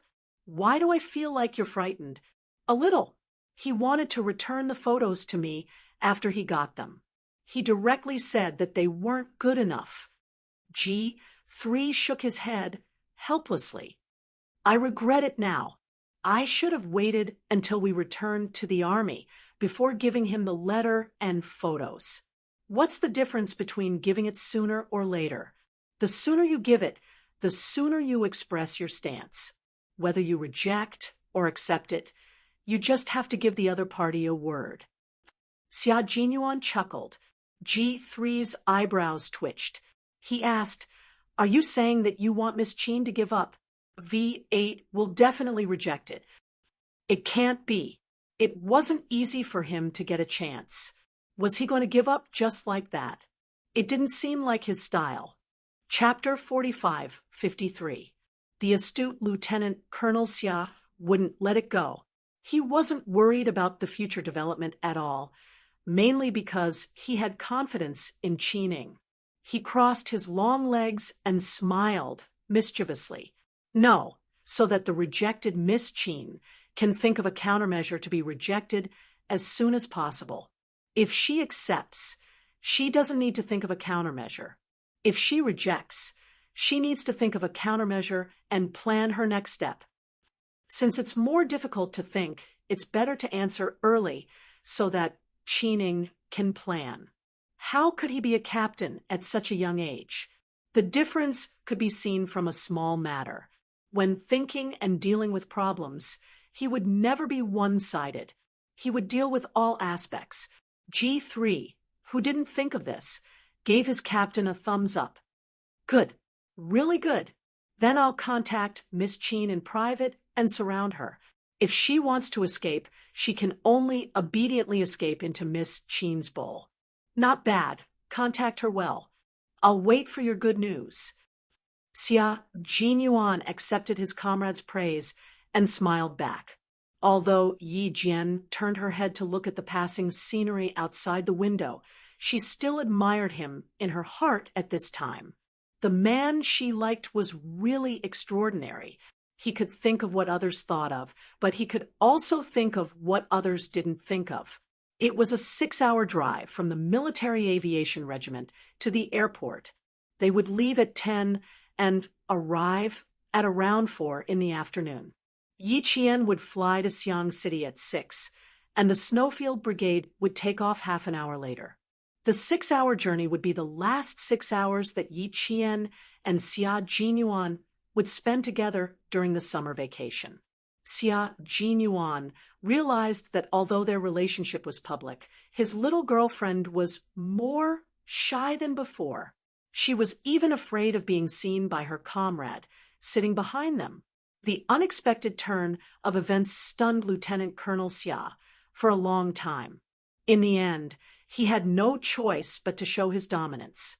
He tightly held Yi Jian's hand that was constantly trying to break free, and snorted, "Whether we hold hands or not, they will still think that we will hold hands. Since that is the case, why don't we hold hands a little tighter?" 6 hours. After 6 hours, we might only meet during the winter vacation. Maybe the school has arrangements for you during the winter vacation. Little Fox, can you bear to do that? Bear to do that? Actually, she could bear with it. But Yi Qian's heart instantly softened after being coaxed and begged by him in a voice as gentle as water. She stopped struggling and allowed him to hold her tightly. Her ears had already quietly turned red. Xia Jinyuan was delighted to see him. "You're still the same as before. Your ears are always the first to turn red, just like onyx." He shook his hand, knowing that he would do something else. Xia Jinyuan turned sideways and gently pinched Yi Qian's earlobes, which were reddening under the sunlight outside the car window. Soft, warm, and nice to touch.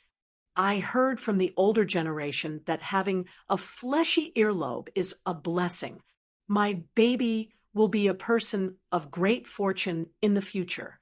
A person of great fortune? Yi Qian couldn't dodge in time, and her earlobe was pinched by him.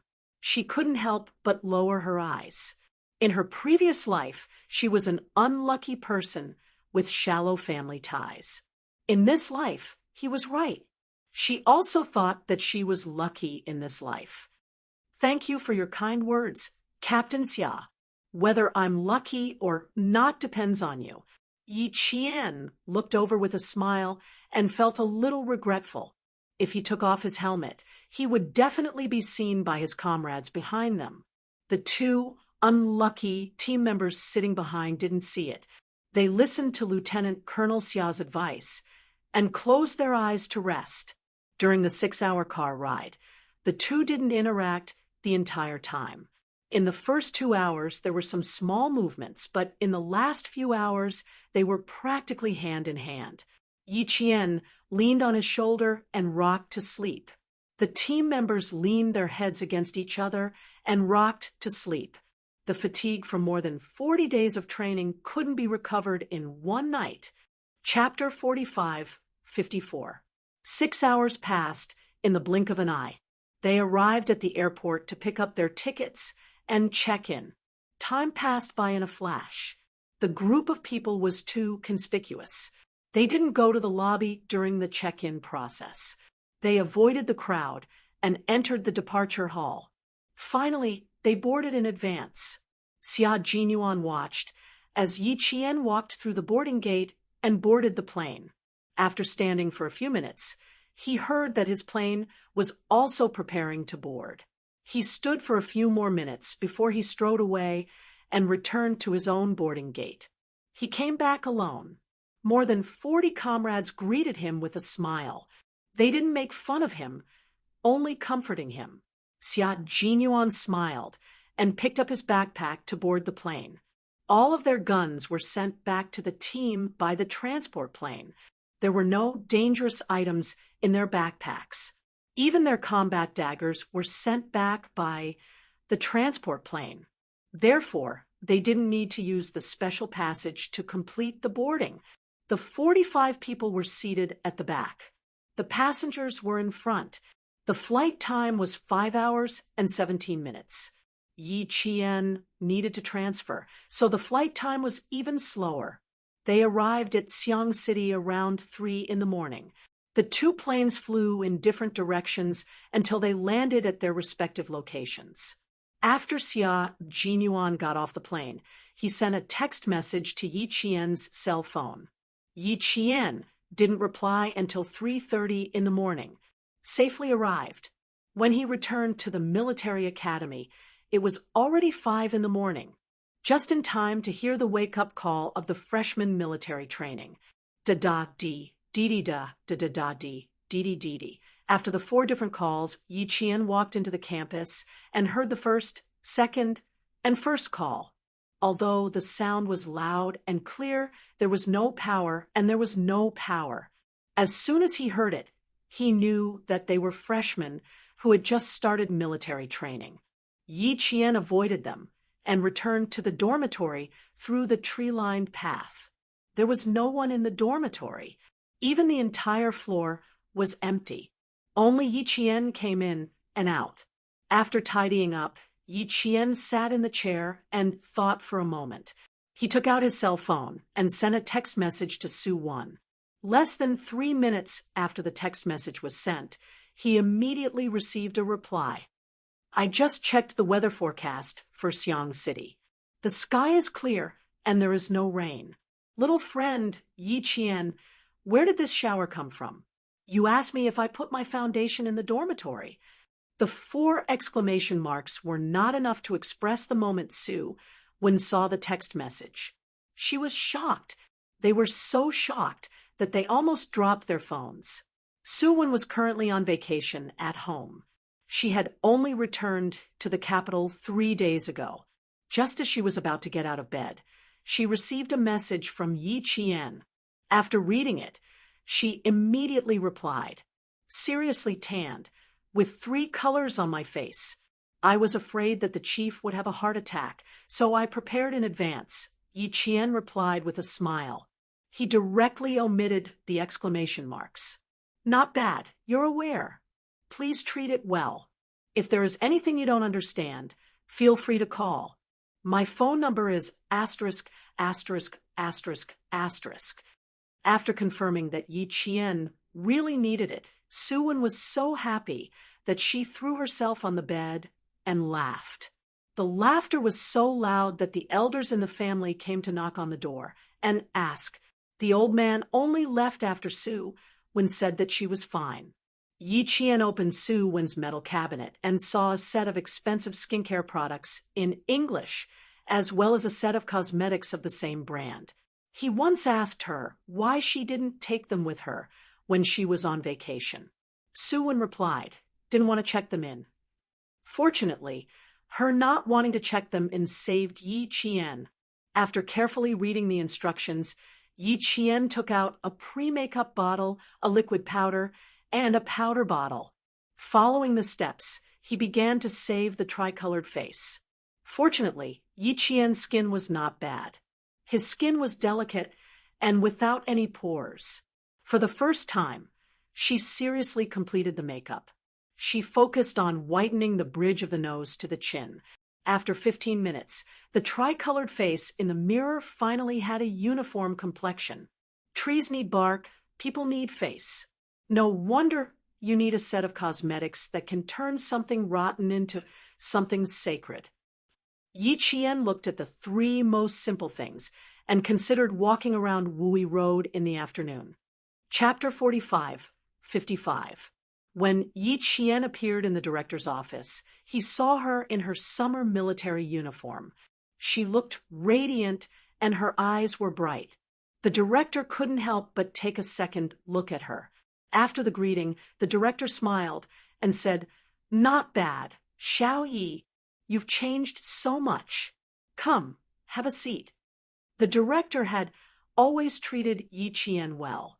He didn't put on airs, and even stood up to ask Yi Qian if she wanted a cup of tea. Yi Qian couldn't let the director make tea for her, so she quickly smiled and said she would make it herself. Xia Jinyuan said he would take you out for training. Why don't I see any training? You didn't get a tan. Her radiant appearance made the director suspicious.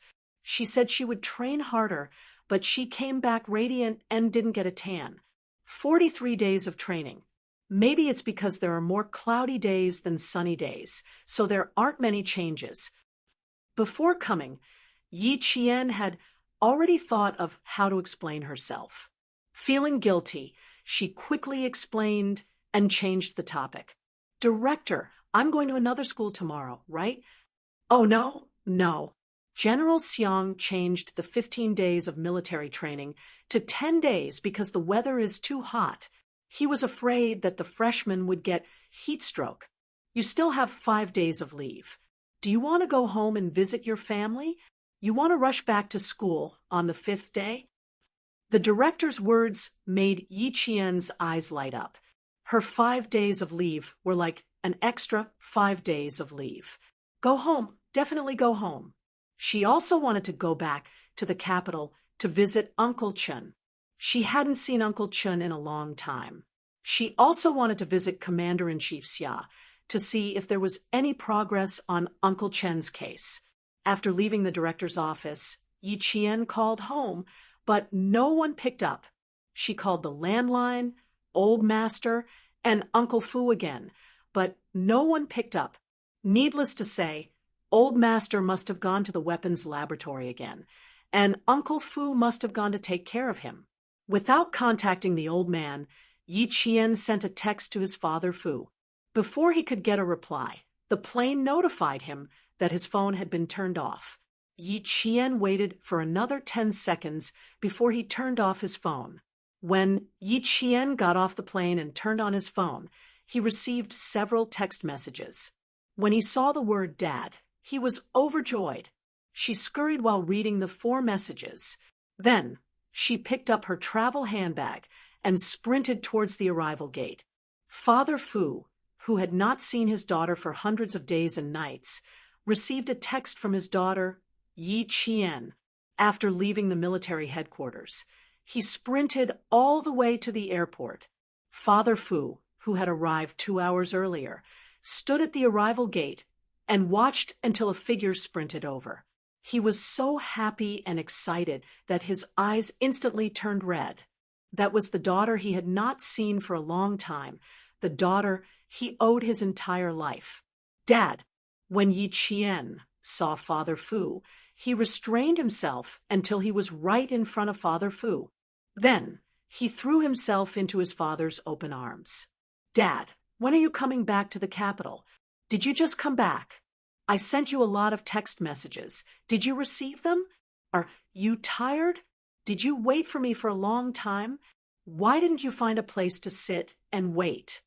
Father Fu did not even have a chance to speak before he heard Yi Qian's long string of questions. Father Fu's eyes became even more moist. Father Fu gently patted Yi Qian's back and said with a smile, "I have to answer your questions one by one. It's like setting off firecrackers. Aren't you afraid of choking yourself?" He patiently answered all of Yi Qian's questions while sizing up Yi Qian. Chapter 45-56. Mr. Fu was a man of letters. Even though he had been serving at a missile base in the Northwest, he was still a man of letters in his military uniform.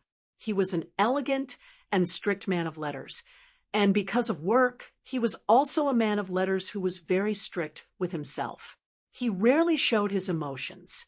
However, in the face of hundreds of daughters whom he had not seen for days and nights, Father Fu was also very excited. His daughter was his spiritual support for the rest of his life, and she was also the pillar of support for his health. She was fine, and so was the family. He only hoped that his only bloodline would always be fine. While answering Yi Qian's questions, Father Fu carefully looked at his daughter. He had not answered all the questions, and his heart ached. Why did you lose so much weight? Is it because of the pressure, or did you encounter a problem? Your face is so thin that there isn't much flesh on it. You didn't take good care of yourself. As he spoke, he gently rubbed Yi Qian's made-up face with his finger. As expected, Father Fu's thumb was stained with white, revealing the skin color that Yi Qian wanted to cover. Father Fu looked at his thumb and then looked at the spot on Yi Qian's face where he had rubbed his thumb. With the powder as a contrast, the exposed skin looked even darker. You child, Father Fu, who still did not understand, sighed heavily. His kind eyes were filled with deep heartache.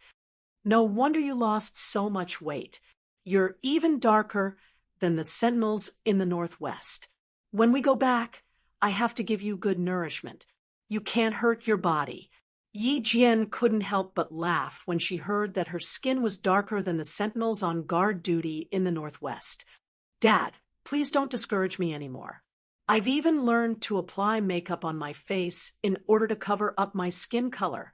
If you continue, I'll hide in my room for the next few days.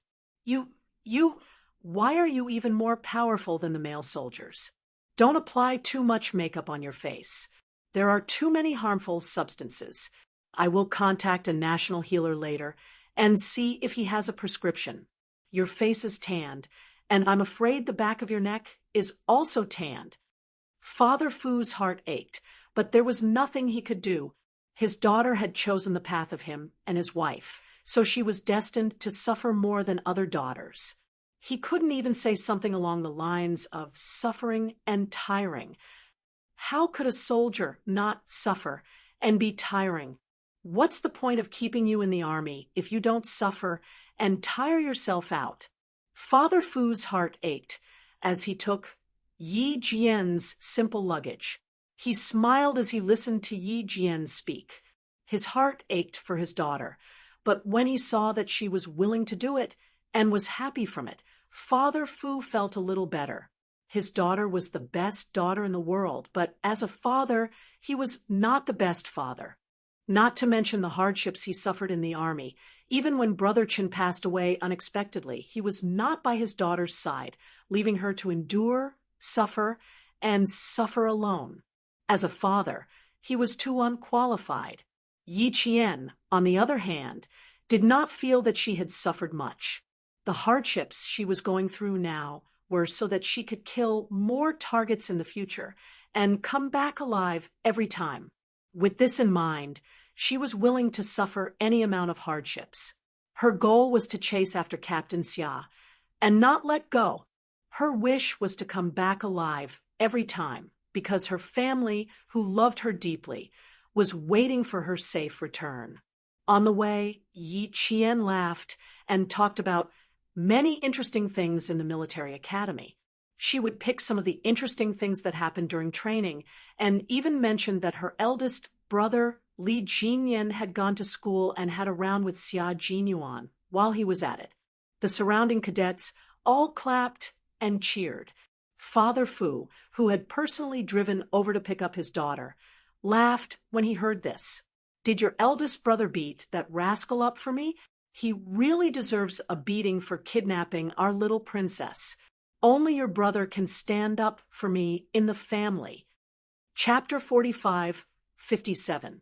As an elder, Father Fu actually wanted to do it himself, but he was restricted by his status. He could only glare at him and give him a few warnings. His nephew, Jin Yan, was the most suitable person to do it. Yi Qian knew what Father Fu wanted to hear, so she nodded. Yes, I did. After Big Brother did it. He continued to do it. Don't worry, we won't lose out if we work together. You're willing to do it. You must be lying to me. Father Fu didn't quite believe it. He had no choice. His daughter admitted that she liked family Xia, and she was protecting him. Sigh, how could he beat him up like that? Yi Qian moved her body and turned to Father Fu, who was driving. She said seriously, I really beat him up, and he can't fight back. Dad, I'm good at it. I won't lose out. Ha ha ha, ha ha, not bad, not bad. Men sometimes need to be taught a lesson. You have to teach him well. Even though I admit that this kid from the Xia family is reliable, and is a man that you can entrust your life to, your grandfather and I are not willing to let him marry the little princess of the Fu family so easily. Daughter, let me talk to you. Don't bring that guy into our conversation. Every time I talk about him, I get anxious. This was a real father. He couldn't bear to see his daughter being taken away by a wolf. Even though he knew that his daughter would get married and become a mother one day, he still couldn't bear to part with her. Yi Qian saw that Father Fu was jealous and secretly felt happy. She said seriously, Okay, I'll listen to you. Father Fu, who got his daughter's promise, laughed happily. He even hummed the national anthem as he drove, which made Yi Qian even more happy. Later, she sent a text message to Xia Jinyuan. Captain Xia, my dad thinks that you've stolen his little princess. He told me seriously that you've become a topic that he doesn't want to talk about. It's a long road ahead. You have to work hard. Xia Jinyuan was in the middle of training, so his phone was turned off. When he saw the text, it was already past 10 p.m. Yi Qian sent the text at 6:05 p.m. After receiving the message, Xia Jinyuan smiled and naturally dialed her number. He waited for about 5 seconds before the call went through. Just when he thought that Yi Qian had something to do and was about to hang up, the call went through. Before Yi Qian could say anything, Xia Jinyuan said affectionately, Baby, you have to put in a good word for me in front of my father-in-law.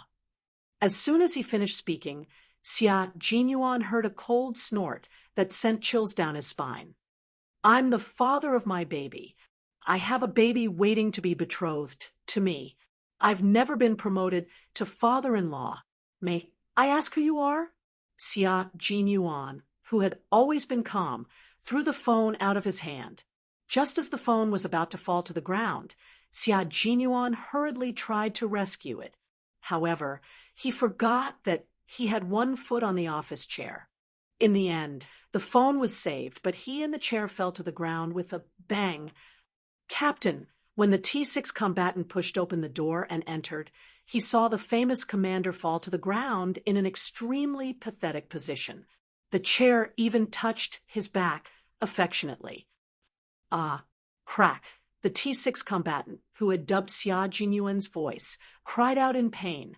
Father Fu, who had answered his daughter's call, heard the bang, bang, bang, sounds coming from the other side of the phone. The sneer in his eyes deepened.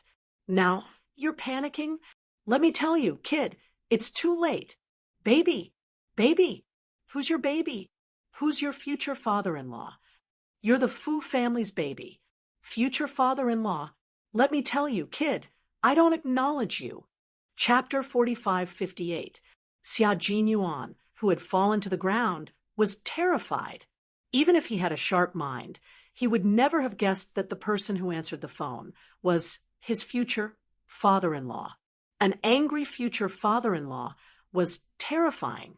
Even though he was far away, Xia Jinyuan could feel his future father-in-law's anger. His back was drenched in cold sweat. My dear wife, come and save your man. The unlucky lieutenant colonel, who had gotten up with his hands on his lower back, regretted it. Just as he turned around to pick up his chair, he saw a figure pass by the open office door. Xia Jinyuan's expression froze. When he fell, he seemed to have heard someone push the door open and call him captain without even knocking. That person happened to see him fall in shock. Who was that voice? Xia Jinyuan, who had been frightened by his future father-in-law, was confused. He couldn't remember who that voice belonged to. The 30 new comrades could be ruled out, so they were all veterans. If they were veterans after thinking about it, Xia Jinyuan slapped his forehead. Shouldn't he be thinking about how to appease his future father-in-law? It didn't matter that his comrades had seen him fall. On the other side, Father Fu didn't want to wait for Xia Jinyuan to explain anything. He snorted and hung up the phone. Baby? Huh. Future father-in-law? Huh. Say something nice? Huh. After hanging up, Father Fu stared at the phone for a while. The sneer on his face didn't disappear. Family Xia, this kid. Ha. Ha ha. He thought he was calm and reliable, but now it seemed he was glib-tongued and indecent. Just one sentence, baby future father-in-law, and the unlucky Lieutenant Colonel Xia's image in his future father-in-law's mind plummeted. That was almost a slap to his death. He wanted to take advantage of his little princess over the phone. Were they going to meet in person? Wouldn't that kid be even more insatiable? Wouldn't he be even more glib-tongued? His little princess was obviously smart. So how could she have been coaxed by a kid so early? It turned out that the root of it all was Family Xia. That kid was too glib-tongued and had coaxed his innocent daughter. No way. He still had to think it over. Father Fu had always wanted to keep Yi Qian by his side for as long as he could. Previously, because Xia Jinyuan was too outstanding and he couldn't find any fault with him, Father Fu couldn't make any requests. Now that Father Fu had seized the opportunity, it could only be said that Xia Jinyuan had bumped into his future father-in-law and could only pinch his nose and obediently accept it. Therefore, Yi Qian, who had just finished her sunburn treatment, came out of the room with the smell of Chinese medicine. She saw her Father Fu sitting on the sofa, watching the military channel with a serious expression on his face. Yi Qian, who did not know what was going on, did not immediately go over to ask. She said to her father, who did not notice her coming out, "Dad, I'm done here. I'll send Dr. Wei out first." Father Fu, who had changed into casual clothes, got up when he heard her. He walked over to Dr. Wei and asked seriously, "Doctor, what do you think of the situation?" Dr. Wei was a female nurse in charge of the high-end residential area. When she heard this, she answered even more seriously, "The situation is good, but it will take 7 consecutive days." However, Miss Yi said that her time is limited. "When the time comes, I'll use the remaining few days of ointment, and Miss Yi can find a friend to apply it on her own." "Okay, thank you for your hard work." Father Fu was slightly relieved. Large areas of her skin were red, and her epidermis was peeling. His heart ached when he saw it, and he could only think of ways to relieve his daughter's pain. Chapter 45:59. On the way back from the airport, Yi Qian unintentionally turned her head and let Father Fu see the sunburn on the back of her neck. His heart ached so much that he sucked in a breath of cold air. Father Fu was not even in the mood to drive. He happened to pass by a temporary stop on the highway, so he immediately stopped the car and called the national healer, who had been taking care of old Master Fu. The national healer recommended a Chinese medicine beauty care doctor. The doctor was not in Beijing, so she sent her disciple, Dr. Wei. Yi Qian drove Dr. Wei back. Father Fu looked at the military channel with a serious face. Yi Qian, who had noticed something was wrong from the beginning, walked over and sat beside Father Fu. She smiled and said, "Father, I already said it's a small problem. The doctor also said so. Why do you still look so serious?" "I thought about how I can't accompany you because I have to meet 2 guests tomorrow. I was just thinking about how to decline." Father Fu sighed and raised his hand to gently touch the back of Yi Qian's head. His kind eyes looked at the 3 different colors on Yi Qian's face, and his heart ached for her.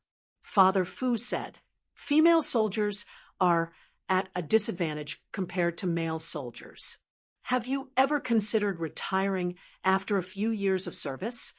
Father Fu really wanted to support his daughter's work, but when he saw the 3 different colors of sunburn on her face and the red and peeling sunburn on the back of her neck, he wanted to persuade Yi Qian to consider retiring for the first time.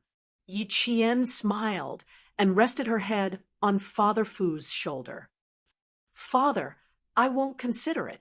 I really like the military uniform I'm wearing, and I really like military life. I think that unless the military no longer needs me, I will definitely not choose to leave the military camp. Father, I'm really fine. It's just normal training. I can handle it, and I don't think it's hard. Besides, if I didn't join the military, I don't think I would have been able to find my way home, find you, find Grandpa, and find my family. Don't worry, I will take good care of myself. I won't let myself be too tired, and I won't let myself suffer. Don't worry about me. Silly child, how can there be parents who don't worry about you? You are very independent, so independent that Dad sometimes doesn't know how to care about you. We haven't seen each other for more than 2 years. My daughter has grown up again. She's grown up to the point where Dad is both gratified and heartbroken. Other people's daughters are pampered, but our daughter has to take care of herself all by herself. Thank you for your hard work, my good daughter. Father Fu sighed and gently stroked the back of Yi Qian's head. The friends you're meeting tomorrow are 2 of my students. How about this? Don't you want to go shopping? Then Dad will change the meeting location to Xidan. It is said that Xidan is the favorite place for girls.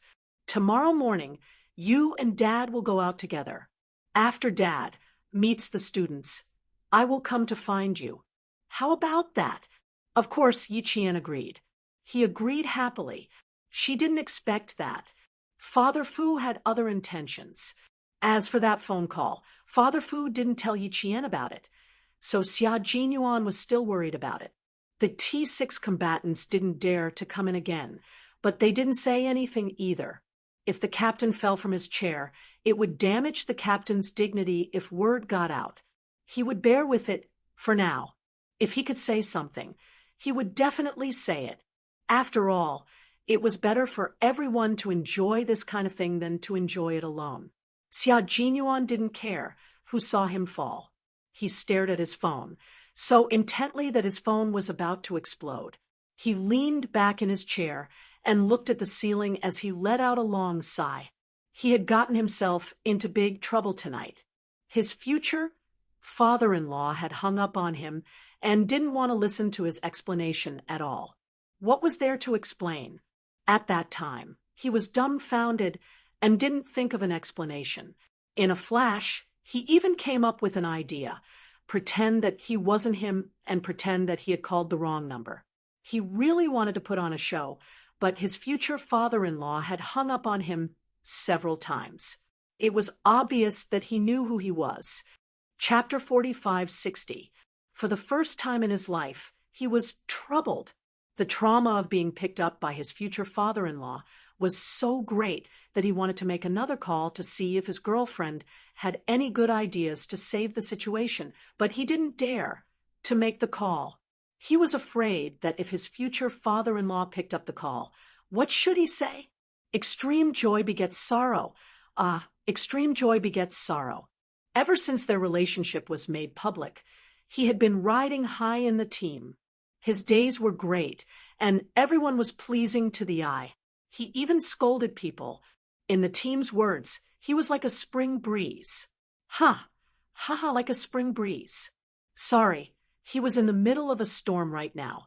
I still have to make a call. There's a 50% chance that my future father-in-law will pick up the call, and the same goes for my baby. Hold on, let's do it. Taking a deep breath, Xia Jinyuan gripped his phone tightly with both hands. Summoning the courage and determination of his first battle, he pressed the answer button with his slender fingers and prepared to redial the number that he had just dialed. He and Yi Qian didn't save each other's numbers. They had long memorized each other's numbers, so it didn't matter if they saved each other's numbers or not. He clicked on the call log and was about to press the call button when the number that he was about to dial suddenly appeared on the screen. Xia Jinyuan's pupils constricted, and his hands trembled. It's coming, it's coming. Who's on the other end? My future father-in-law? My baby? Don't panic, don't panic. Take a deep breath, take a deep breath, don't panic. My future father-in-law probably won't take the initiative to call me back after hanging up, so it should be my little fox.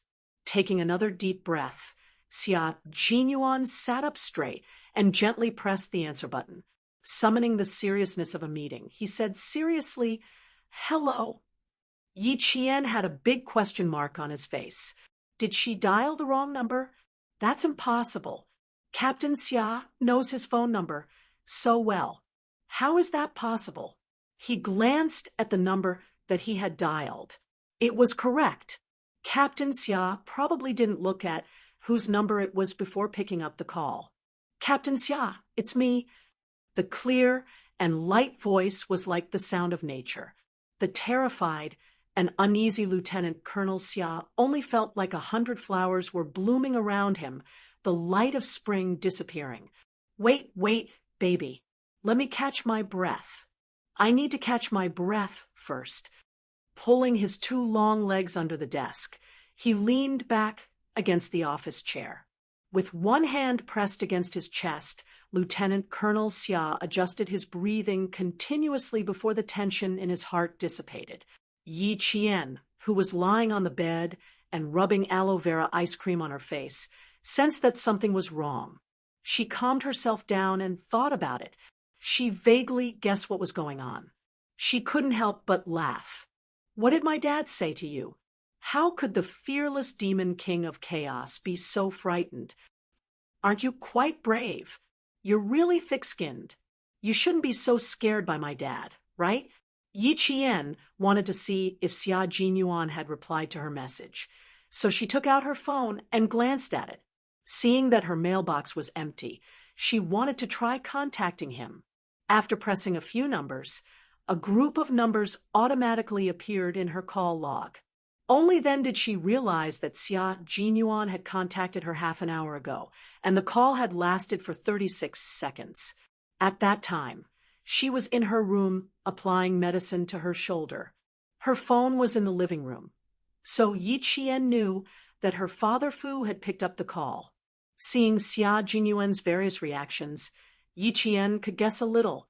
Xia Jinyuan, who had calmed down, sighed and said, "I got into big trouble.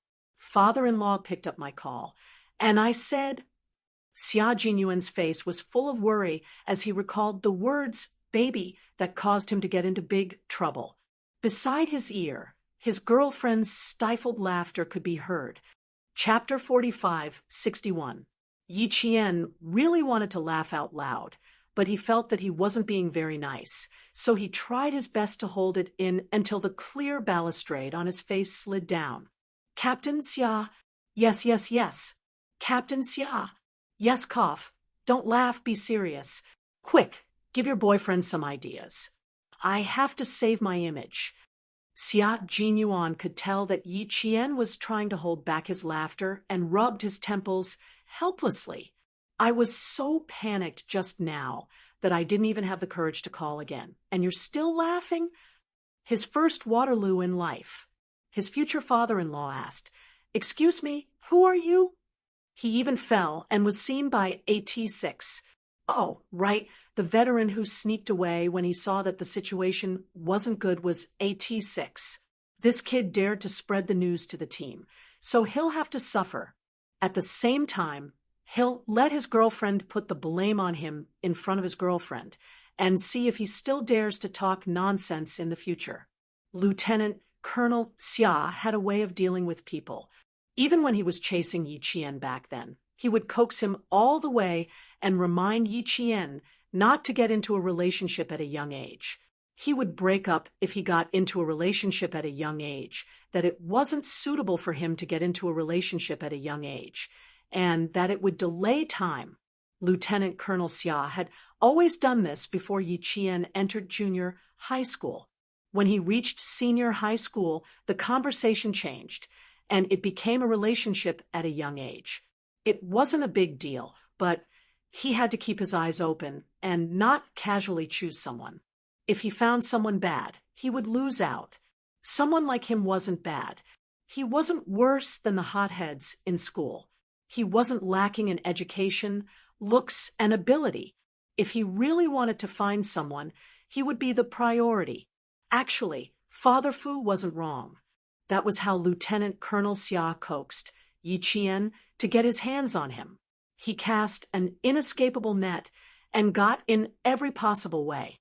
In the end, he succeeded in getting the beauty back. It also broke the hearts of many boys who secretly liked Yi Qian. They couldn't see any hope. But now, his troops had been defeated by his future father-in-law. The wise and mighty Lieutenant Colonel Xia was at a loss of what to do. He was very anxious inside. Why was Xia Jinyuan so anxious? It was simple.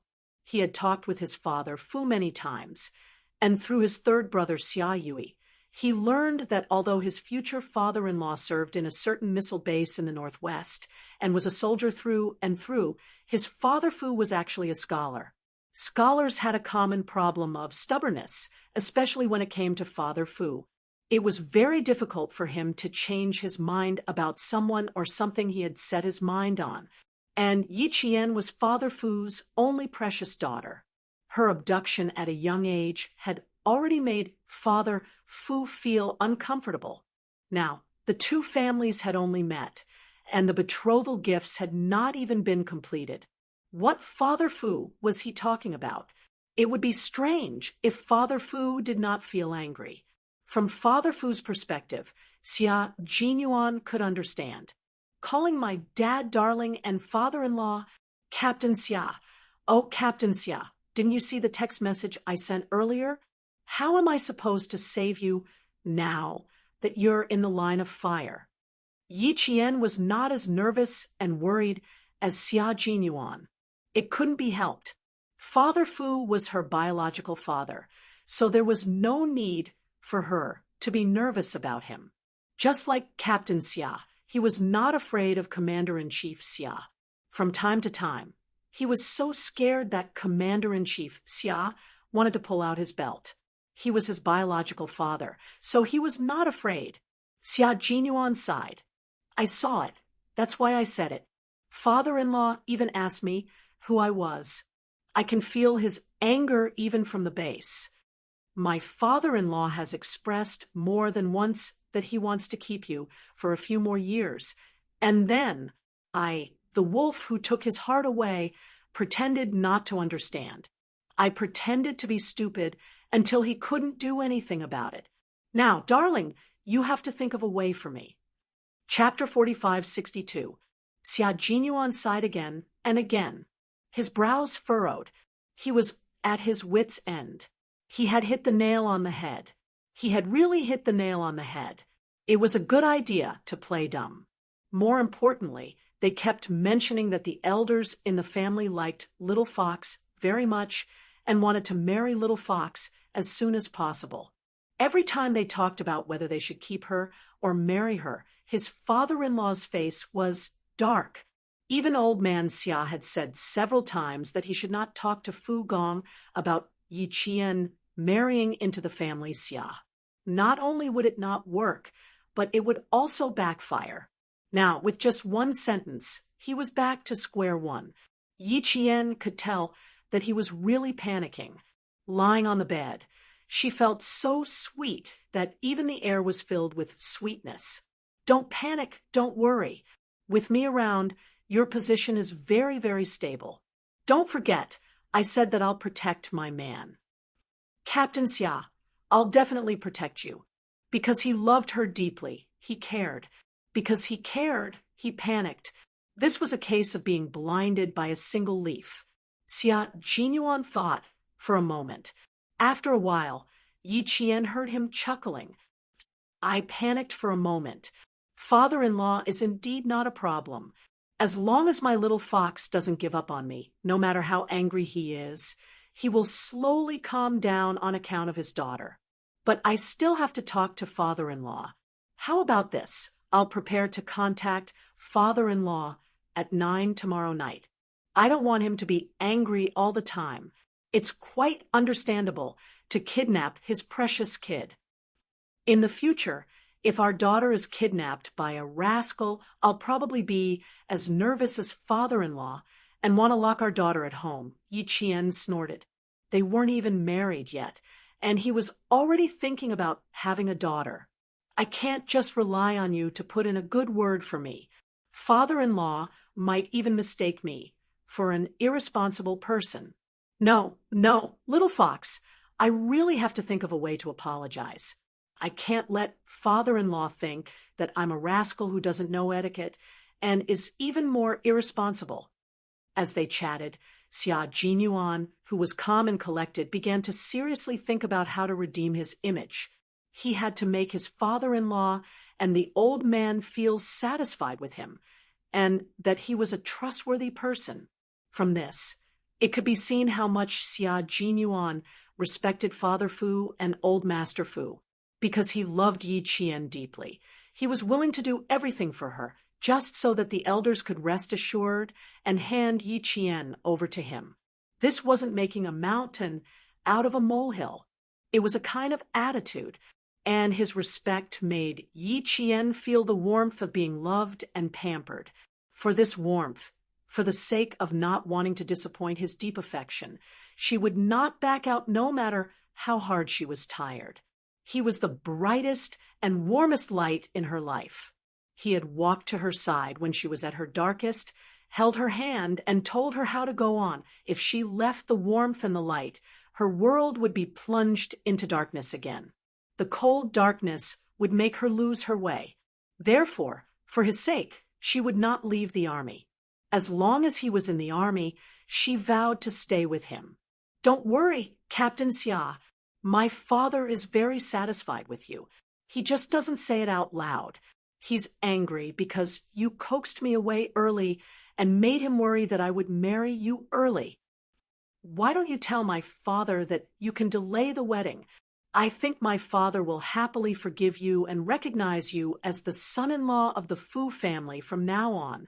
The corners of Yi Jian's mouth curled up as she comforted her man with a smile. It was quite rare to meet a helpless Captain Xia for the first time.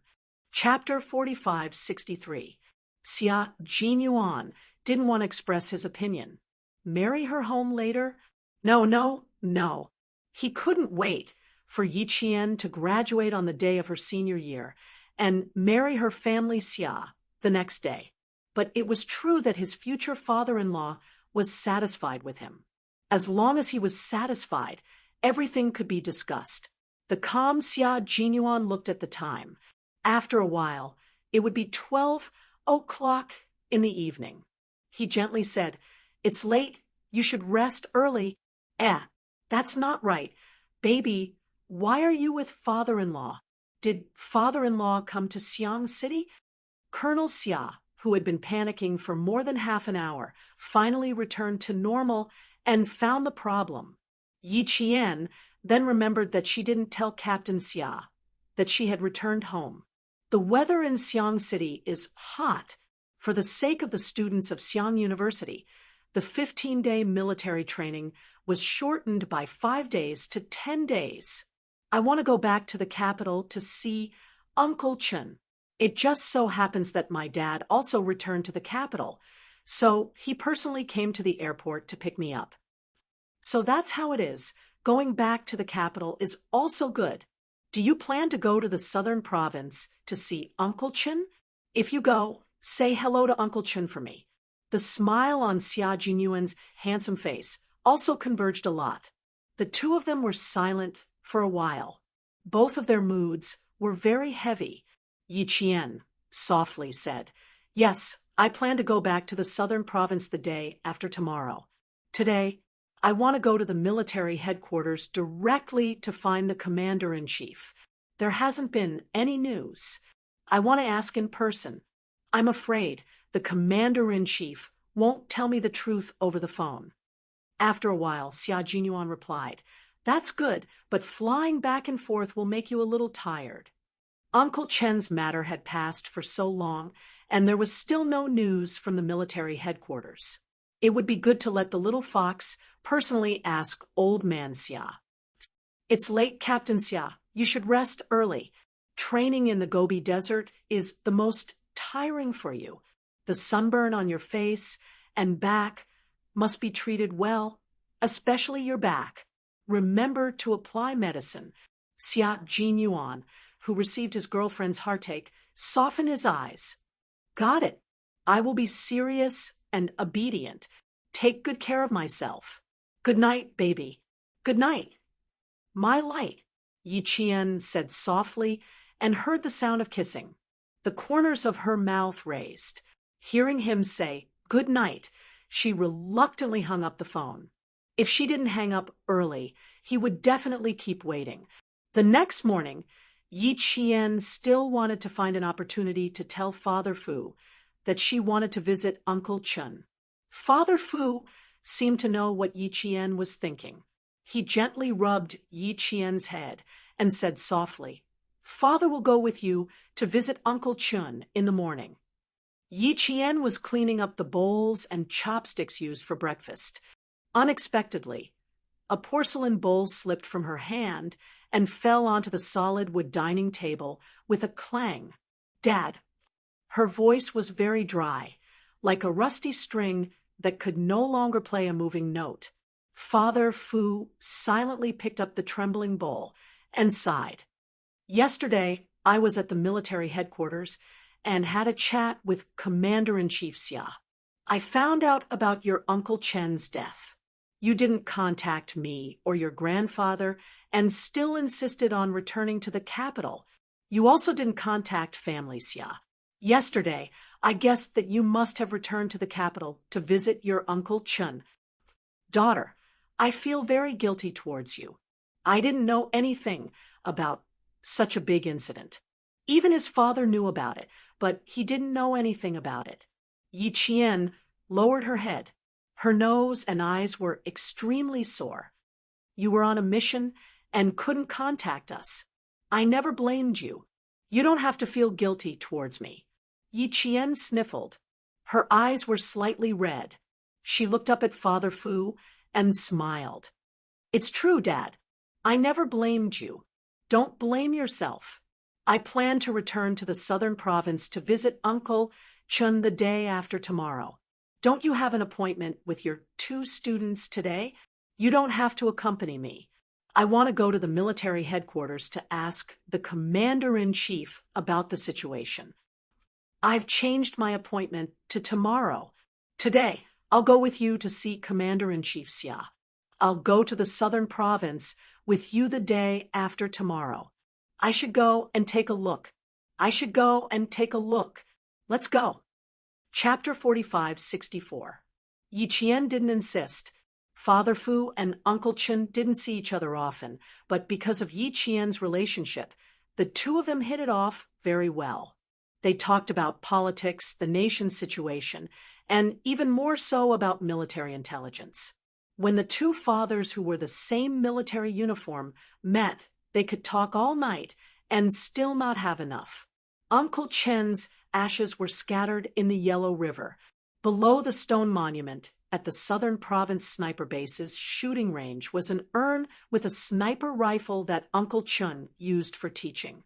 The Southern Province Sniper Base was Uncle Chen's home, and Uncle Chen's favorite sniper rifle was there as well. Yi Qian naturally chose to return to Southern Province to pay respects to Uncle Chun. Before flying to Southern Province, she planned to go to the military headquarters to ask about the progress, then fly to Southern Province to kneel in front of Uncle Chen's grave and tell him everything she knew. She wouldn't give up on finding the real culprit. Even if the real culprit wasn't a single person but an entire organization, she still wanted to avenge Uncle Chun with her own hands. Commander-in-Chief Xia was quite surprised to receive Yi Qian's call. When he found out that she was coming, Commander-in-Chief Xia paused for a few seconds.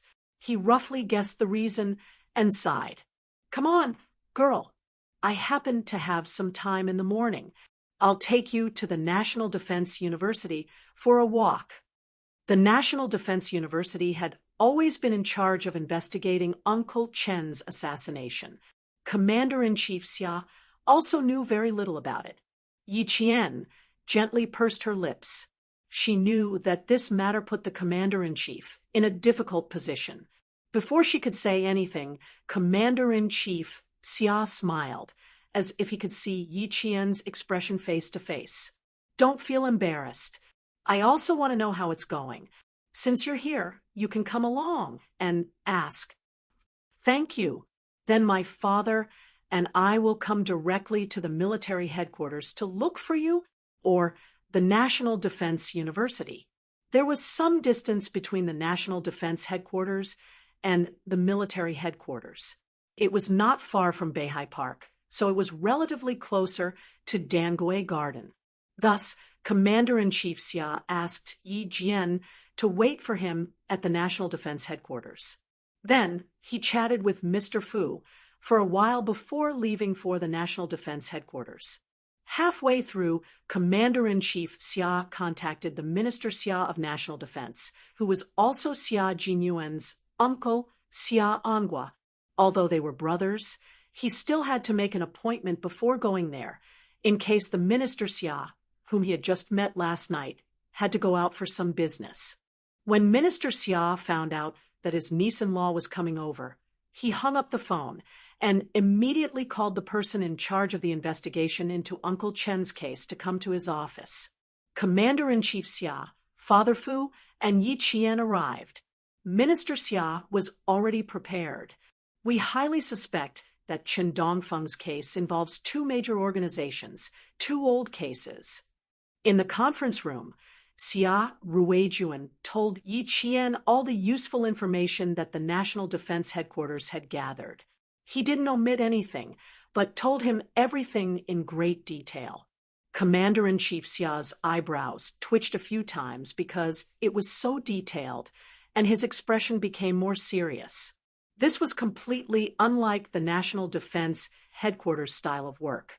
Even when he had official business with the National Defense Headquarters before, his brother had never talked about it in such detail. He would only pick out a few key points that he wanted to know and send him away. It was too unusual for him to be so detailed this time. Yi Qian and Father Fu didn't have any dealings with the National Defense Headquarters, so they didn't know about it. They thought that Minister Xia only told them in detail because of his brother, Commander-in-Chief Xia, and because of their relationship with Xia Jinyuan. Chen Dongfeng carried out countless high-level missions and had countless enemies. I can't disclose the details of his missions. Back then, he secretly retired from the army because he was being watched by these two major organizations. They said that they would buy his head for $1 million. In the early 1990s and late 1980s, $1 million was a huge sum of money. After Chen Dongfeng was in danger several times back then, the military had no choice but to arrange for him to fake his death and retire from the army out of consideration for his safety. The next 20 years were peaceful. But when you were investigating Li Chuhai, the two major organizations that we investigated also began to take action. Therefore, we highly suspect that Chen Dongfeng's assassination is most likely related to these two organizations. Chapter 45-65. Yi Qian's eyes were filled with hostility, which made Father Fu tense up. He was afraid that his daughter would do something shocking. Minister Xia couldn't help but pay more attention to Yi Qian's cold and ruthless expression. Then he tore open a sealed leather envelope and took out two photos and handed them over. These two photos were of active international members of the two major organizations. Minister Xia handed the photos to Yi Qian and Father Fu, respectively. These two people came from two different organizations. They have excellent assassination skills, but they didn't enter the country at that time. They were active in the war-torn country of Su Li. Yi Qian took the photos and looked over. Her pupils constricted. The photo she took was of a mixed-race woman. She had green eyes and black hair. She was beautiful, but also very dangerous. What was more dangerous was that she wore a silver bracelet on her right wrist, which was holding a wine glass. She also had a weapon that could be used as a bracelet to kill. This was also the first time she saw the same bracelet. Yi Qian suddenly remembered a mission in Lin country. Kundan, who was from Lin country, had told her not to show the bracelet on her wrist in front of the people of Lin country and Japan. It would bring trouble to herself. After Kundan's reminder, she didn't show it easily. Even when she went abroad for missions, she only showed it at the last critical moment. She had never seen a bracelet like this before, but today she saw it on the woman in the photo. The person she took care of was also a woman. The same bracelet, the same woman, so they must be from the same organization. Yi Qian's gaze became colder and colder. Could it be that the identity of the two people she and Captain Xia worked together to kill was actually a disguise to confuse the public? Their real target was Uncle Chen, who was the principal of Fujun Town Middle School. She and Captain Xia took care of Principal Chen in advance by accident, so they didn't expose him. She felt a chill run down her spine. Yi Qian was still staring at the photo. Minister Xia signaled to the person in charge of Principal Chen's investigation with his eyes, and the person in charge of Yi Qian's investigation apologized and gestured for Yi Qian to pass the photo to her. Father Fu wanted to take a look at the photos in Yi Qian's hands, but Yi Qian quickly passed them over. Father Fu, who had not seen anything, passed the photos in his hands to Yi Qian and said, "Take note of them." Yi Qian nodded slightly. He took the photo and looked at it carefully. He remembered the foreign man in the photo before returning it. Minister Xia, who was sitting at the head of the table, put the photos back into the sealed bag. He looked straight at Yi Qian and said in his usual stern voice, "Our National Defense Force is still investigating and has not given up." The National Defense Force hasn't given up on the investigation, but it's not something that can be found overnight. The National Defense Force has only found the tip of the iceberg of the two major organizations' huge roots. However, even with such a small tip, progress is still very difficult. Little Yi, I can understand that you want to solve this as soon as possible, but are you sure that you are prepared for the dangers that you may face in the future?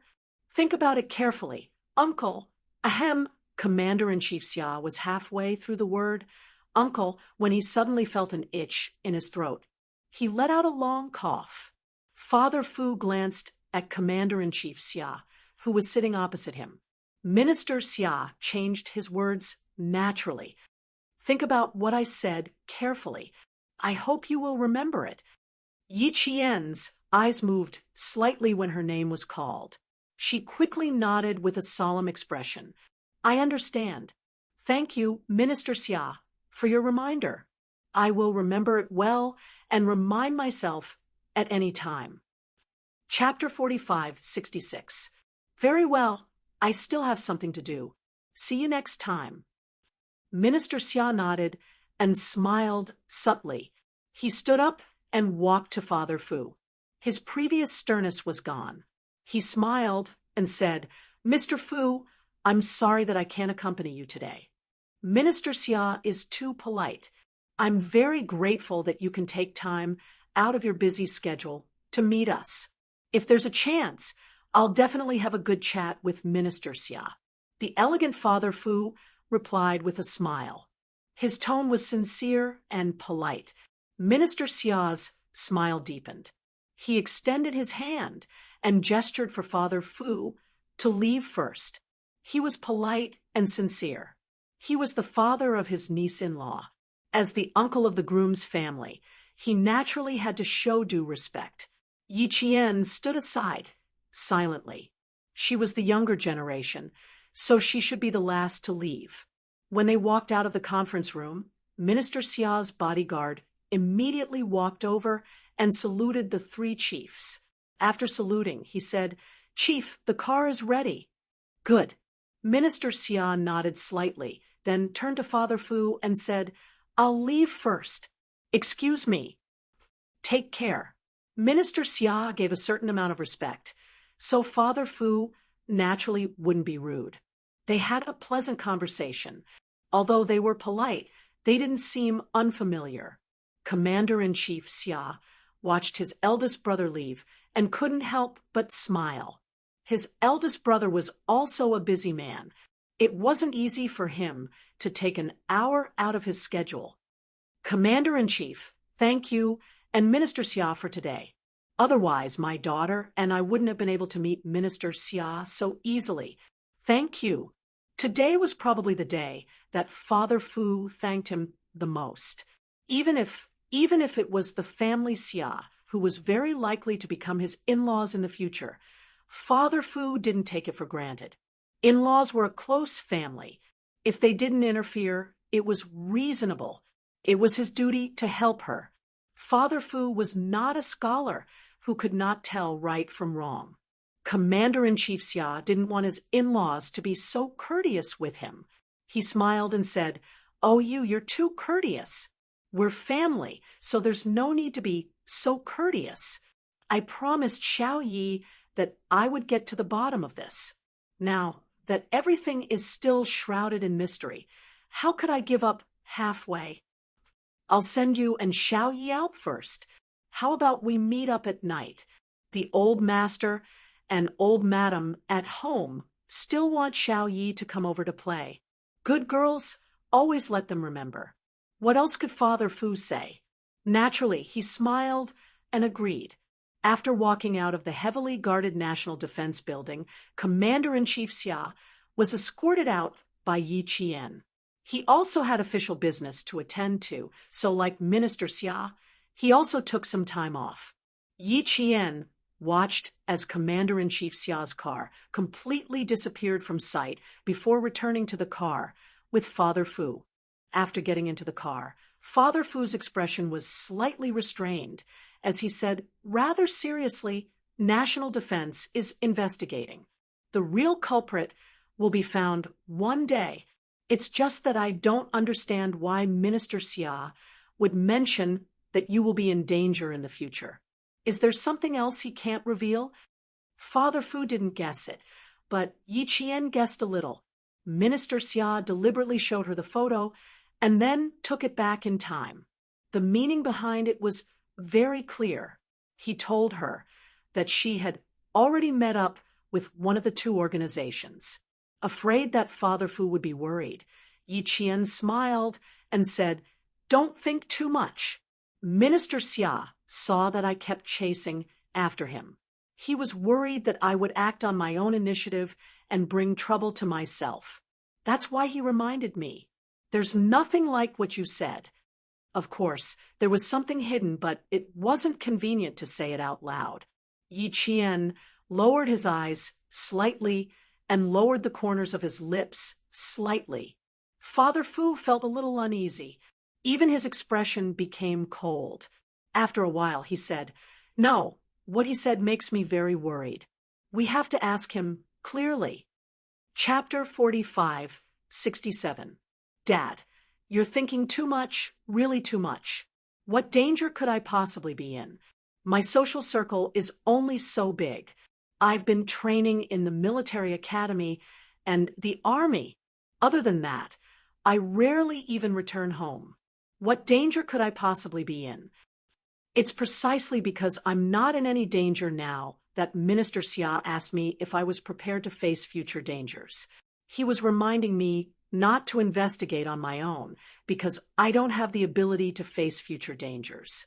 That's why I came back to thank Minister Xia for his advice. I'll remember it well and remind myself at all times. Can't you see that Minister Xia is saving face for your daughter? After Yi Qian explained it this way, Father Fu felt that it made sense. Could he really be thinking too much? Dad, can you accompany me shopping? You haven't gone shopping with me yet. Yi Qian was really afraid that Father Fu would continue to think too deeply, so she quickly changed the topic. Father Fu fell for this trick and immediately smiled. Sure, don't save money for Dad today. Buy whatever you want. Dad can even let you keep my salary card. Yi Qian laughed. I rarely use my own salary card. If you give it to me, it'll probably be covered in dust too.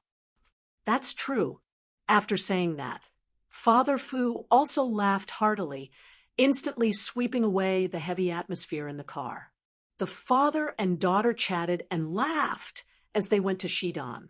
On the other side, Commander-in-Chief Xia and Minister Xia were talking on the phone. National Defense isn't even sure if the two major organizations know about it. Then you still have to remind Xiao Yi to be more careful.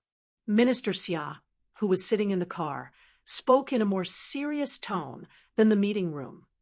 A few years ago, she already had a life and death battle with a member of the organization.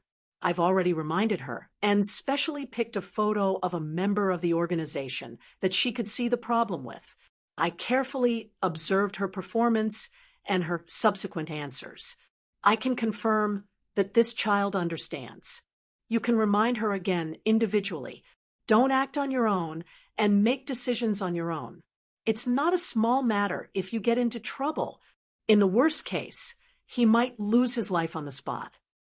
Commander-in-Chief Xia, whose expression was solemn and his military aura was so strong that even the driving guard was nervous, said in a deep voice, Okay, I've already invited the in-laws to the old mansion as guests. When I'm done with my work, I'll immediately return to the old mansion. I'll definitely talk to the child alone. Well, you still have to pay attention to your in-laws. They are not people you can easily fool. All right, I'll make the necessary arrangements.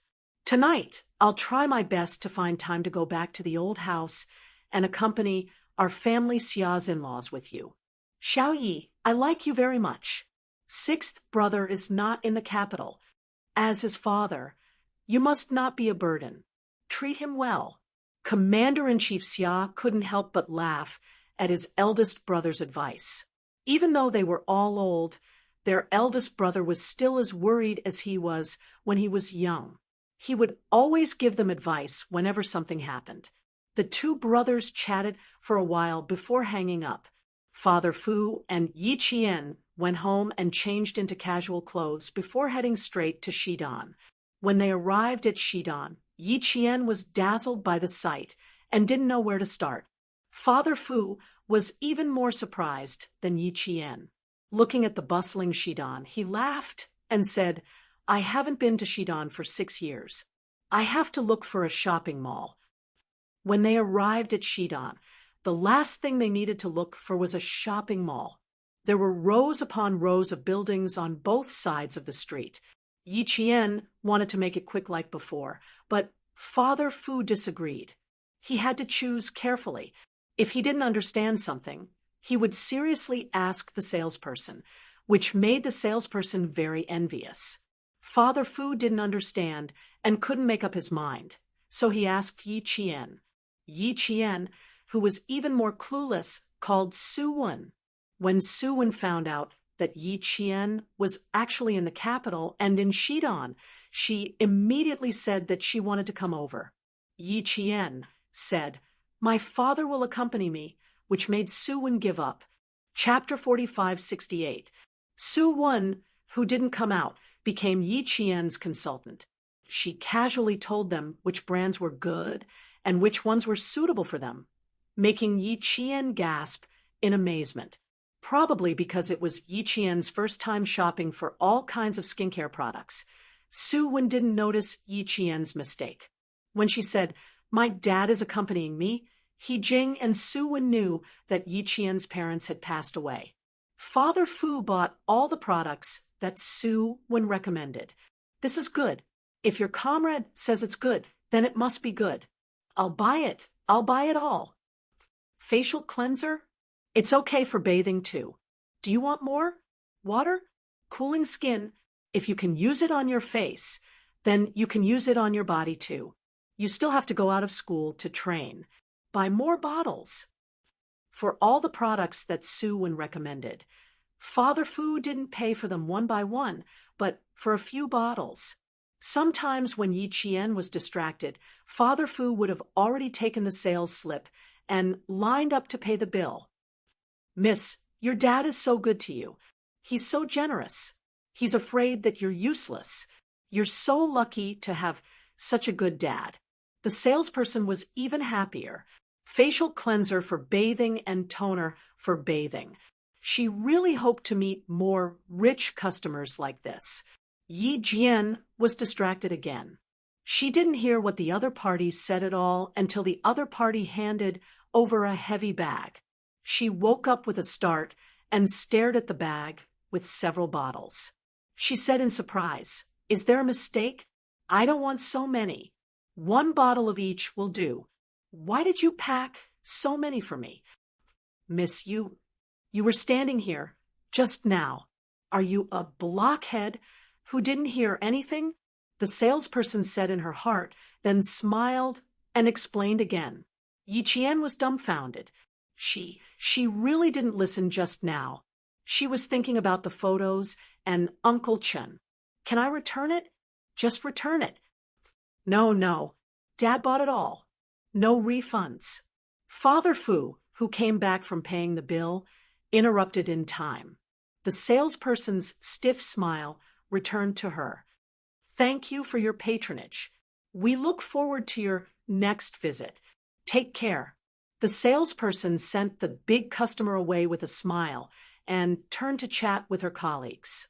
She said that her colleagues were envious of her having such a good dad. After shopping for a while, Yi Qian said that she was tired recently and wanted to sleep. Father Fu didn't doubt. The sunburn on Yi Qian's body. After shopping's TS. During dinner, Su Wen mentioned to her parents that Yi Qian was also in Beijing.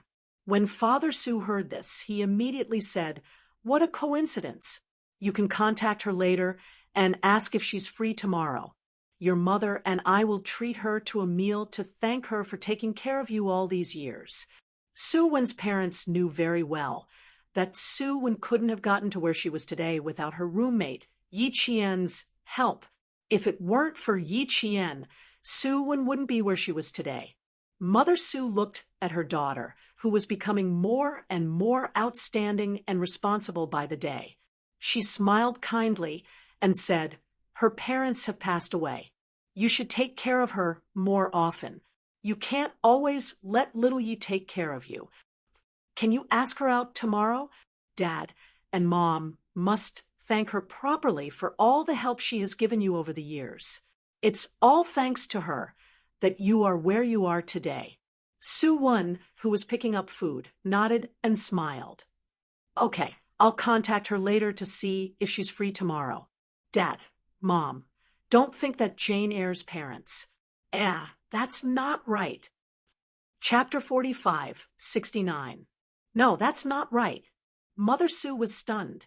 "What's not right? What are you thinking of now?" Su Wen didn't answer.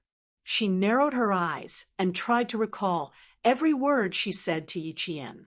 "My dad will accompany me." Yi Qian had said that at that time, so she gave up the idea of going shopping with him. "Dad, Mom, I'm done. Enjoy your meal."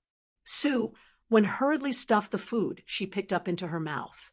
Without waiting for the elders to say anything, she put down her chopsticks and ran back to her room. Both parents had passed away. Then who was the dad that Yi Qian mentioned today? No, she had to find out. Her curiosity was completely aroused. Mother Su saw this and sighed. She said to Father Su, "Look at this child. She doesn't want to be praised at all. I just praised her for being more mature. Look, she's like a child again. You're just too demanding. Wenwen has improved a lot. Don't be too harsh on her." Father Su doted on his daughter. He put some food in Mother Su's bowl with a smile. Eat. After dinner, let's go for a walk as a family. You're spoiling her." Mother Su glared at her husband. In return, Her husband pretended to be stupid and smiled. It couldn't be helped. Father Su didn't come home all year round. Naturally, he had to dote on his daughter, who he rarely saw. Yi Qian was chatting with Master Xia and Madame Family Xia at the old mansion. When the two elders found out that their granddaughter-in-law was coming to the old mansion tonight, they were overjoyed. They had already instructed the family to prepare in advance for fear of neglecting their granddaughter-in-law. They also told Commander-in-Chief Xia to come home tonight to have a drink with his in-laws. Don't get drunk, just a little bit of strength will do. Commander-in-Chief Xia and Minister Xia entered the house one after another. Father Fu and Yi Qian had already started chatting with Family Xia's parents about half an hour earlier. After dinner, they all went to the garden behind the Xia residence. Enjoying the cool breeze from Beihai Park, they slowly strolled, smiled, and chatted. The whole time, they were full of laughter and laughter. Old Madame Xia's knee was injured when she was young, so she could not walk for long. She walked around the back garden and then went to the octagonal pavilion to rest. When Su-wen called, Yi Qian was talking and laughing with the elders. Worried that Yi Qian would be too embarrassed to speak, old Madame Fu said, "Young people need to have their own social circle. You can't spend all your time with us old people. My dear grandson, go and chat with your friends. We'll chat among ourselves." Yi Qian liked the elders in his family very much. Old Master Fu, Master Xia, and old Madame Xia were all kind elders who always thought of the younger generation. They were wise, knowledgeable, tolerant, and had a positive and optimistic heart. Unlike the old madam of the Yi family, who used her own selfish desires to control the children in the family, she didn't even let go of the younger generation. Holding the phone, Yi Qian stood up. Under the gentle gazes of the elders, he walked a little further away and picked up Su-wen's call. He picked up the phone and only said one word, "Hello." Su-wen said, "Little Jane Eyre, which father are you with today?" Yi Qian raised his eyebrows. When did this little girl become so smart? He was so happy at the time that he blurted it out. When she didn't ask about it, he thought she didn't take it to heart. He didn't expect her to call to ask about it at night. She pondered for a while, thinking about how to answer Su-wen. Su-wen said again, "Is it not convenient to say? If it's not convenient to say, then pretend I didn't ask."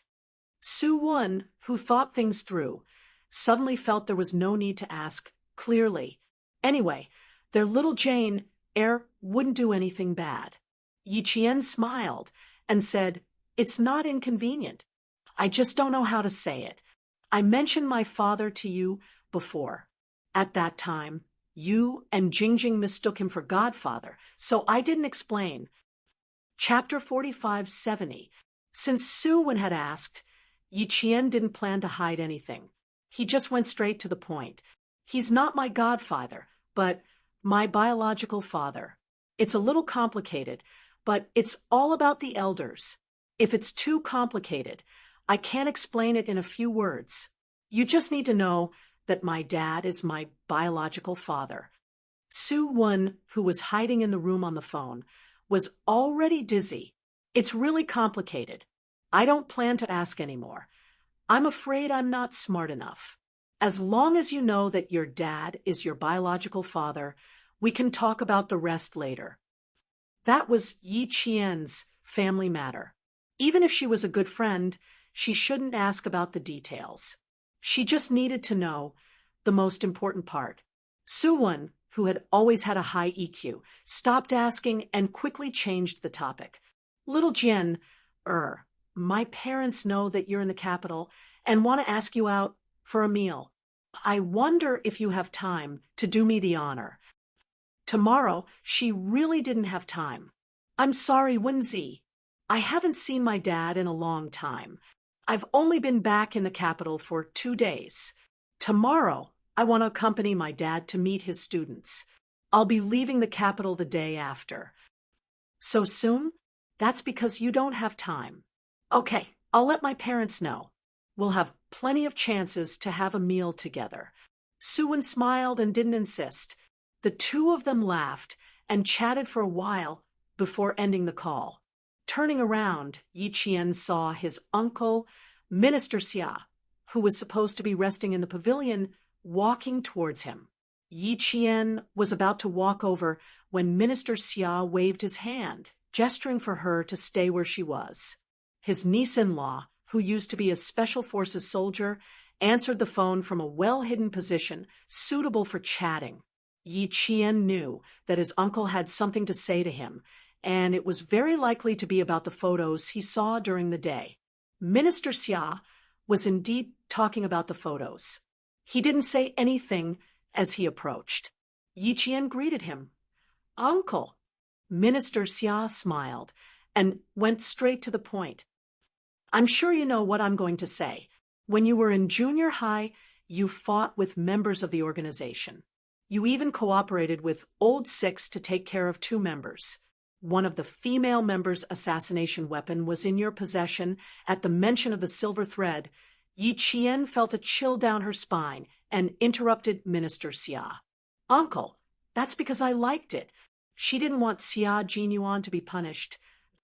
She didn't want him to be punished, so she quickly took the blame for stealing the evidence. After all, she was still a student at the time. If it was her fault, she would at most be severely criticized. However, Captain Xia was different. Department Head Xia raised his hand and stopped Yi Jian from continuing. I know what you want to say. Now is not the time to blame, but to tell you that the organization has never given up on looking for Chun Dongfeng. Many years ago, they found Anyang, which proved that they were on the right track. Later, they were killed by you and Sixth Brother, which made them mistakenly think that their actions were exposed, so they immediately stopped and went into hiding.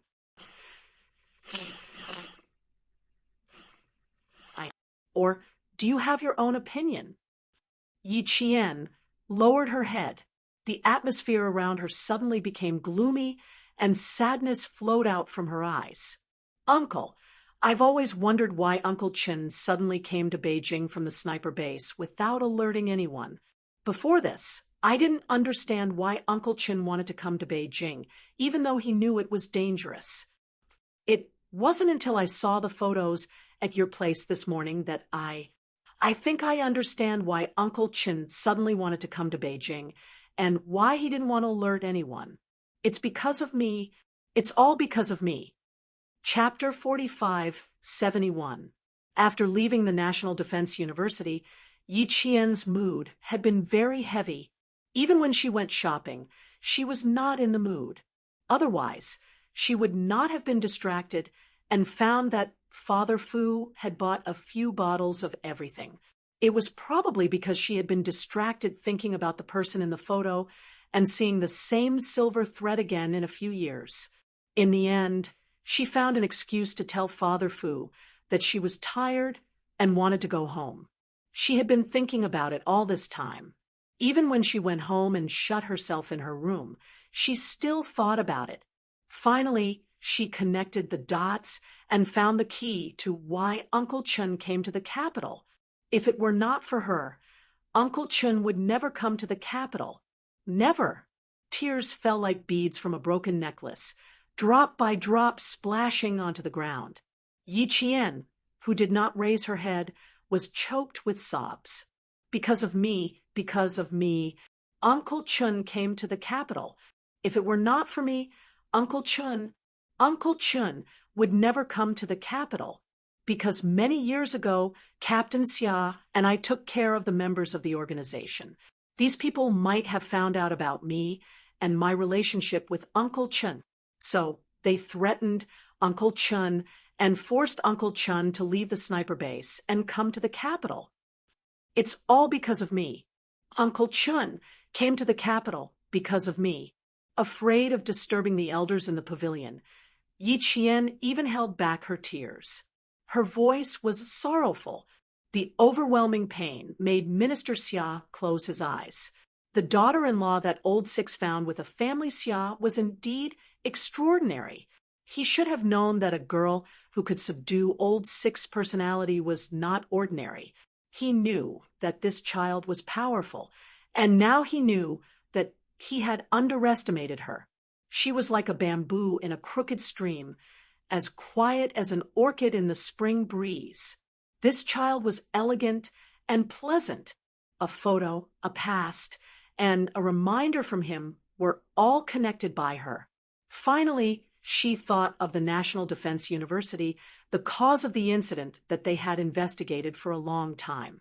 The reason why Qin Dongfeng had entered the capital without alerting anyone was indeed because he did not want to see Yi Qian, whom he had raised like his own daughter, in any danger. He didn't want to alarm anyone because he knew that if he told anyone, he wouldn't be able to enter the capital. At the same time, Yi Qian would stop him. But he also knew that it was very likely that he would be in danger, so he needed someone to know in time. So he pretended to run into an instructor who had come to the capital for business. The two of them entered the capital together and walked out of the train station. However, Qin Dongfeng did not expect that the members of the organization who wanted to assassinate him had already set up an ambush nearby. They were just waiting for him to come out and take action immediately. They did not even think about meeting him. The world-class Sniper King had fallen just like that, and the military had lost a good general. How could they not be angry? However, the members of the two major organizations were all skilled, and their whereabouts were uncertain. It was also unknown how many members there were in the organizations, so it was not easy to find the culprit.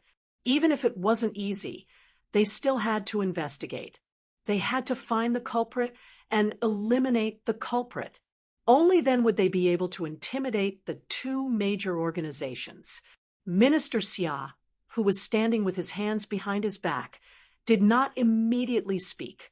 His niece-in-law in front of him had probably thought of the crux of the matter long ago and had been suppressing her emotions. It was fine if she cried now. Crying was also a way to relieve her emotions and release her pressure. In order to protect me, Uncle Chun had no choice but to leave the sniper base. Perhaps he could have taken care of those people himself, so he came to the capital alone. In the end, perhaps he was afraid that these people would continue to stay in the country, so he purposely traveled with a sniper instructor who had come to the capital for business. Yi Qian covered her face in pain and sobbed softly. Scalding hot tears flowed out from between her fingers and wet the back of her hands. Actually, Uncle Chin was also prepared to die at the beginning, but he didn't want to die quietly like this. He wanted the members of the organization who killed him to continue to stay. He needed someone by his side. Chapter 4572. Before Uncle Chun left, he told me over and over again not to avenge him and not to put myself in danger. Actually, what Uncle Chin wanted to say was that everything would end with his death, and everything would end with his departure. I was too stupid. I didn't immediately think of the crux of the matter. I thought that Uncle Chin simply didn't want me to avenge him. I was too stupid. If I had known earlier that Uncle Chin secretly entered the capital because of me, perhaps the National Defense investigation would have been faster. Perhaps they would have already started taking action. Yi Qian had never understood why Principal Chun would enter the capital. The moment she saw the photo, she couldn't help but guess in a bad direction until she finally understood. Minister Xia sighed softly. "You're wrong, child. You're not stupid. You just didn't know how deep the enemy was, and you didn't know that he had never given up. Even if you guessed that he entered the capital because of you, the National Defense doesn't have the ability to immediately connect the dots with the case from a few years ago. Child, you're not stupid, not at all. In fact, you're too smart. Even your uncle was shocked. Extreme wisdom is bound to hurt. Your uncle would rather you be a little stupid. That way, your heart won't be burdened with so many shackles and you won't tire yourself out. I only wanted to remind you that you could also be in danger. Now, it seems that your uncle was very wrong. I shouldn't have given you the photo. I only wanted to remind you to be careful in the future, but I didn't want you to cry so sadly. Minister Xia was somewhat regretful. He had underestimated Yi Qian's sensitivity. He had underestimated Yi Qian's sharp analysis of the incident, which had led to the current situation. No, Uncle, I'm very grateful. Thank you for letting me see the photo. Yi Qian raised her hand to wipe the tears from the corners of her eyes and cheeks. She looked up at Minister Xia with reddened eyes. Her voice was like a trembling piano string. If it weren't for you, I wouldn't have known that Uncle Chen was assassinated because of me. Thank you, Uncle. Truly thank you. With that, Yi Qian bowed deeply. Minister Xia hurriedly stepped forward and helped Yi Qian up with both hands. Child, get up quickly. It's eldest uncle's fault for making you so sad. Don't cry anymore. What's done is done. Since you have the heart to seek justice for him, you should take care of yourself. Moreover, you may not be very safe right now, so you should know what you should do. Let's not talk about anything else. First of all, you have to see if you can stand up and fight for Uncle Chen when the time comes. Can you come back safely? Child, the dead are gone, and the living have many more things to do. You need to be calm and not regret, understand? Yi Qian engraved each and every one of his words into his heart. Yi Qian wiped his tears, washed his face with a handkerchief, and took out some ice to apply to his eyes. It was only when Minister Xia nodded that Yi Qian returned to the pavilion. In the pavilion, when Commander-in-Chief Xia saw Yi Qian return, he knew that his eldest brother had settled the matter and left.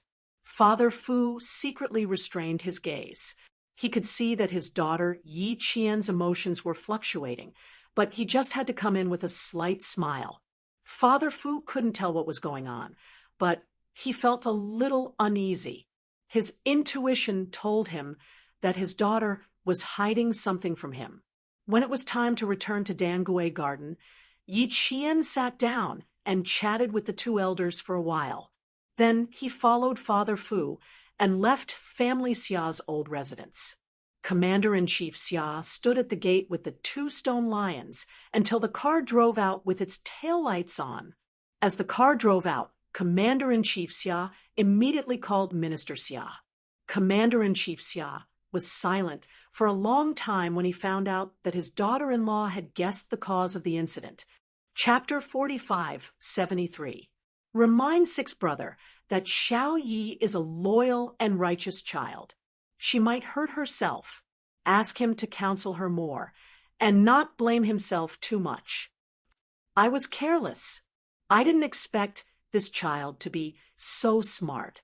Commander-in-Chief Xia smiled bitterly. Big brother, you were careless, and I was even more surprised.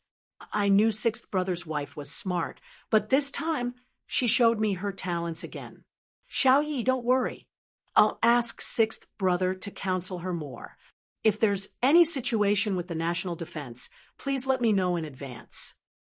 Okay, I'll let you know if there's any situation. It's getting late. Take care of the 2 elders and rest. Minister Xia hung up the phone and rested his head against the pillow with his eyes closed. Although progress was difficult, there was still progress. Now, the national defense needed to hurry up and investigate whether Xiao Yi was targeted. The streetlights outside flashed past the car quickly. The half-light made Minister Xia's expression even more unclear. He kept his eyes closed until he got out of the car. Dangui Garden was a short distance away.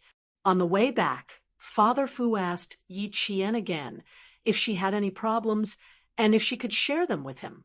Yi Qian hid it from him like a spoiled child.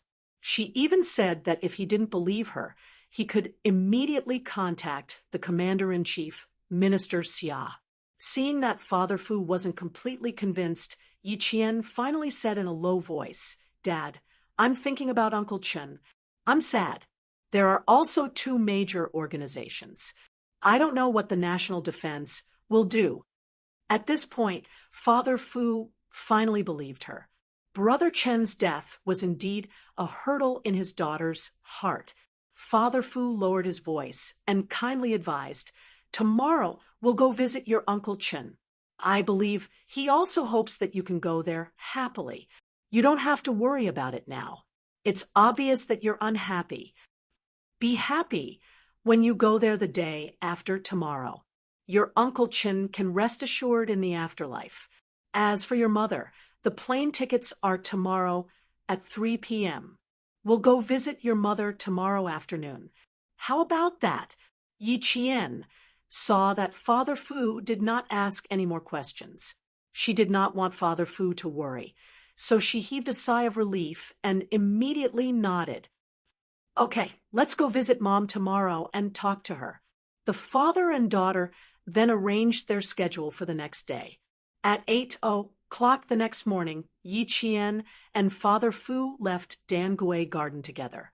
Because Yi Qian had only prepared a long-sleeved military uniform when he came to the capital, Father Fu regretted not buying Yi Qian a few sets of casual clothes when he went shopping yesterday.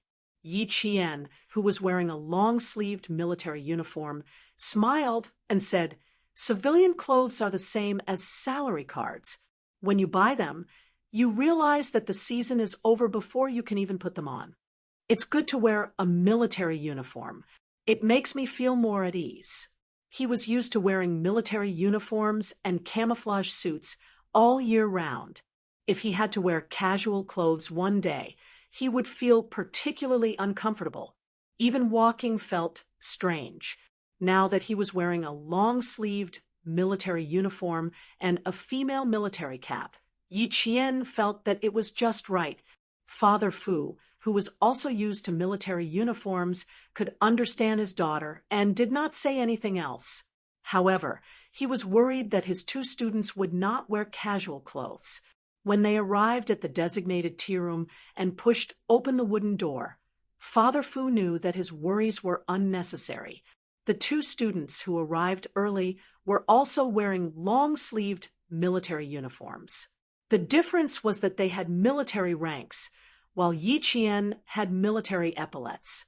The two students knew that their teacher would bring his daughter over last night. When they saw Yi Qian, they were not surprised.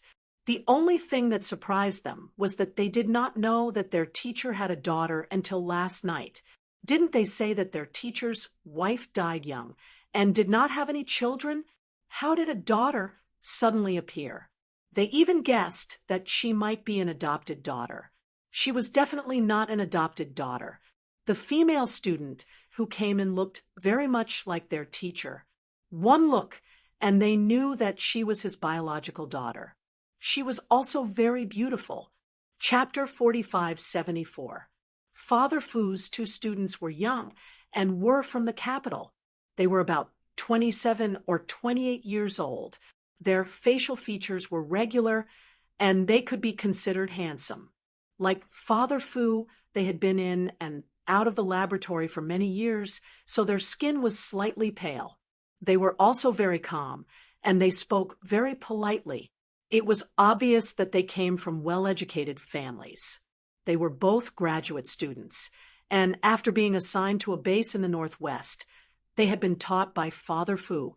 Father Fu thought highly of their abilities and character. Otherwise, he wouldn't have brought Yi Qian along. Other than Yi Qian, who was a little surprised when she first came in, when Father Fu introduced the three of them to each other. The two of them called Yi Qian junior sister. Teacher's daughter could be considered a younger sister. As they talked, Yi Qian could tell from their words and actions that they respected Father Fu's father. They also took good care of her, their junior sister. It wasn't that they were trying to curry favor or make her uncomfortable, but they would talk about topics that Yi Qian could participate in at the appropriate time. They didn't leave Yi Qian out in the cold. As they chatted, Yi Qian found out that the two of them had arrived a week ago to attend a briefing. However, they didn't talk about the specific report. Father Fu had invited them out purely to chat, and didn't mention anything about the base at all. When it came to the topic of missiles, it was all about what foreign countries had developed and what projects they had started. Yi Qian, who had never been in this field before, didn't understand at all, but she listened with great interest, because this was a field that she didn't usually have access to and didn't understand. Junior sister, you seem very interested. Are you planning to change your field of study? One of the students, whose surname was Xiao, asked Yi Qian with a smile. He also joked, "Teacher, I'm afraid you'll miss it." Yi Qian hurriedly shook her head with a smile. No, it's because I've never been in this field before, so I'm very curious. I don't have the courage to change fields. A son inheriting his father's legacy is a good story. Another student with the surname Jean joined in the banter.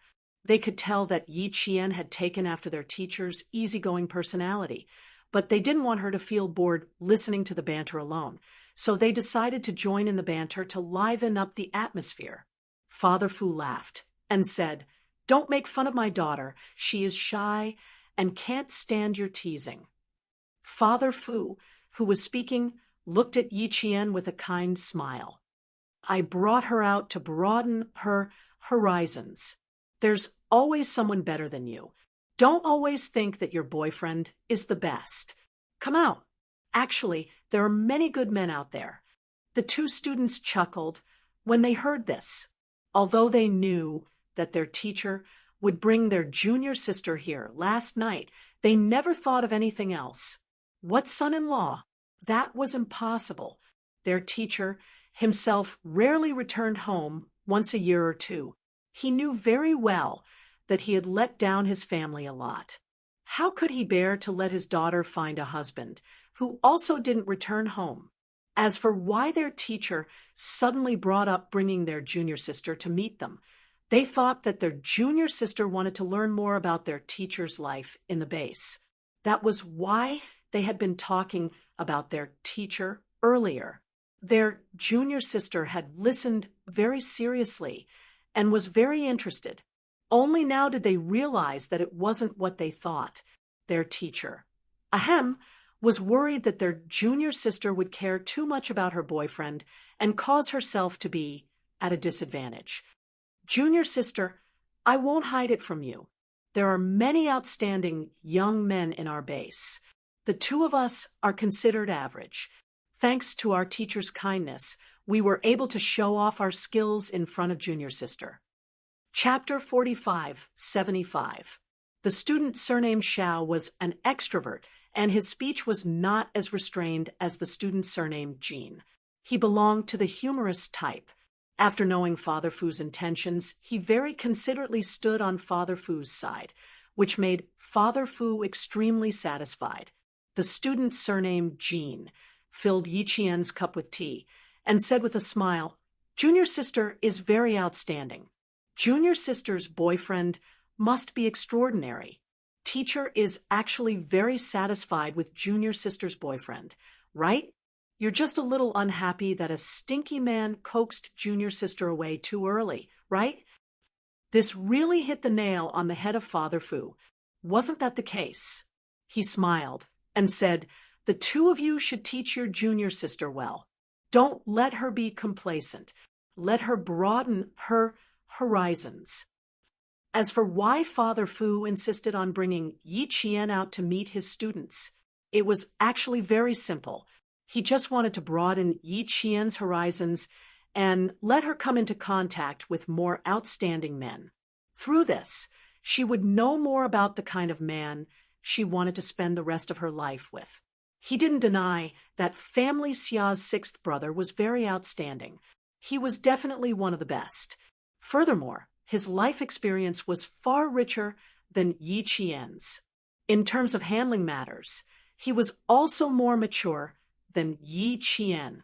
As a Father Fu, he didn't want his daughter to be at a disadvantage in these aspects. He hoped that the two of them could always stand in a position of fairness, equality, and even the breadth of their horizons. He hoped that they could treat each other's feelings with a more mature attitude. He only hoped that his daughter could always rely on her own excellence to remain undefeated. Even if the two of them were separated due to various reasons, his daughter wouldn't stay in a relationship and wouldn't lose herself because of it. This was what a father should teach his daughter: self-respect, self-reliance, and the freedom to make a decision without any hesitation. Only in this way could she have her true self. As for Yi Qian, facing Father Fu's two students teasing her, she pursed her lips and said with a smile, "Senior brothers, you're too modest. You're the real dragons and phoenixes among men, the pillars of the country. Come, let me use tea in place of wine to toast you two." Father Fu smiled and patted Yi Qian's head. He chided, "Using tea in place of wine. Where did you learn the habits of the Jianghu? The two of them are also from the capital city. Today, I brought you out to show you that there are many outstanding men in Sijia City other than the boy from the Xia family. Secondly, I wanted them to meet you. If you can't find me in the future, you can find me through them." Other than that, Father Fu really did not have any other intentions.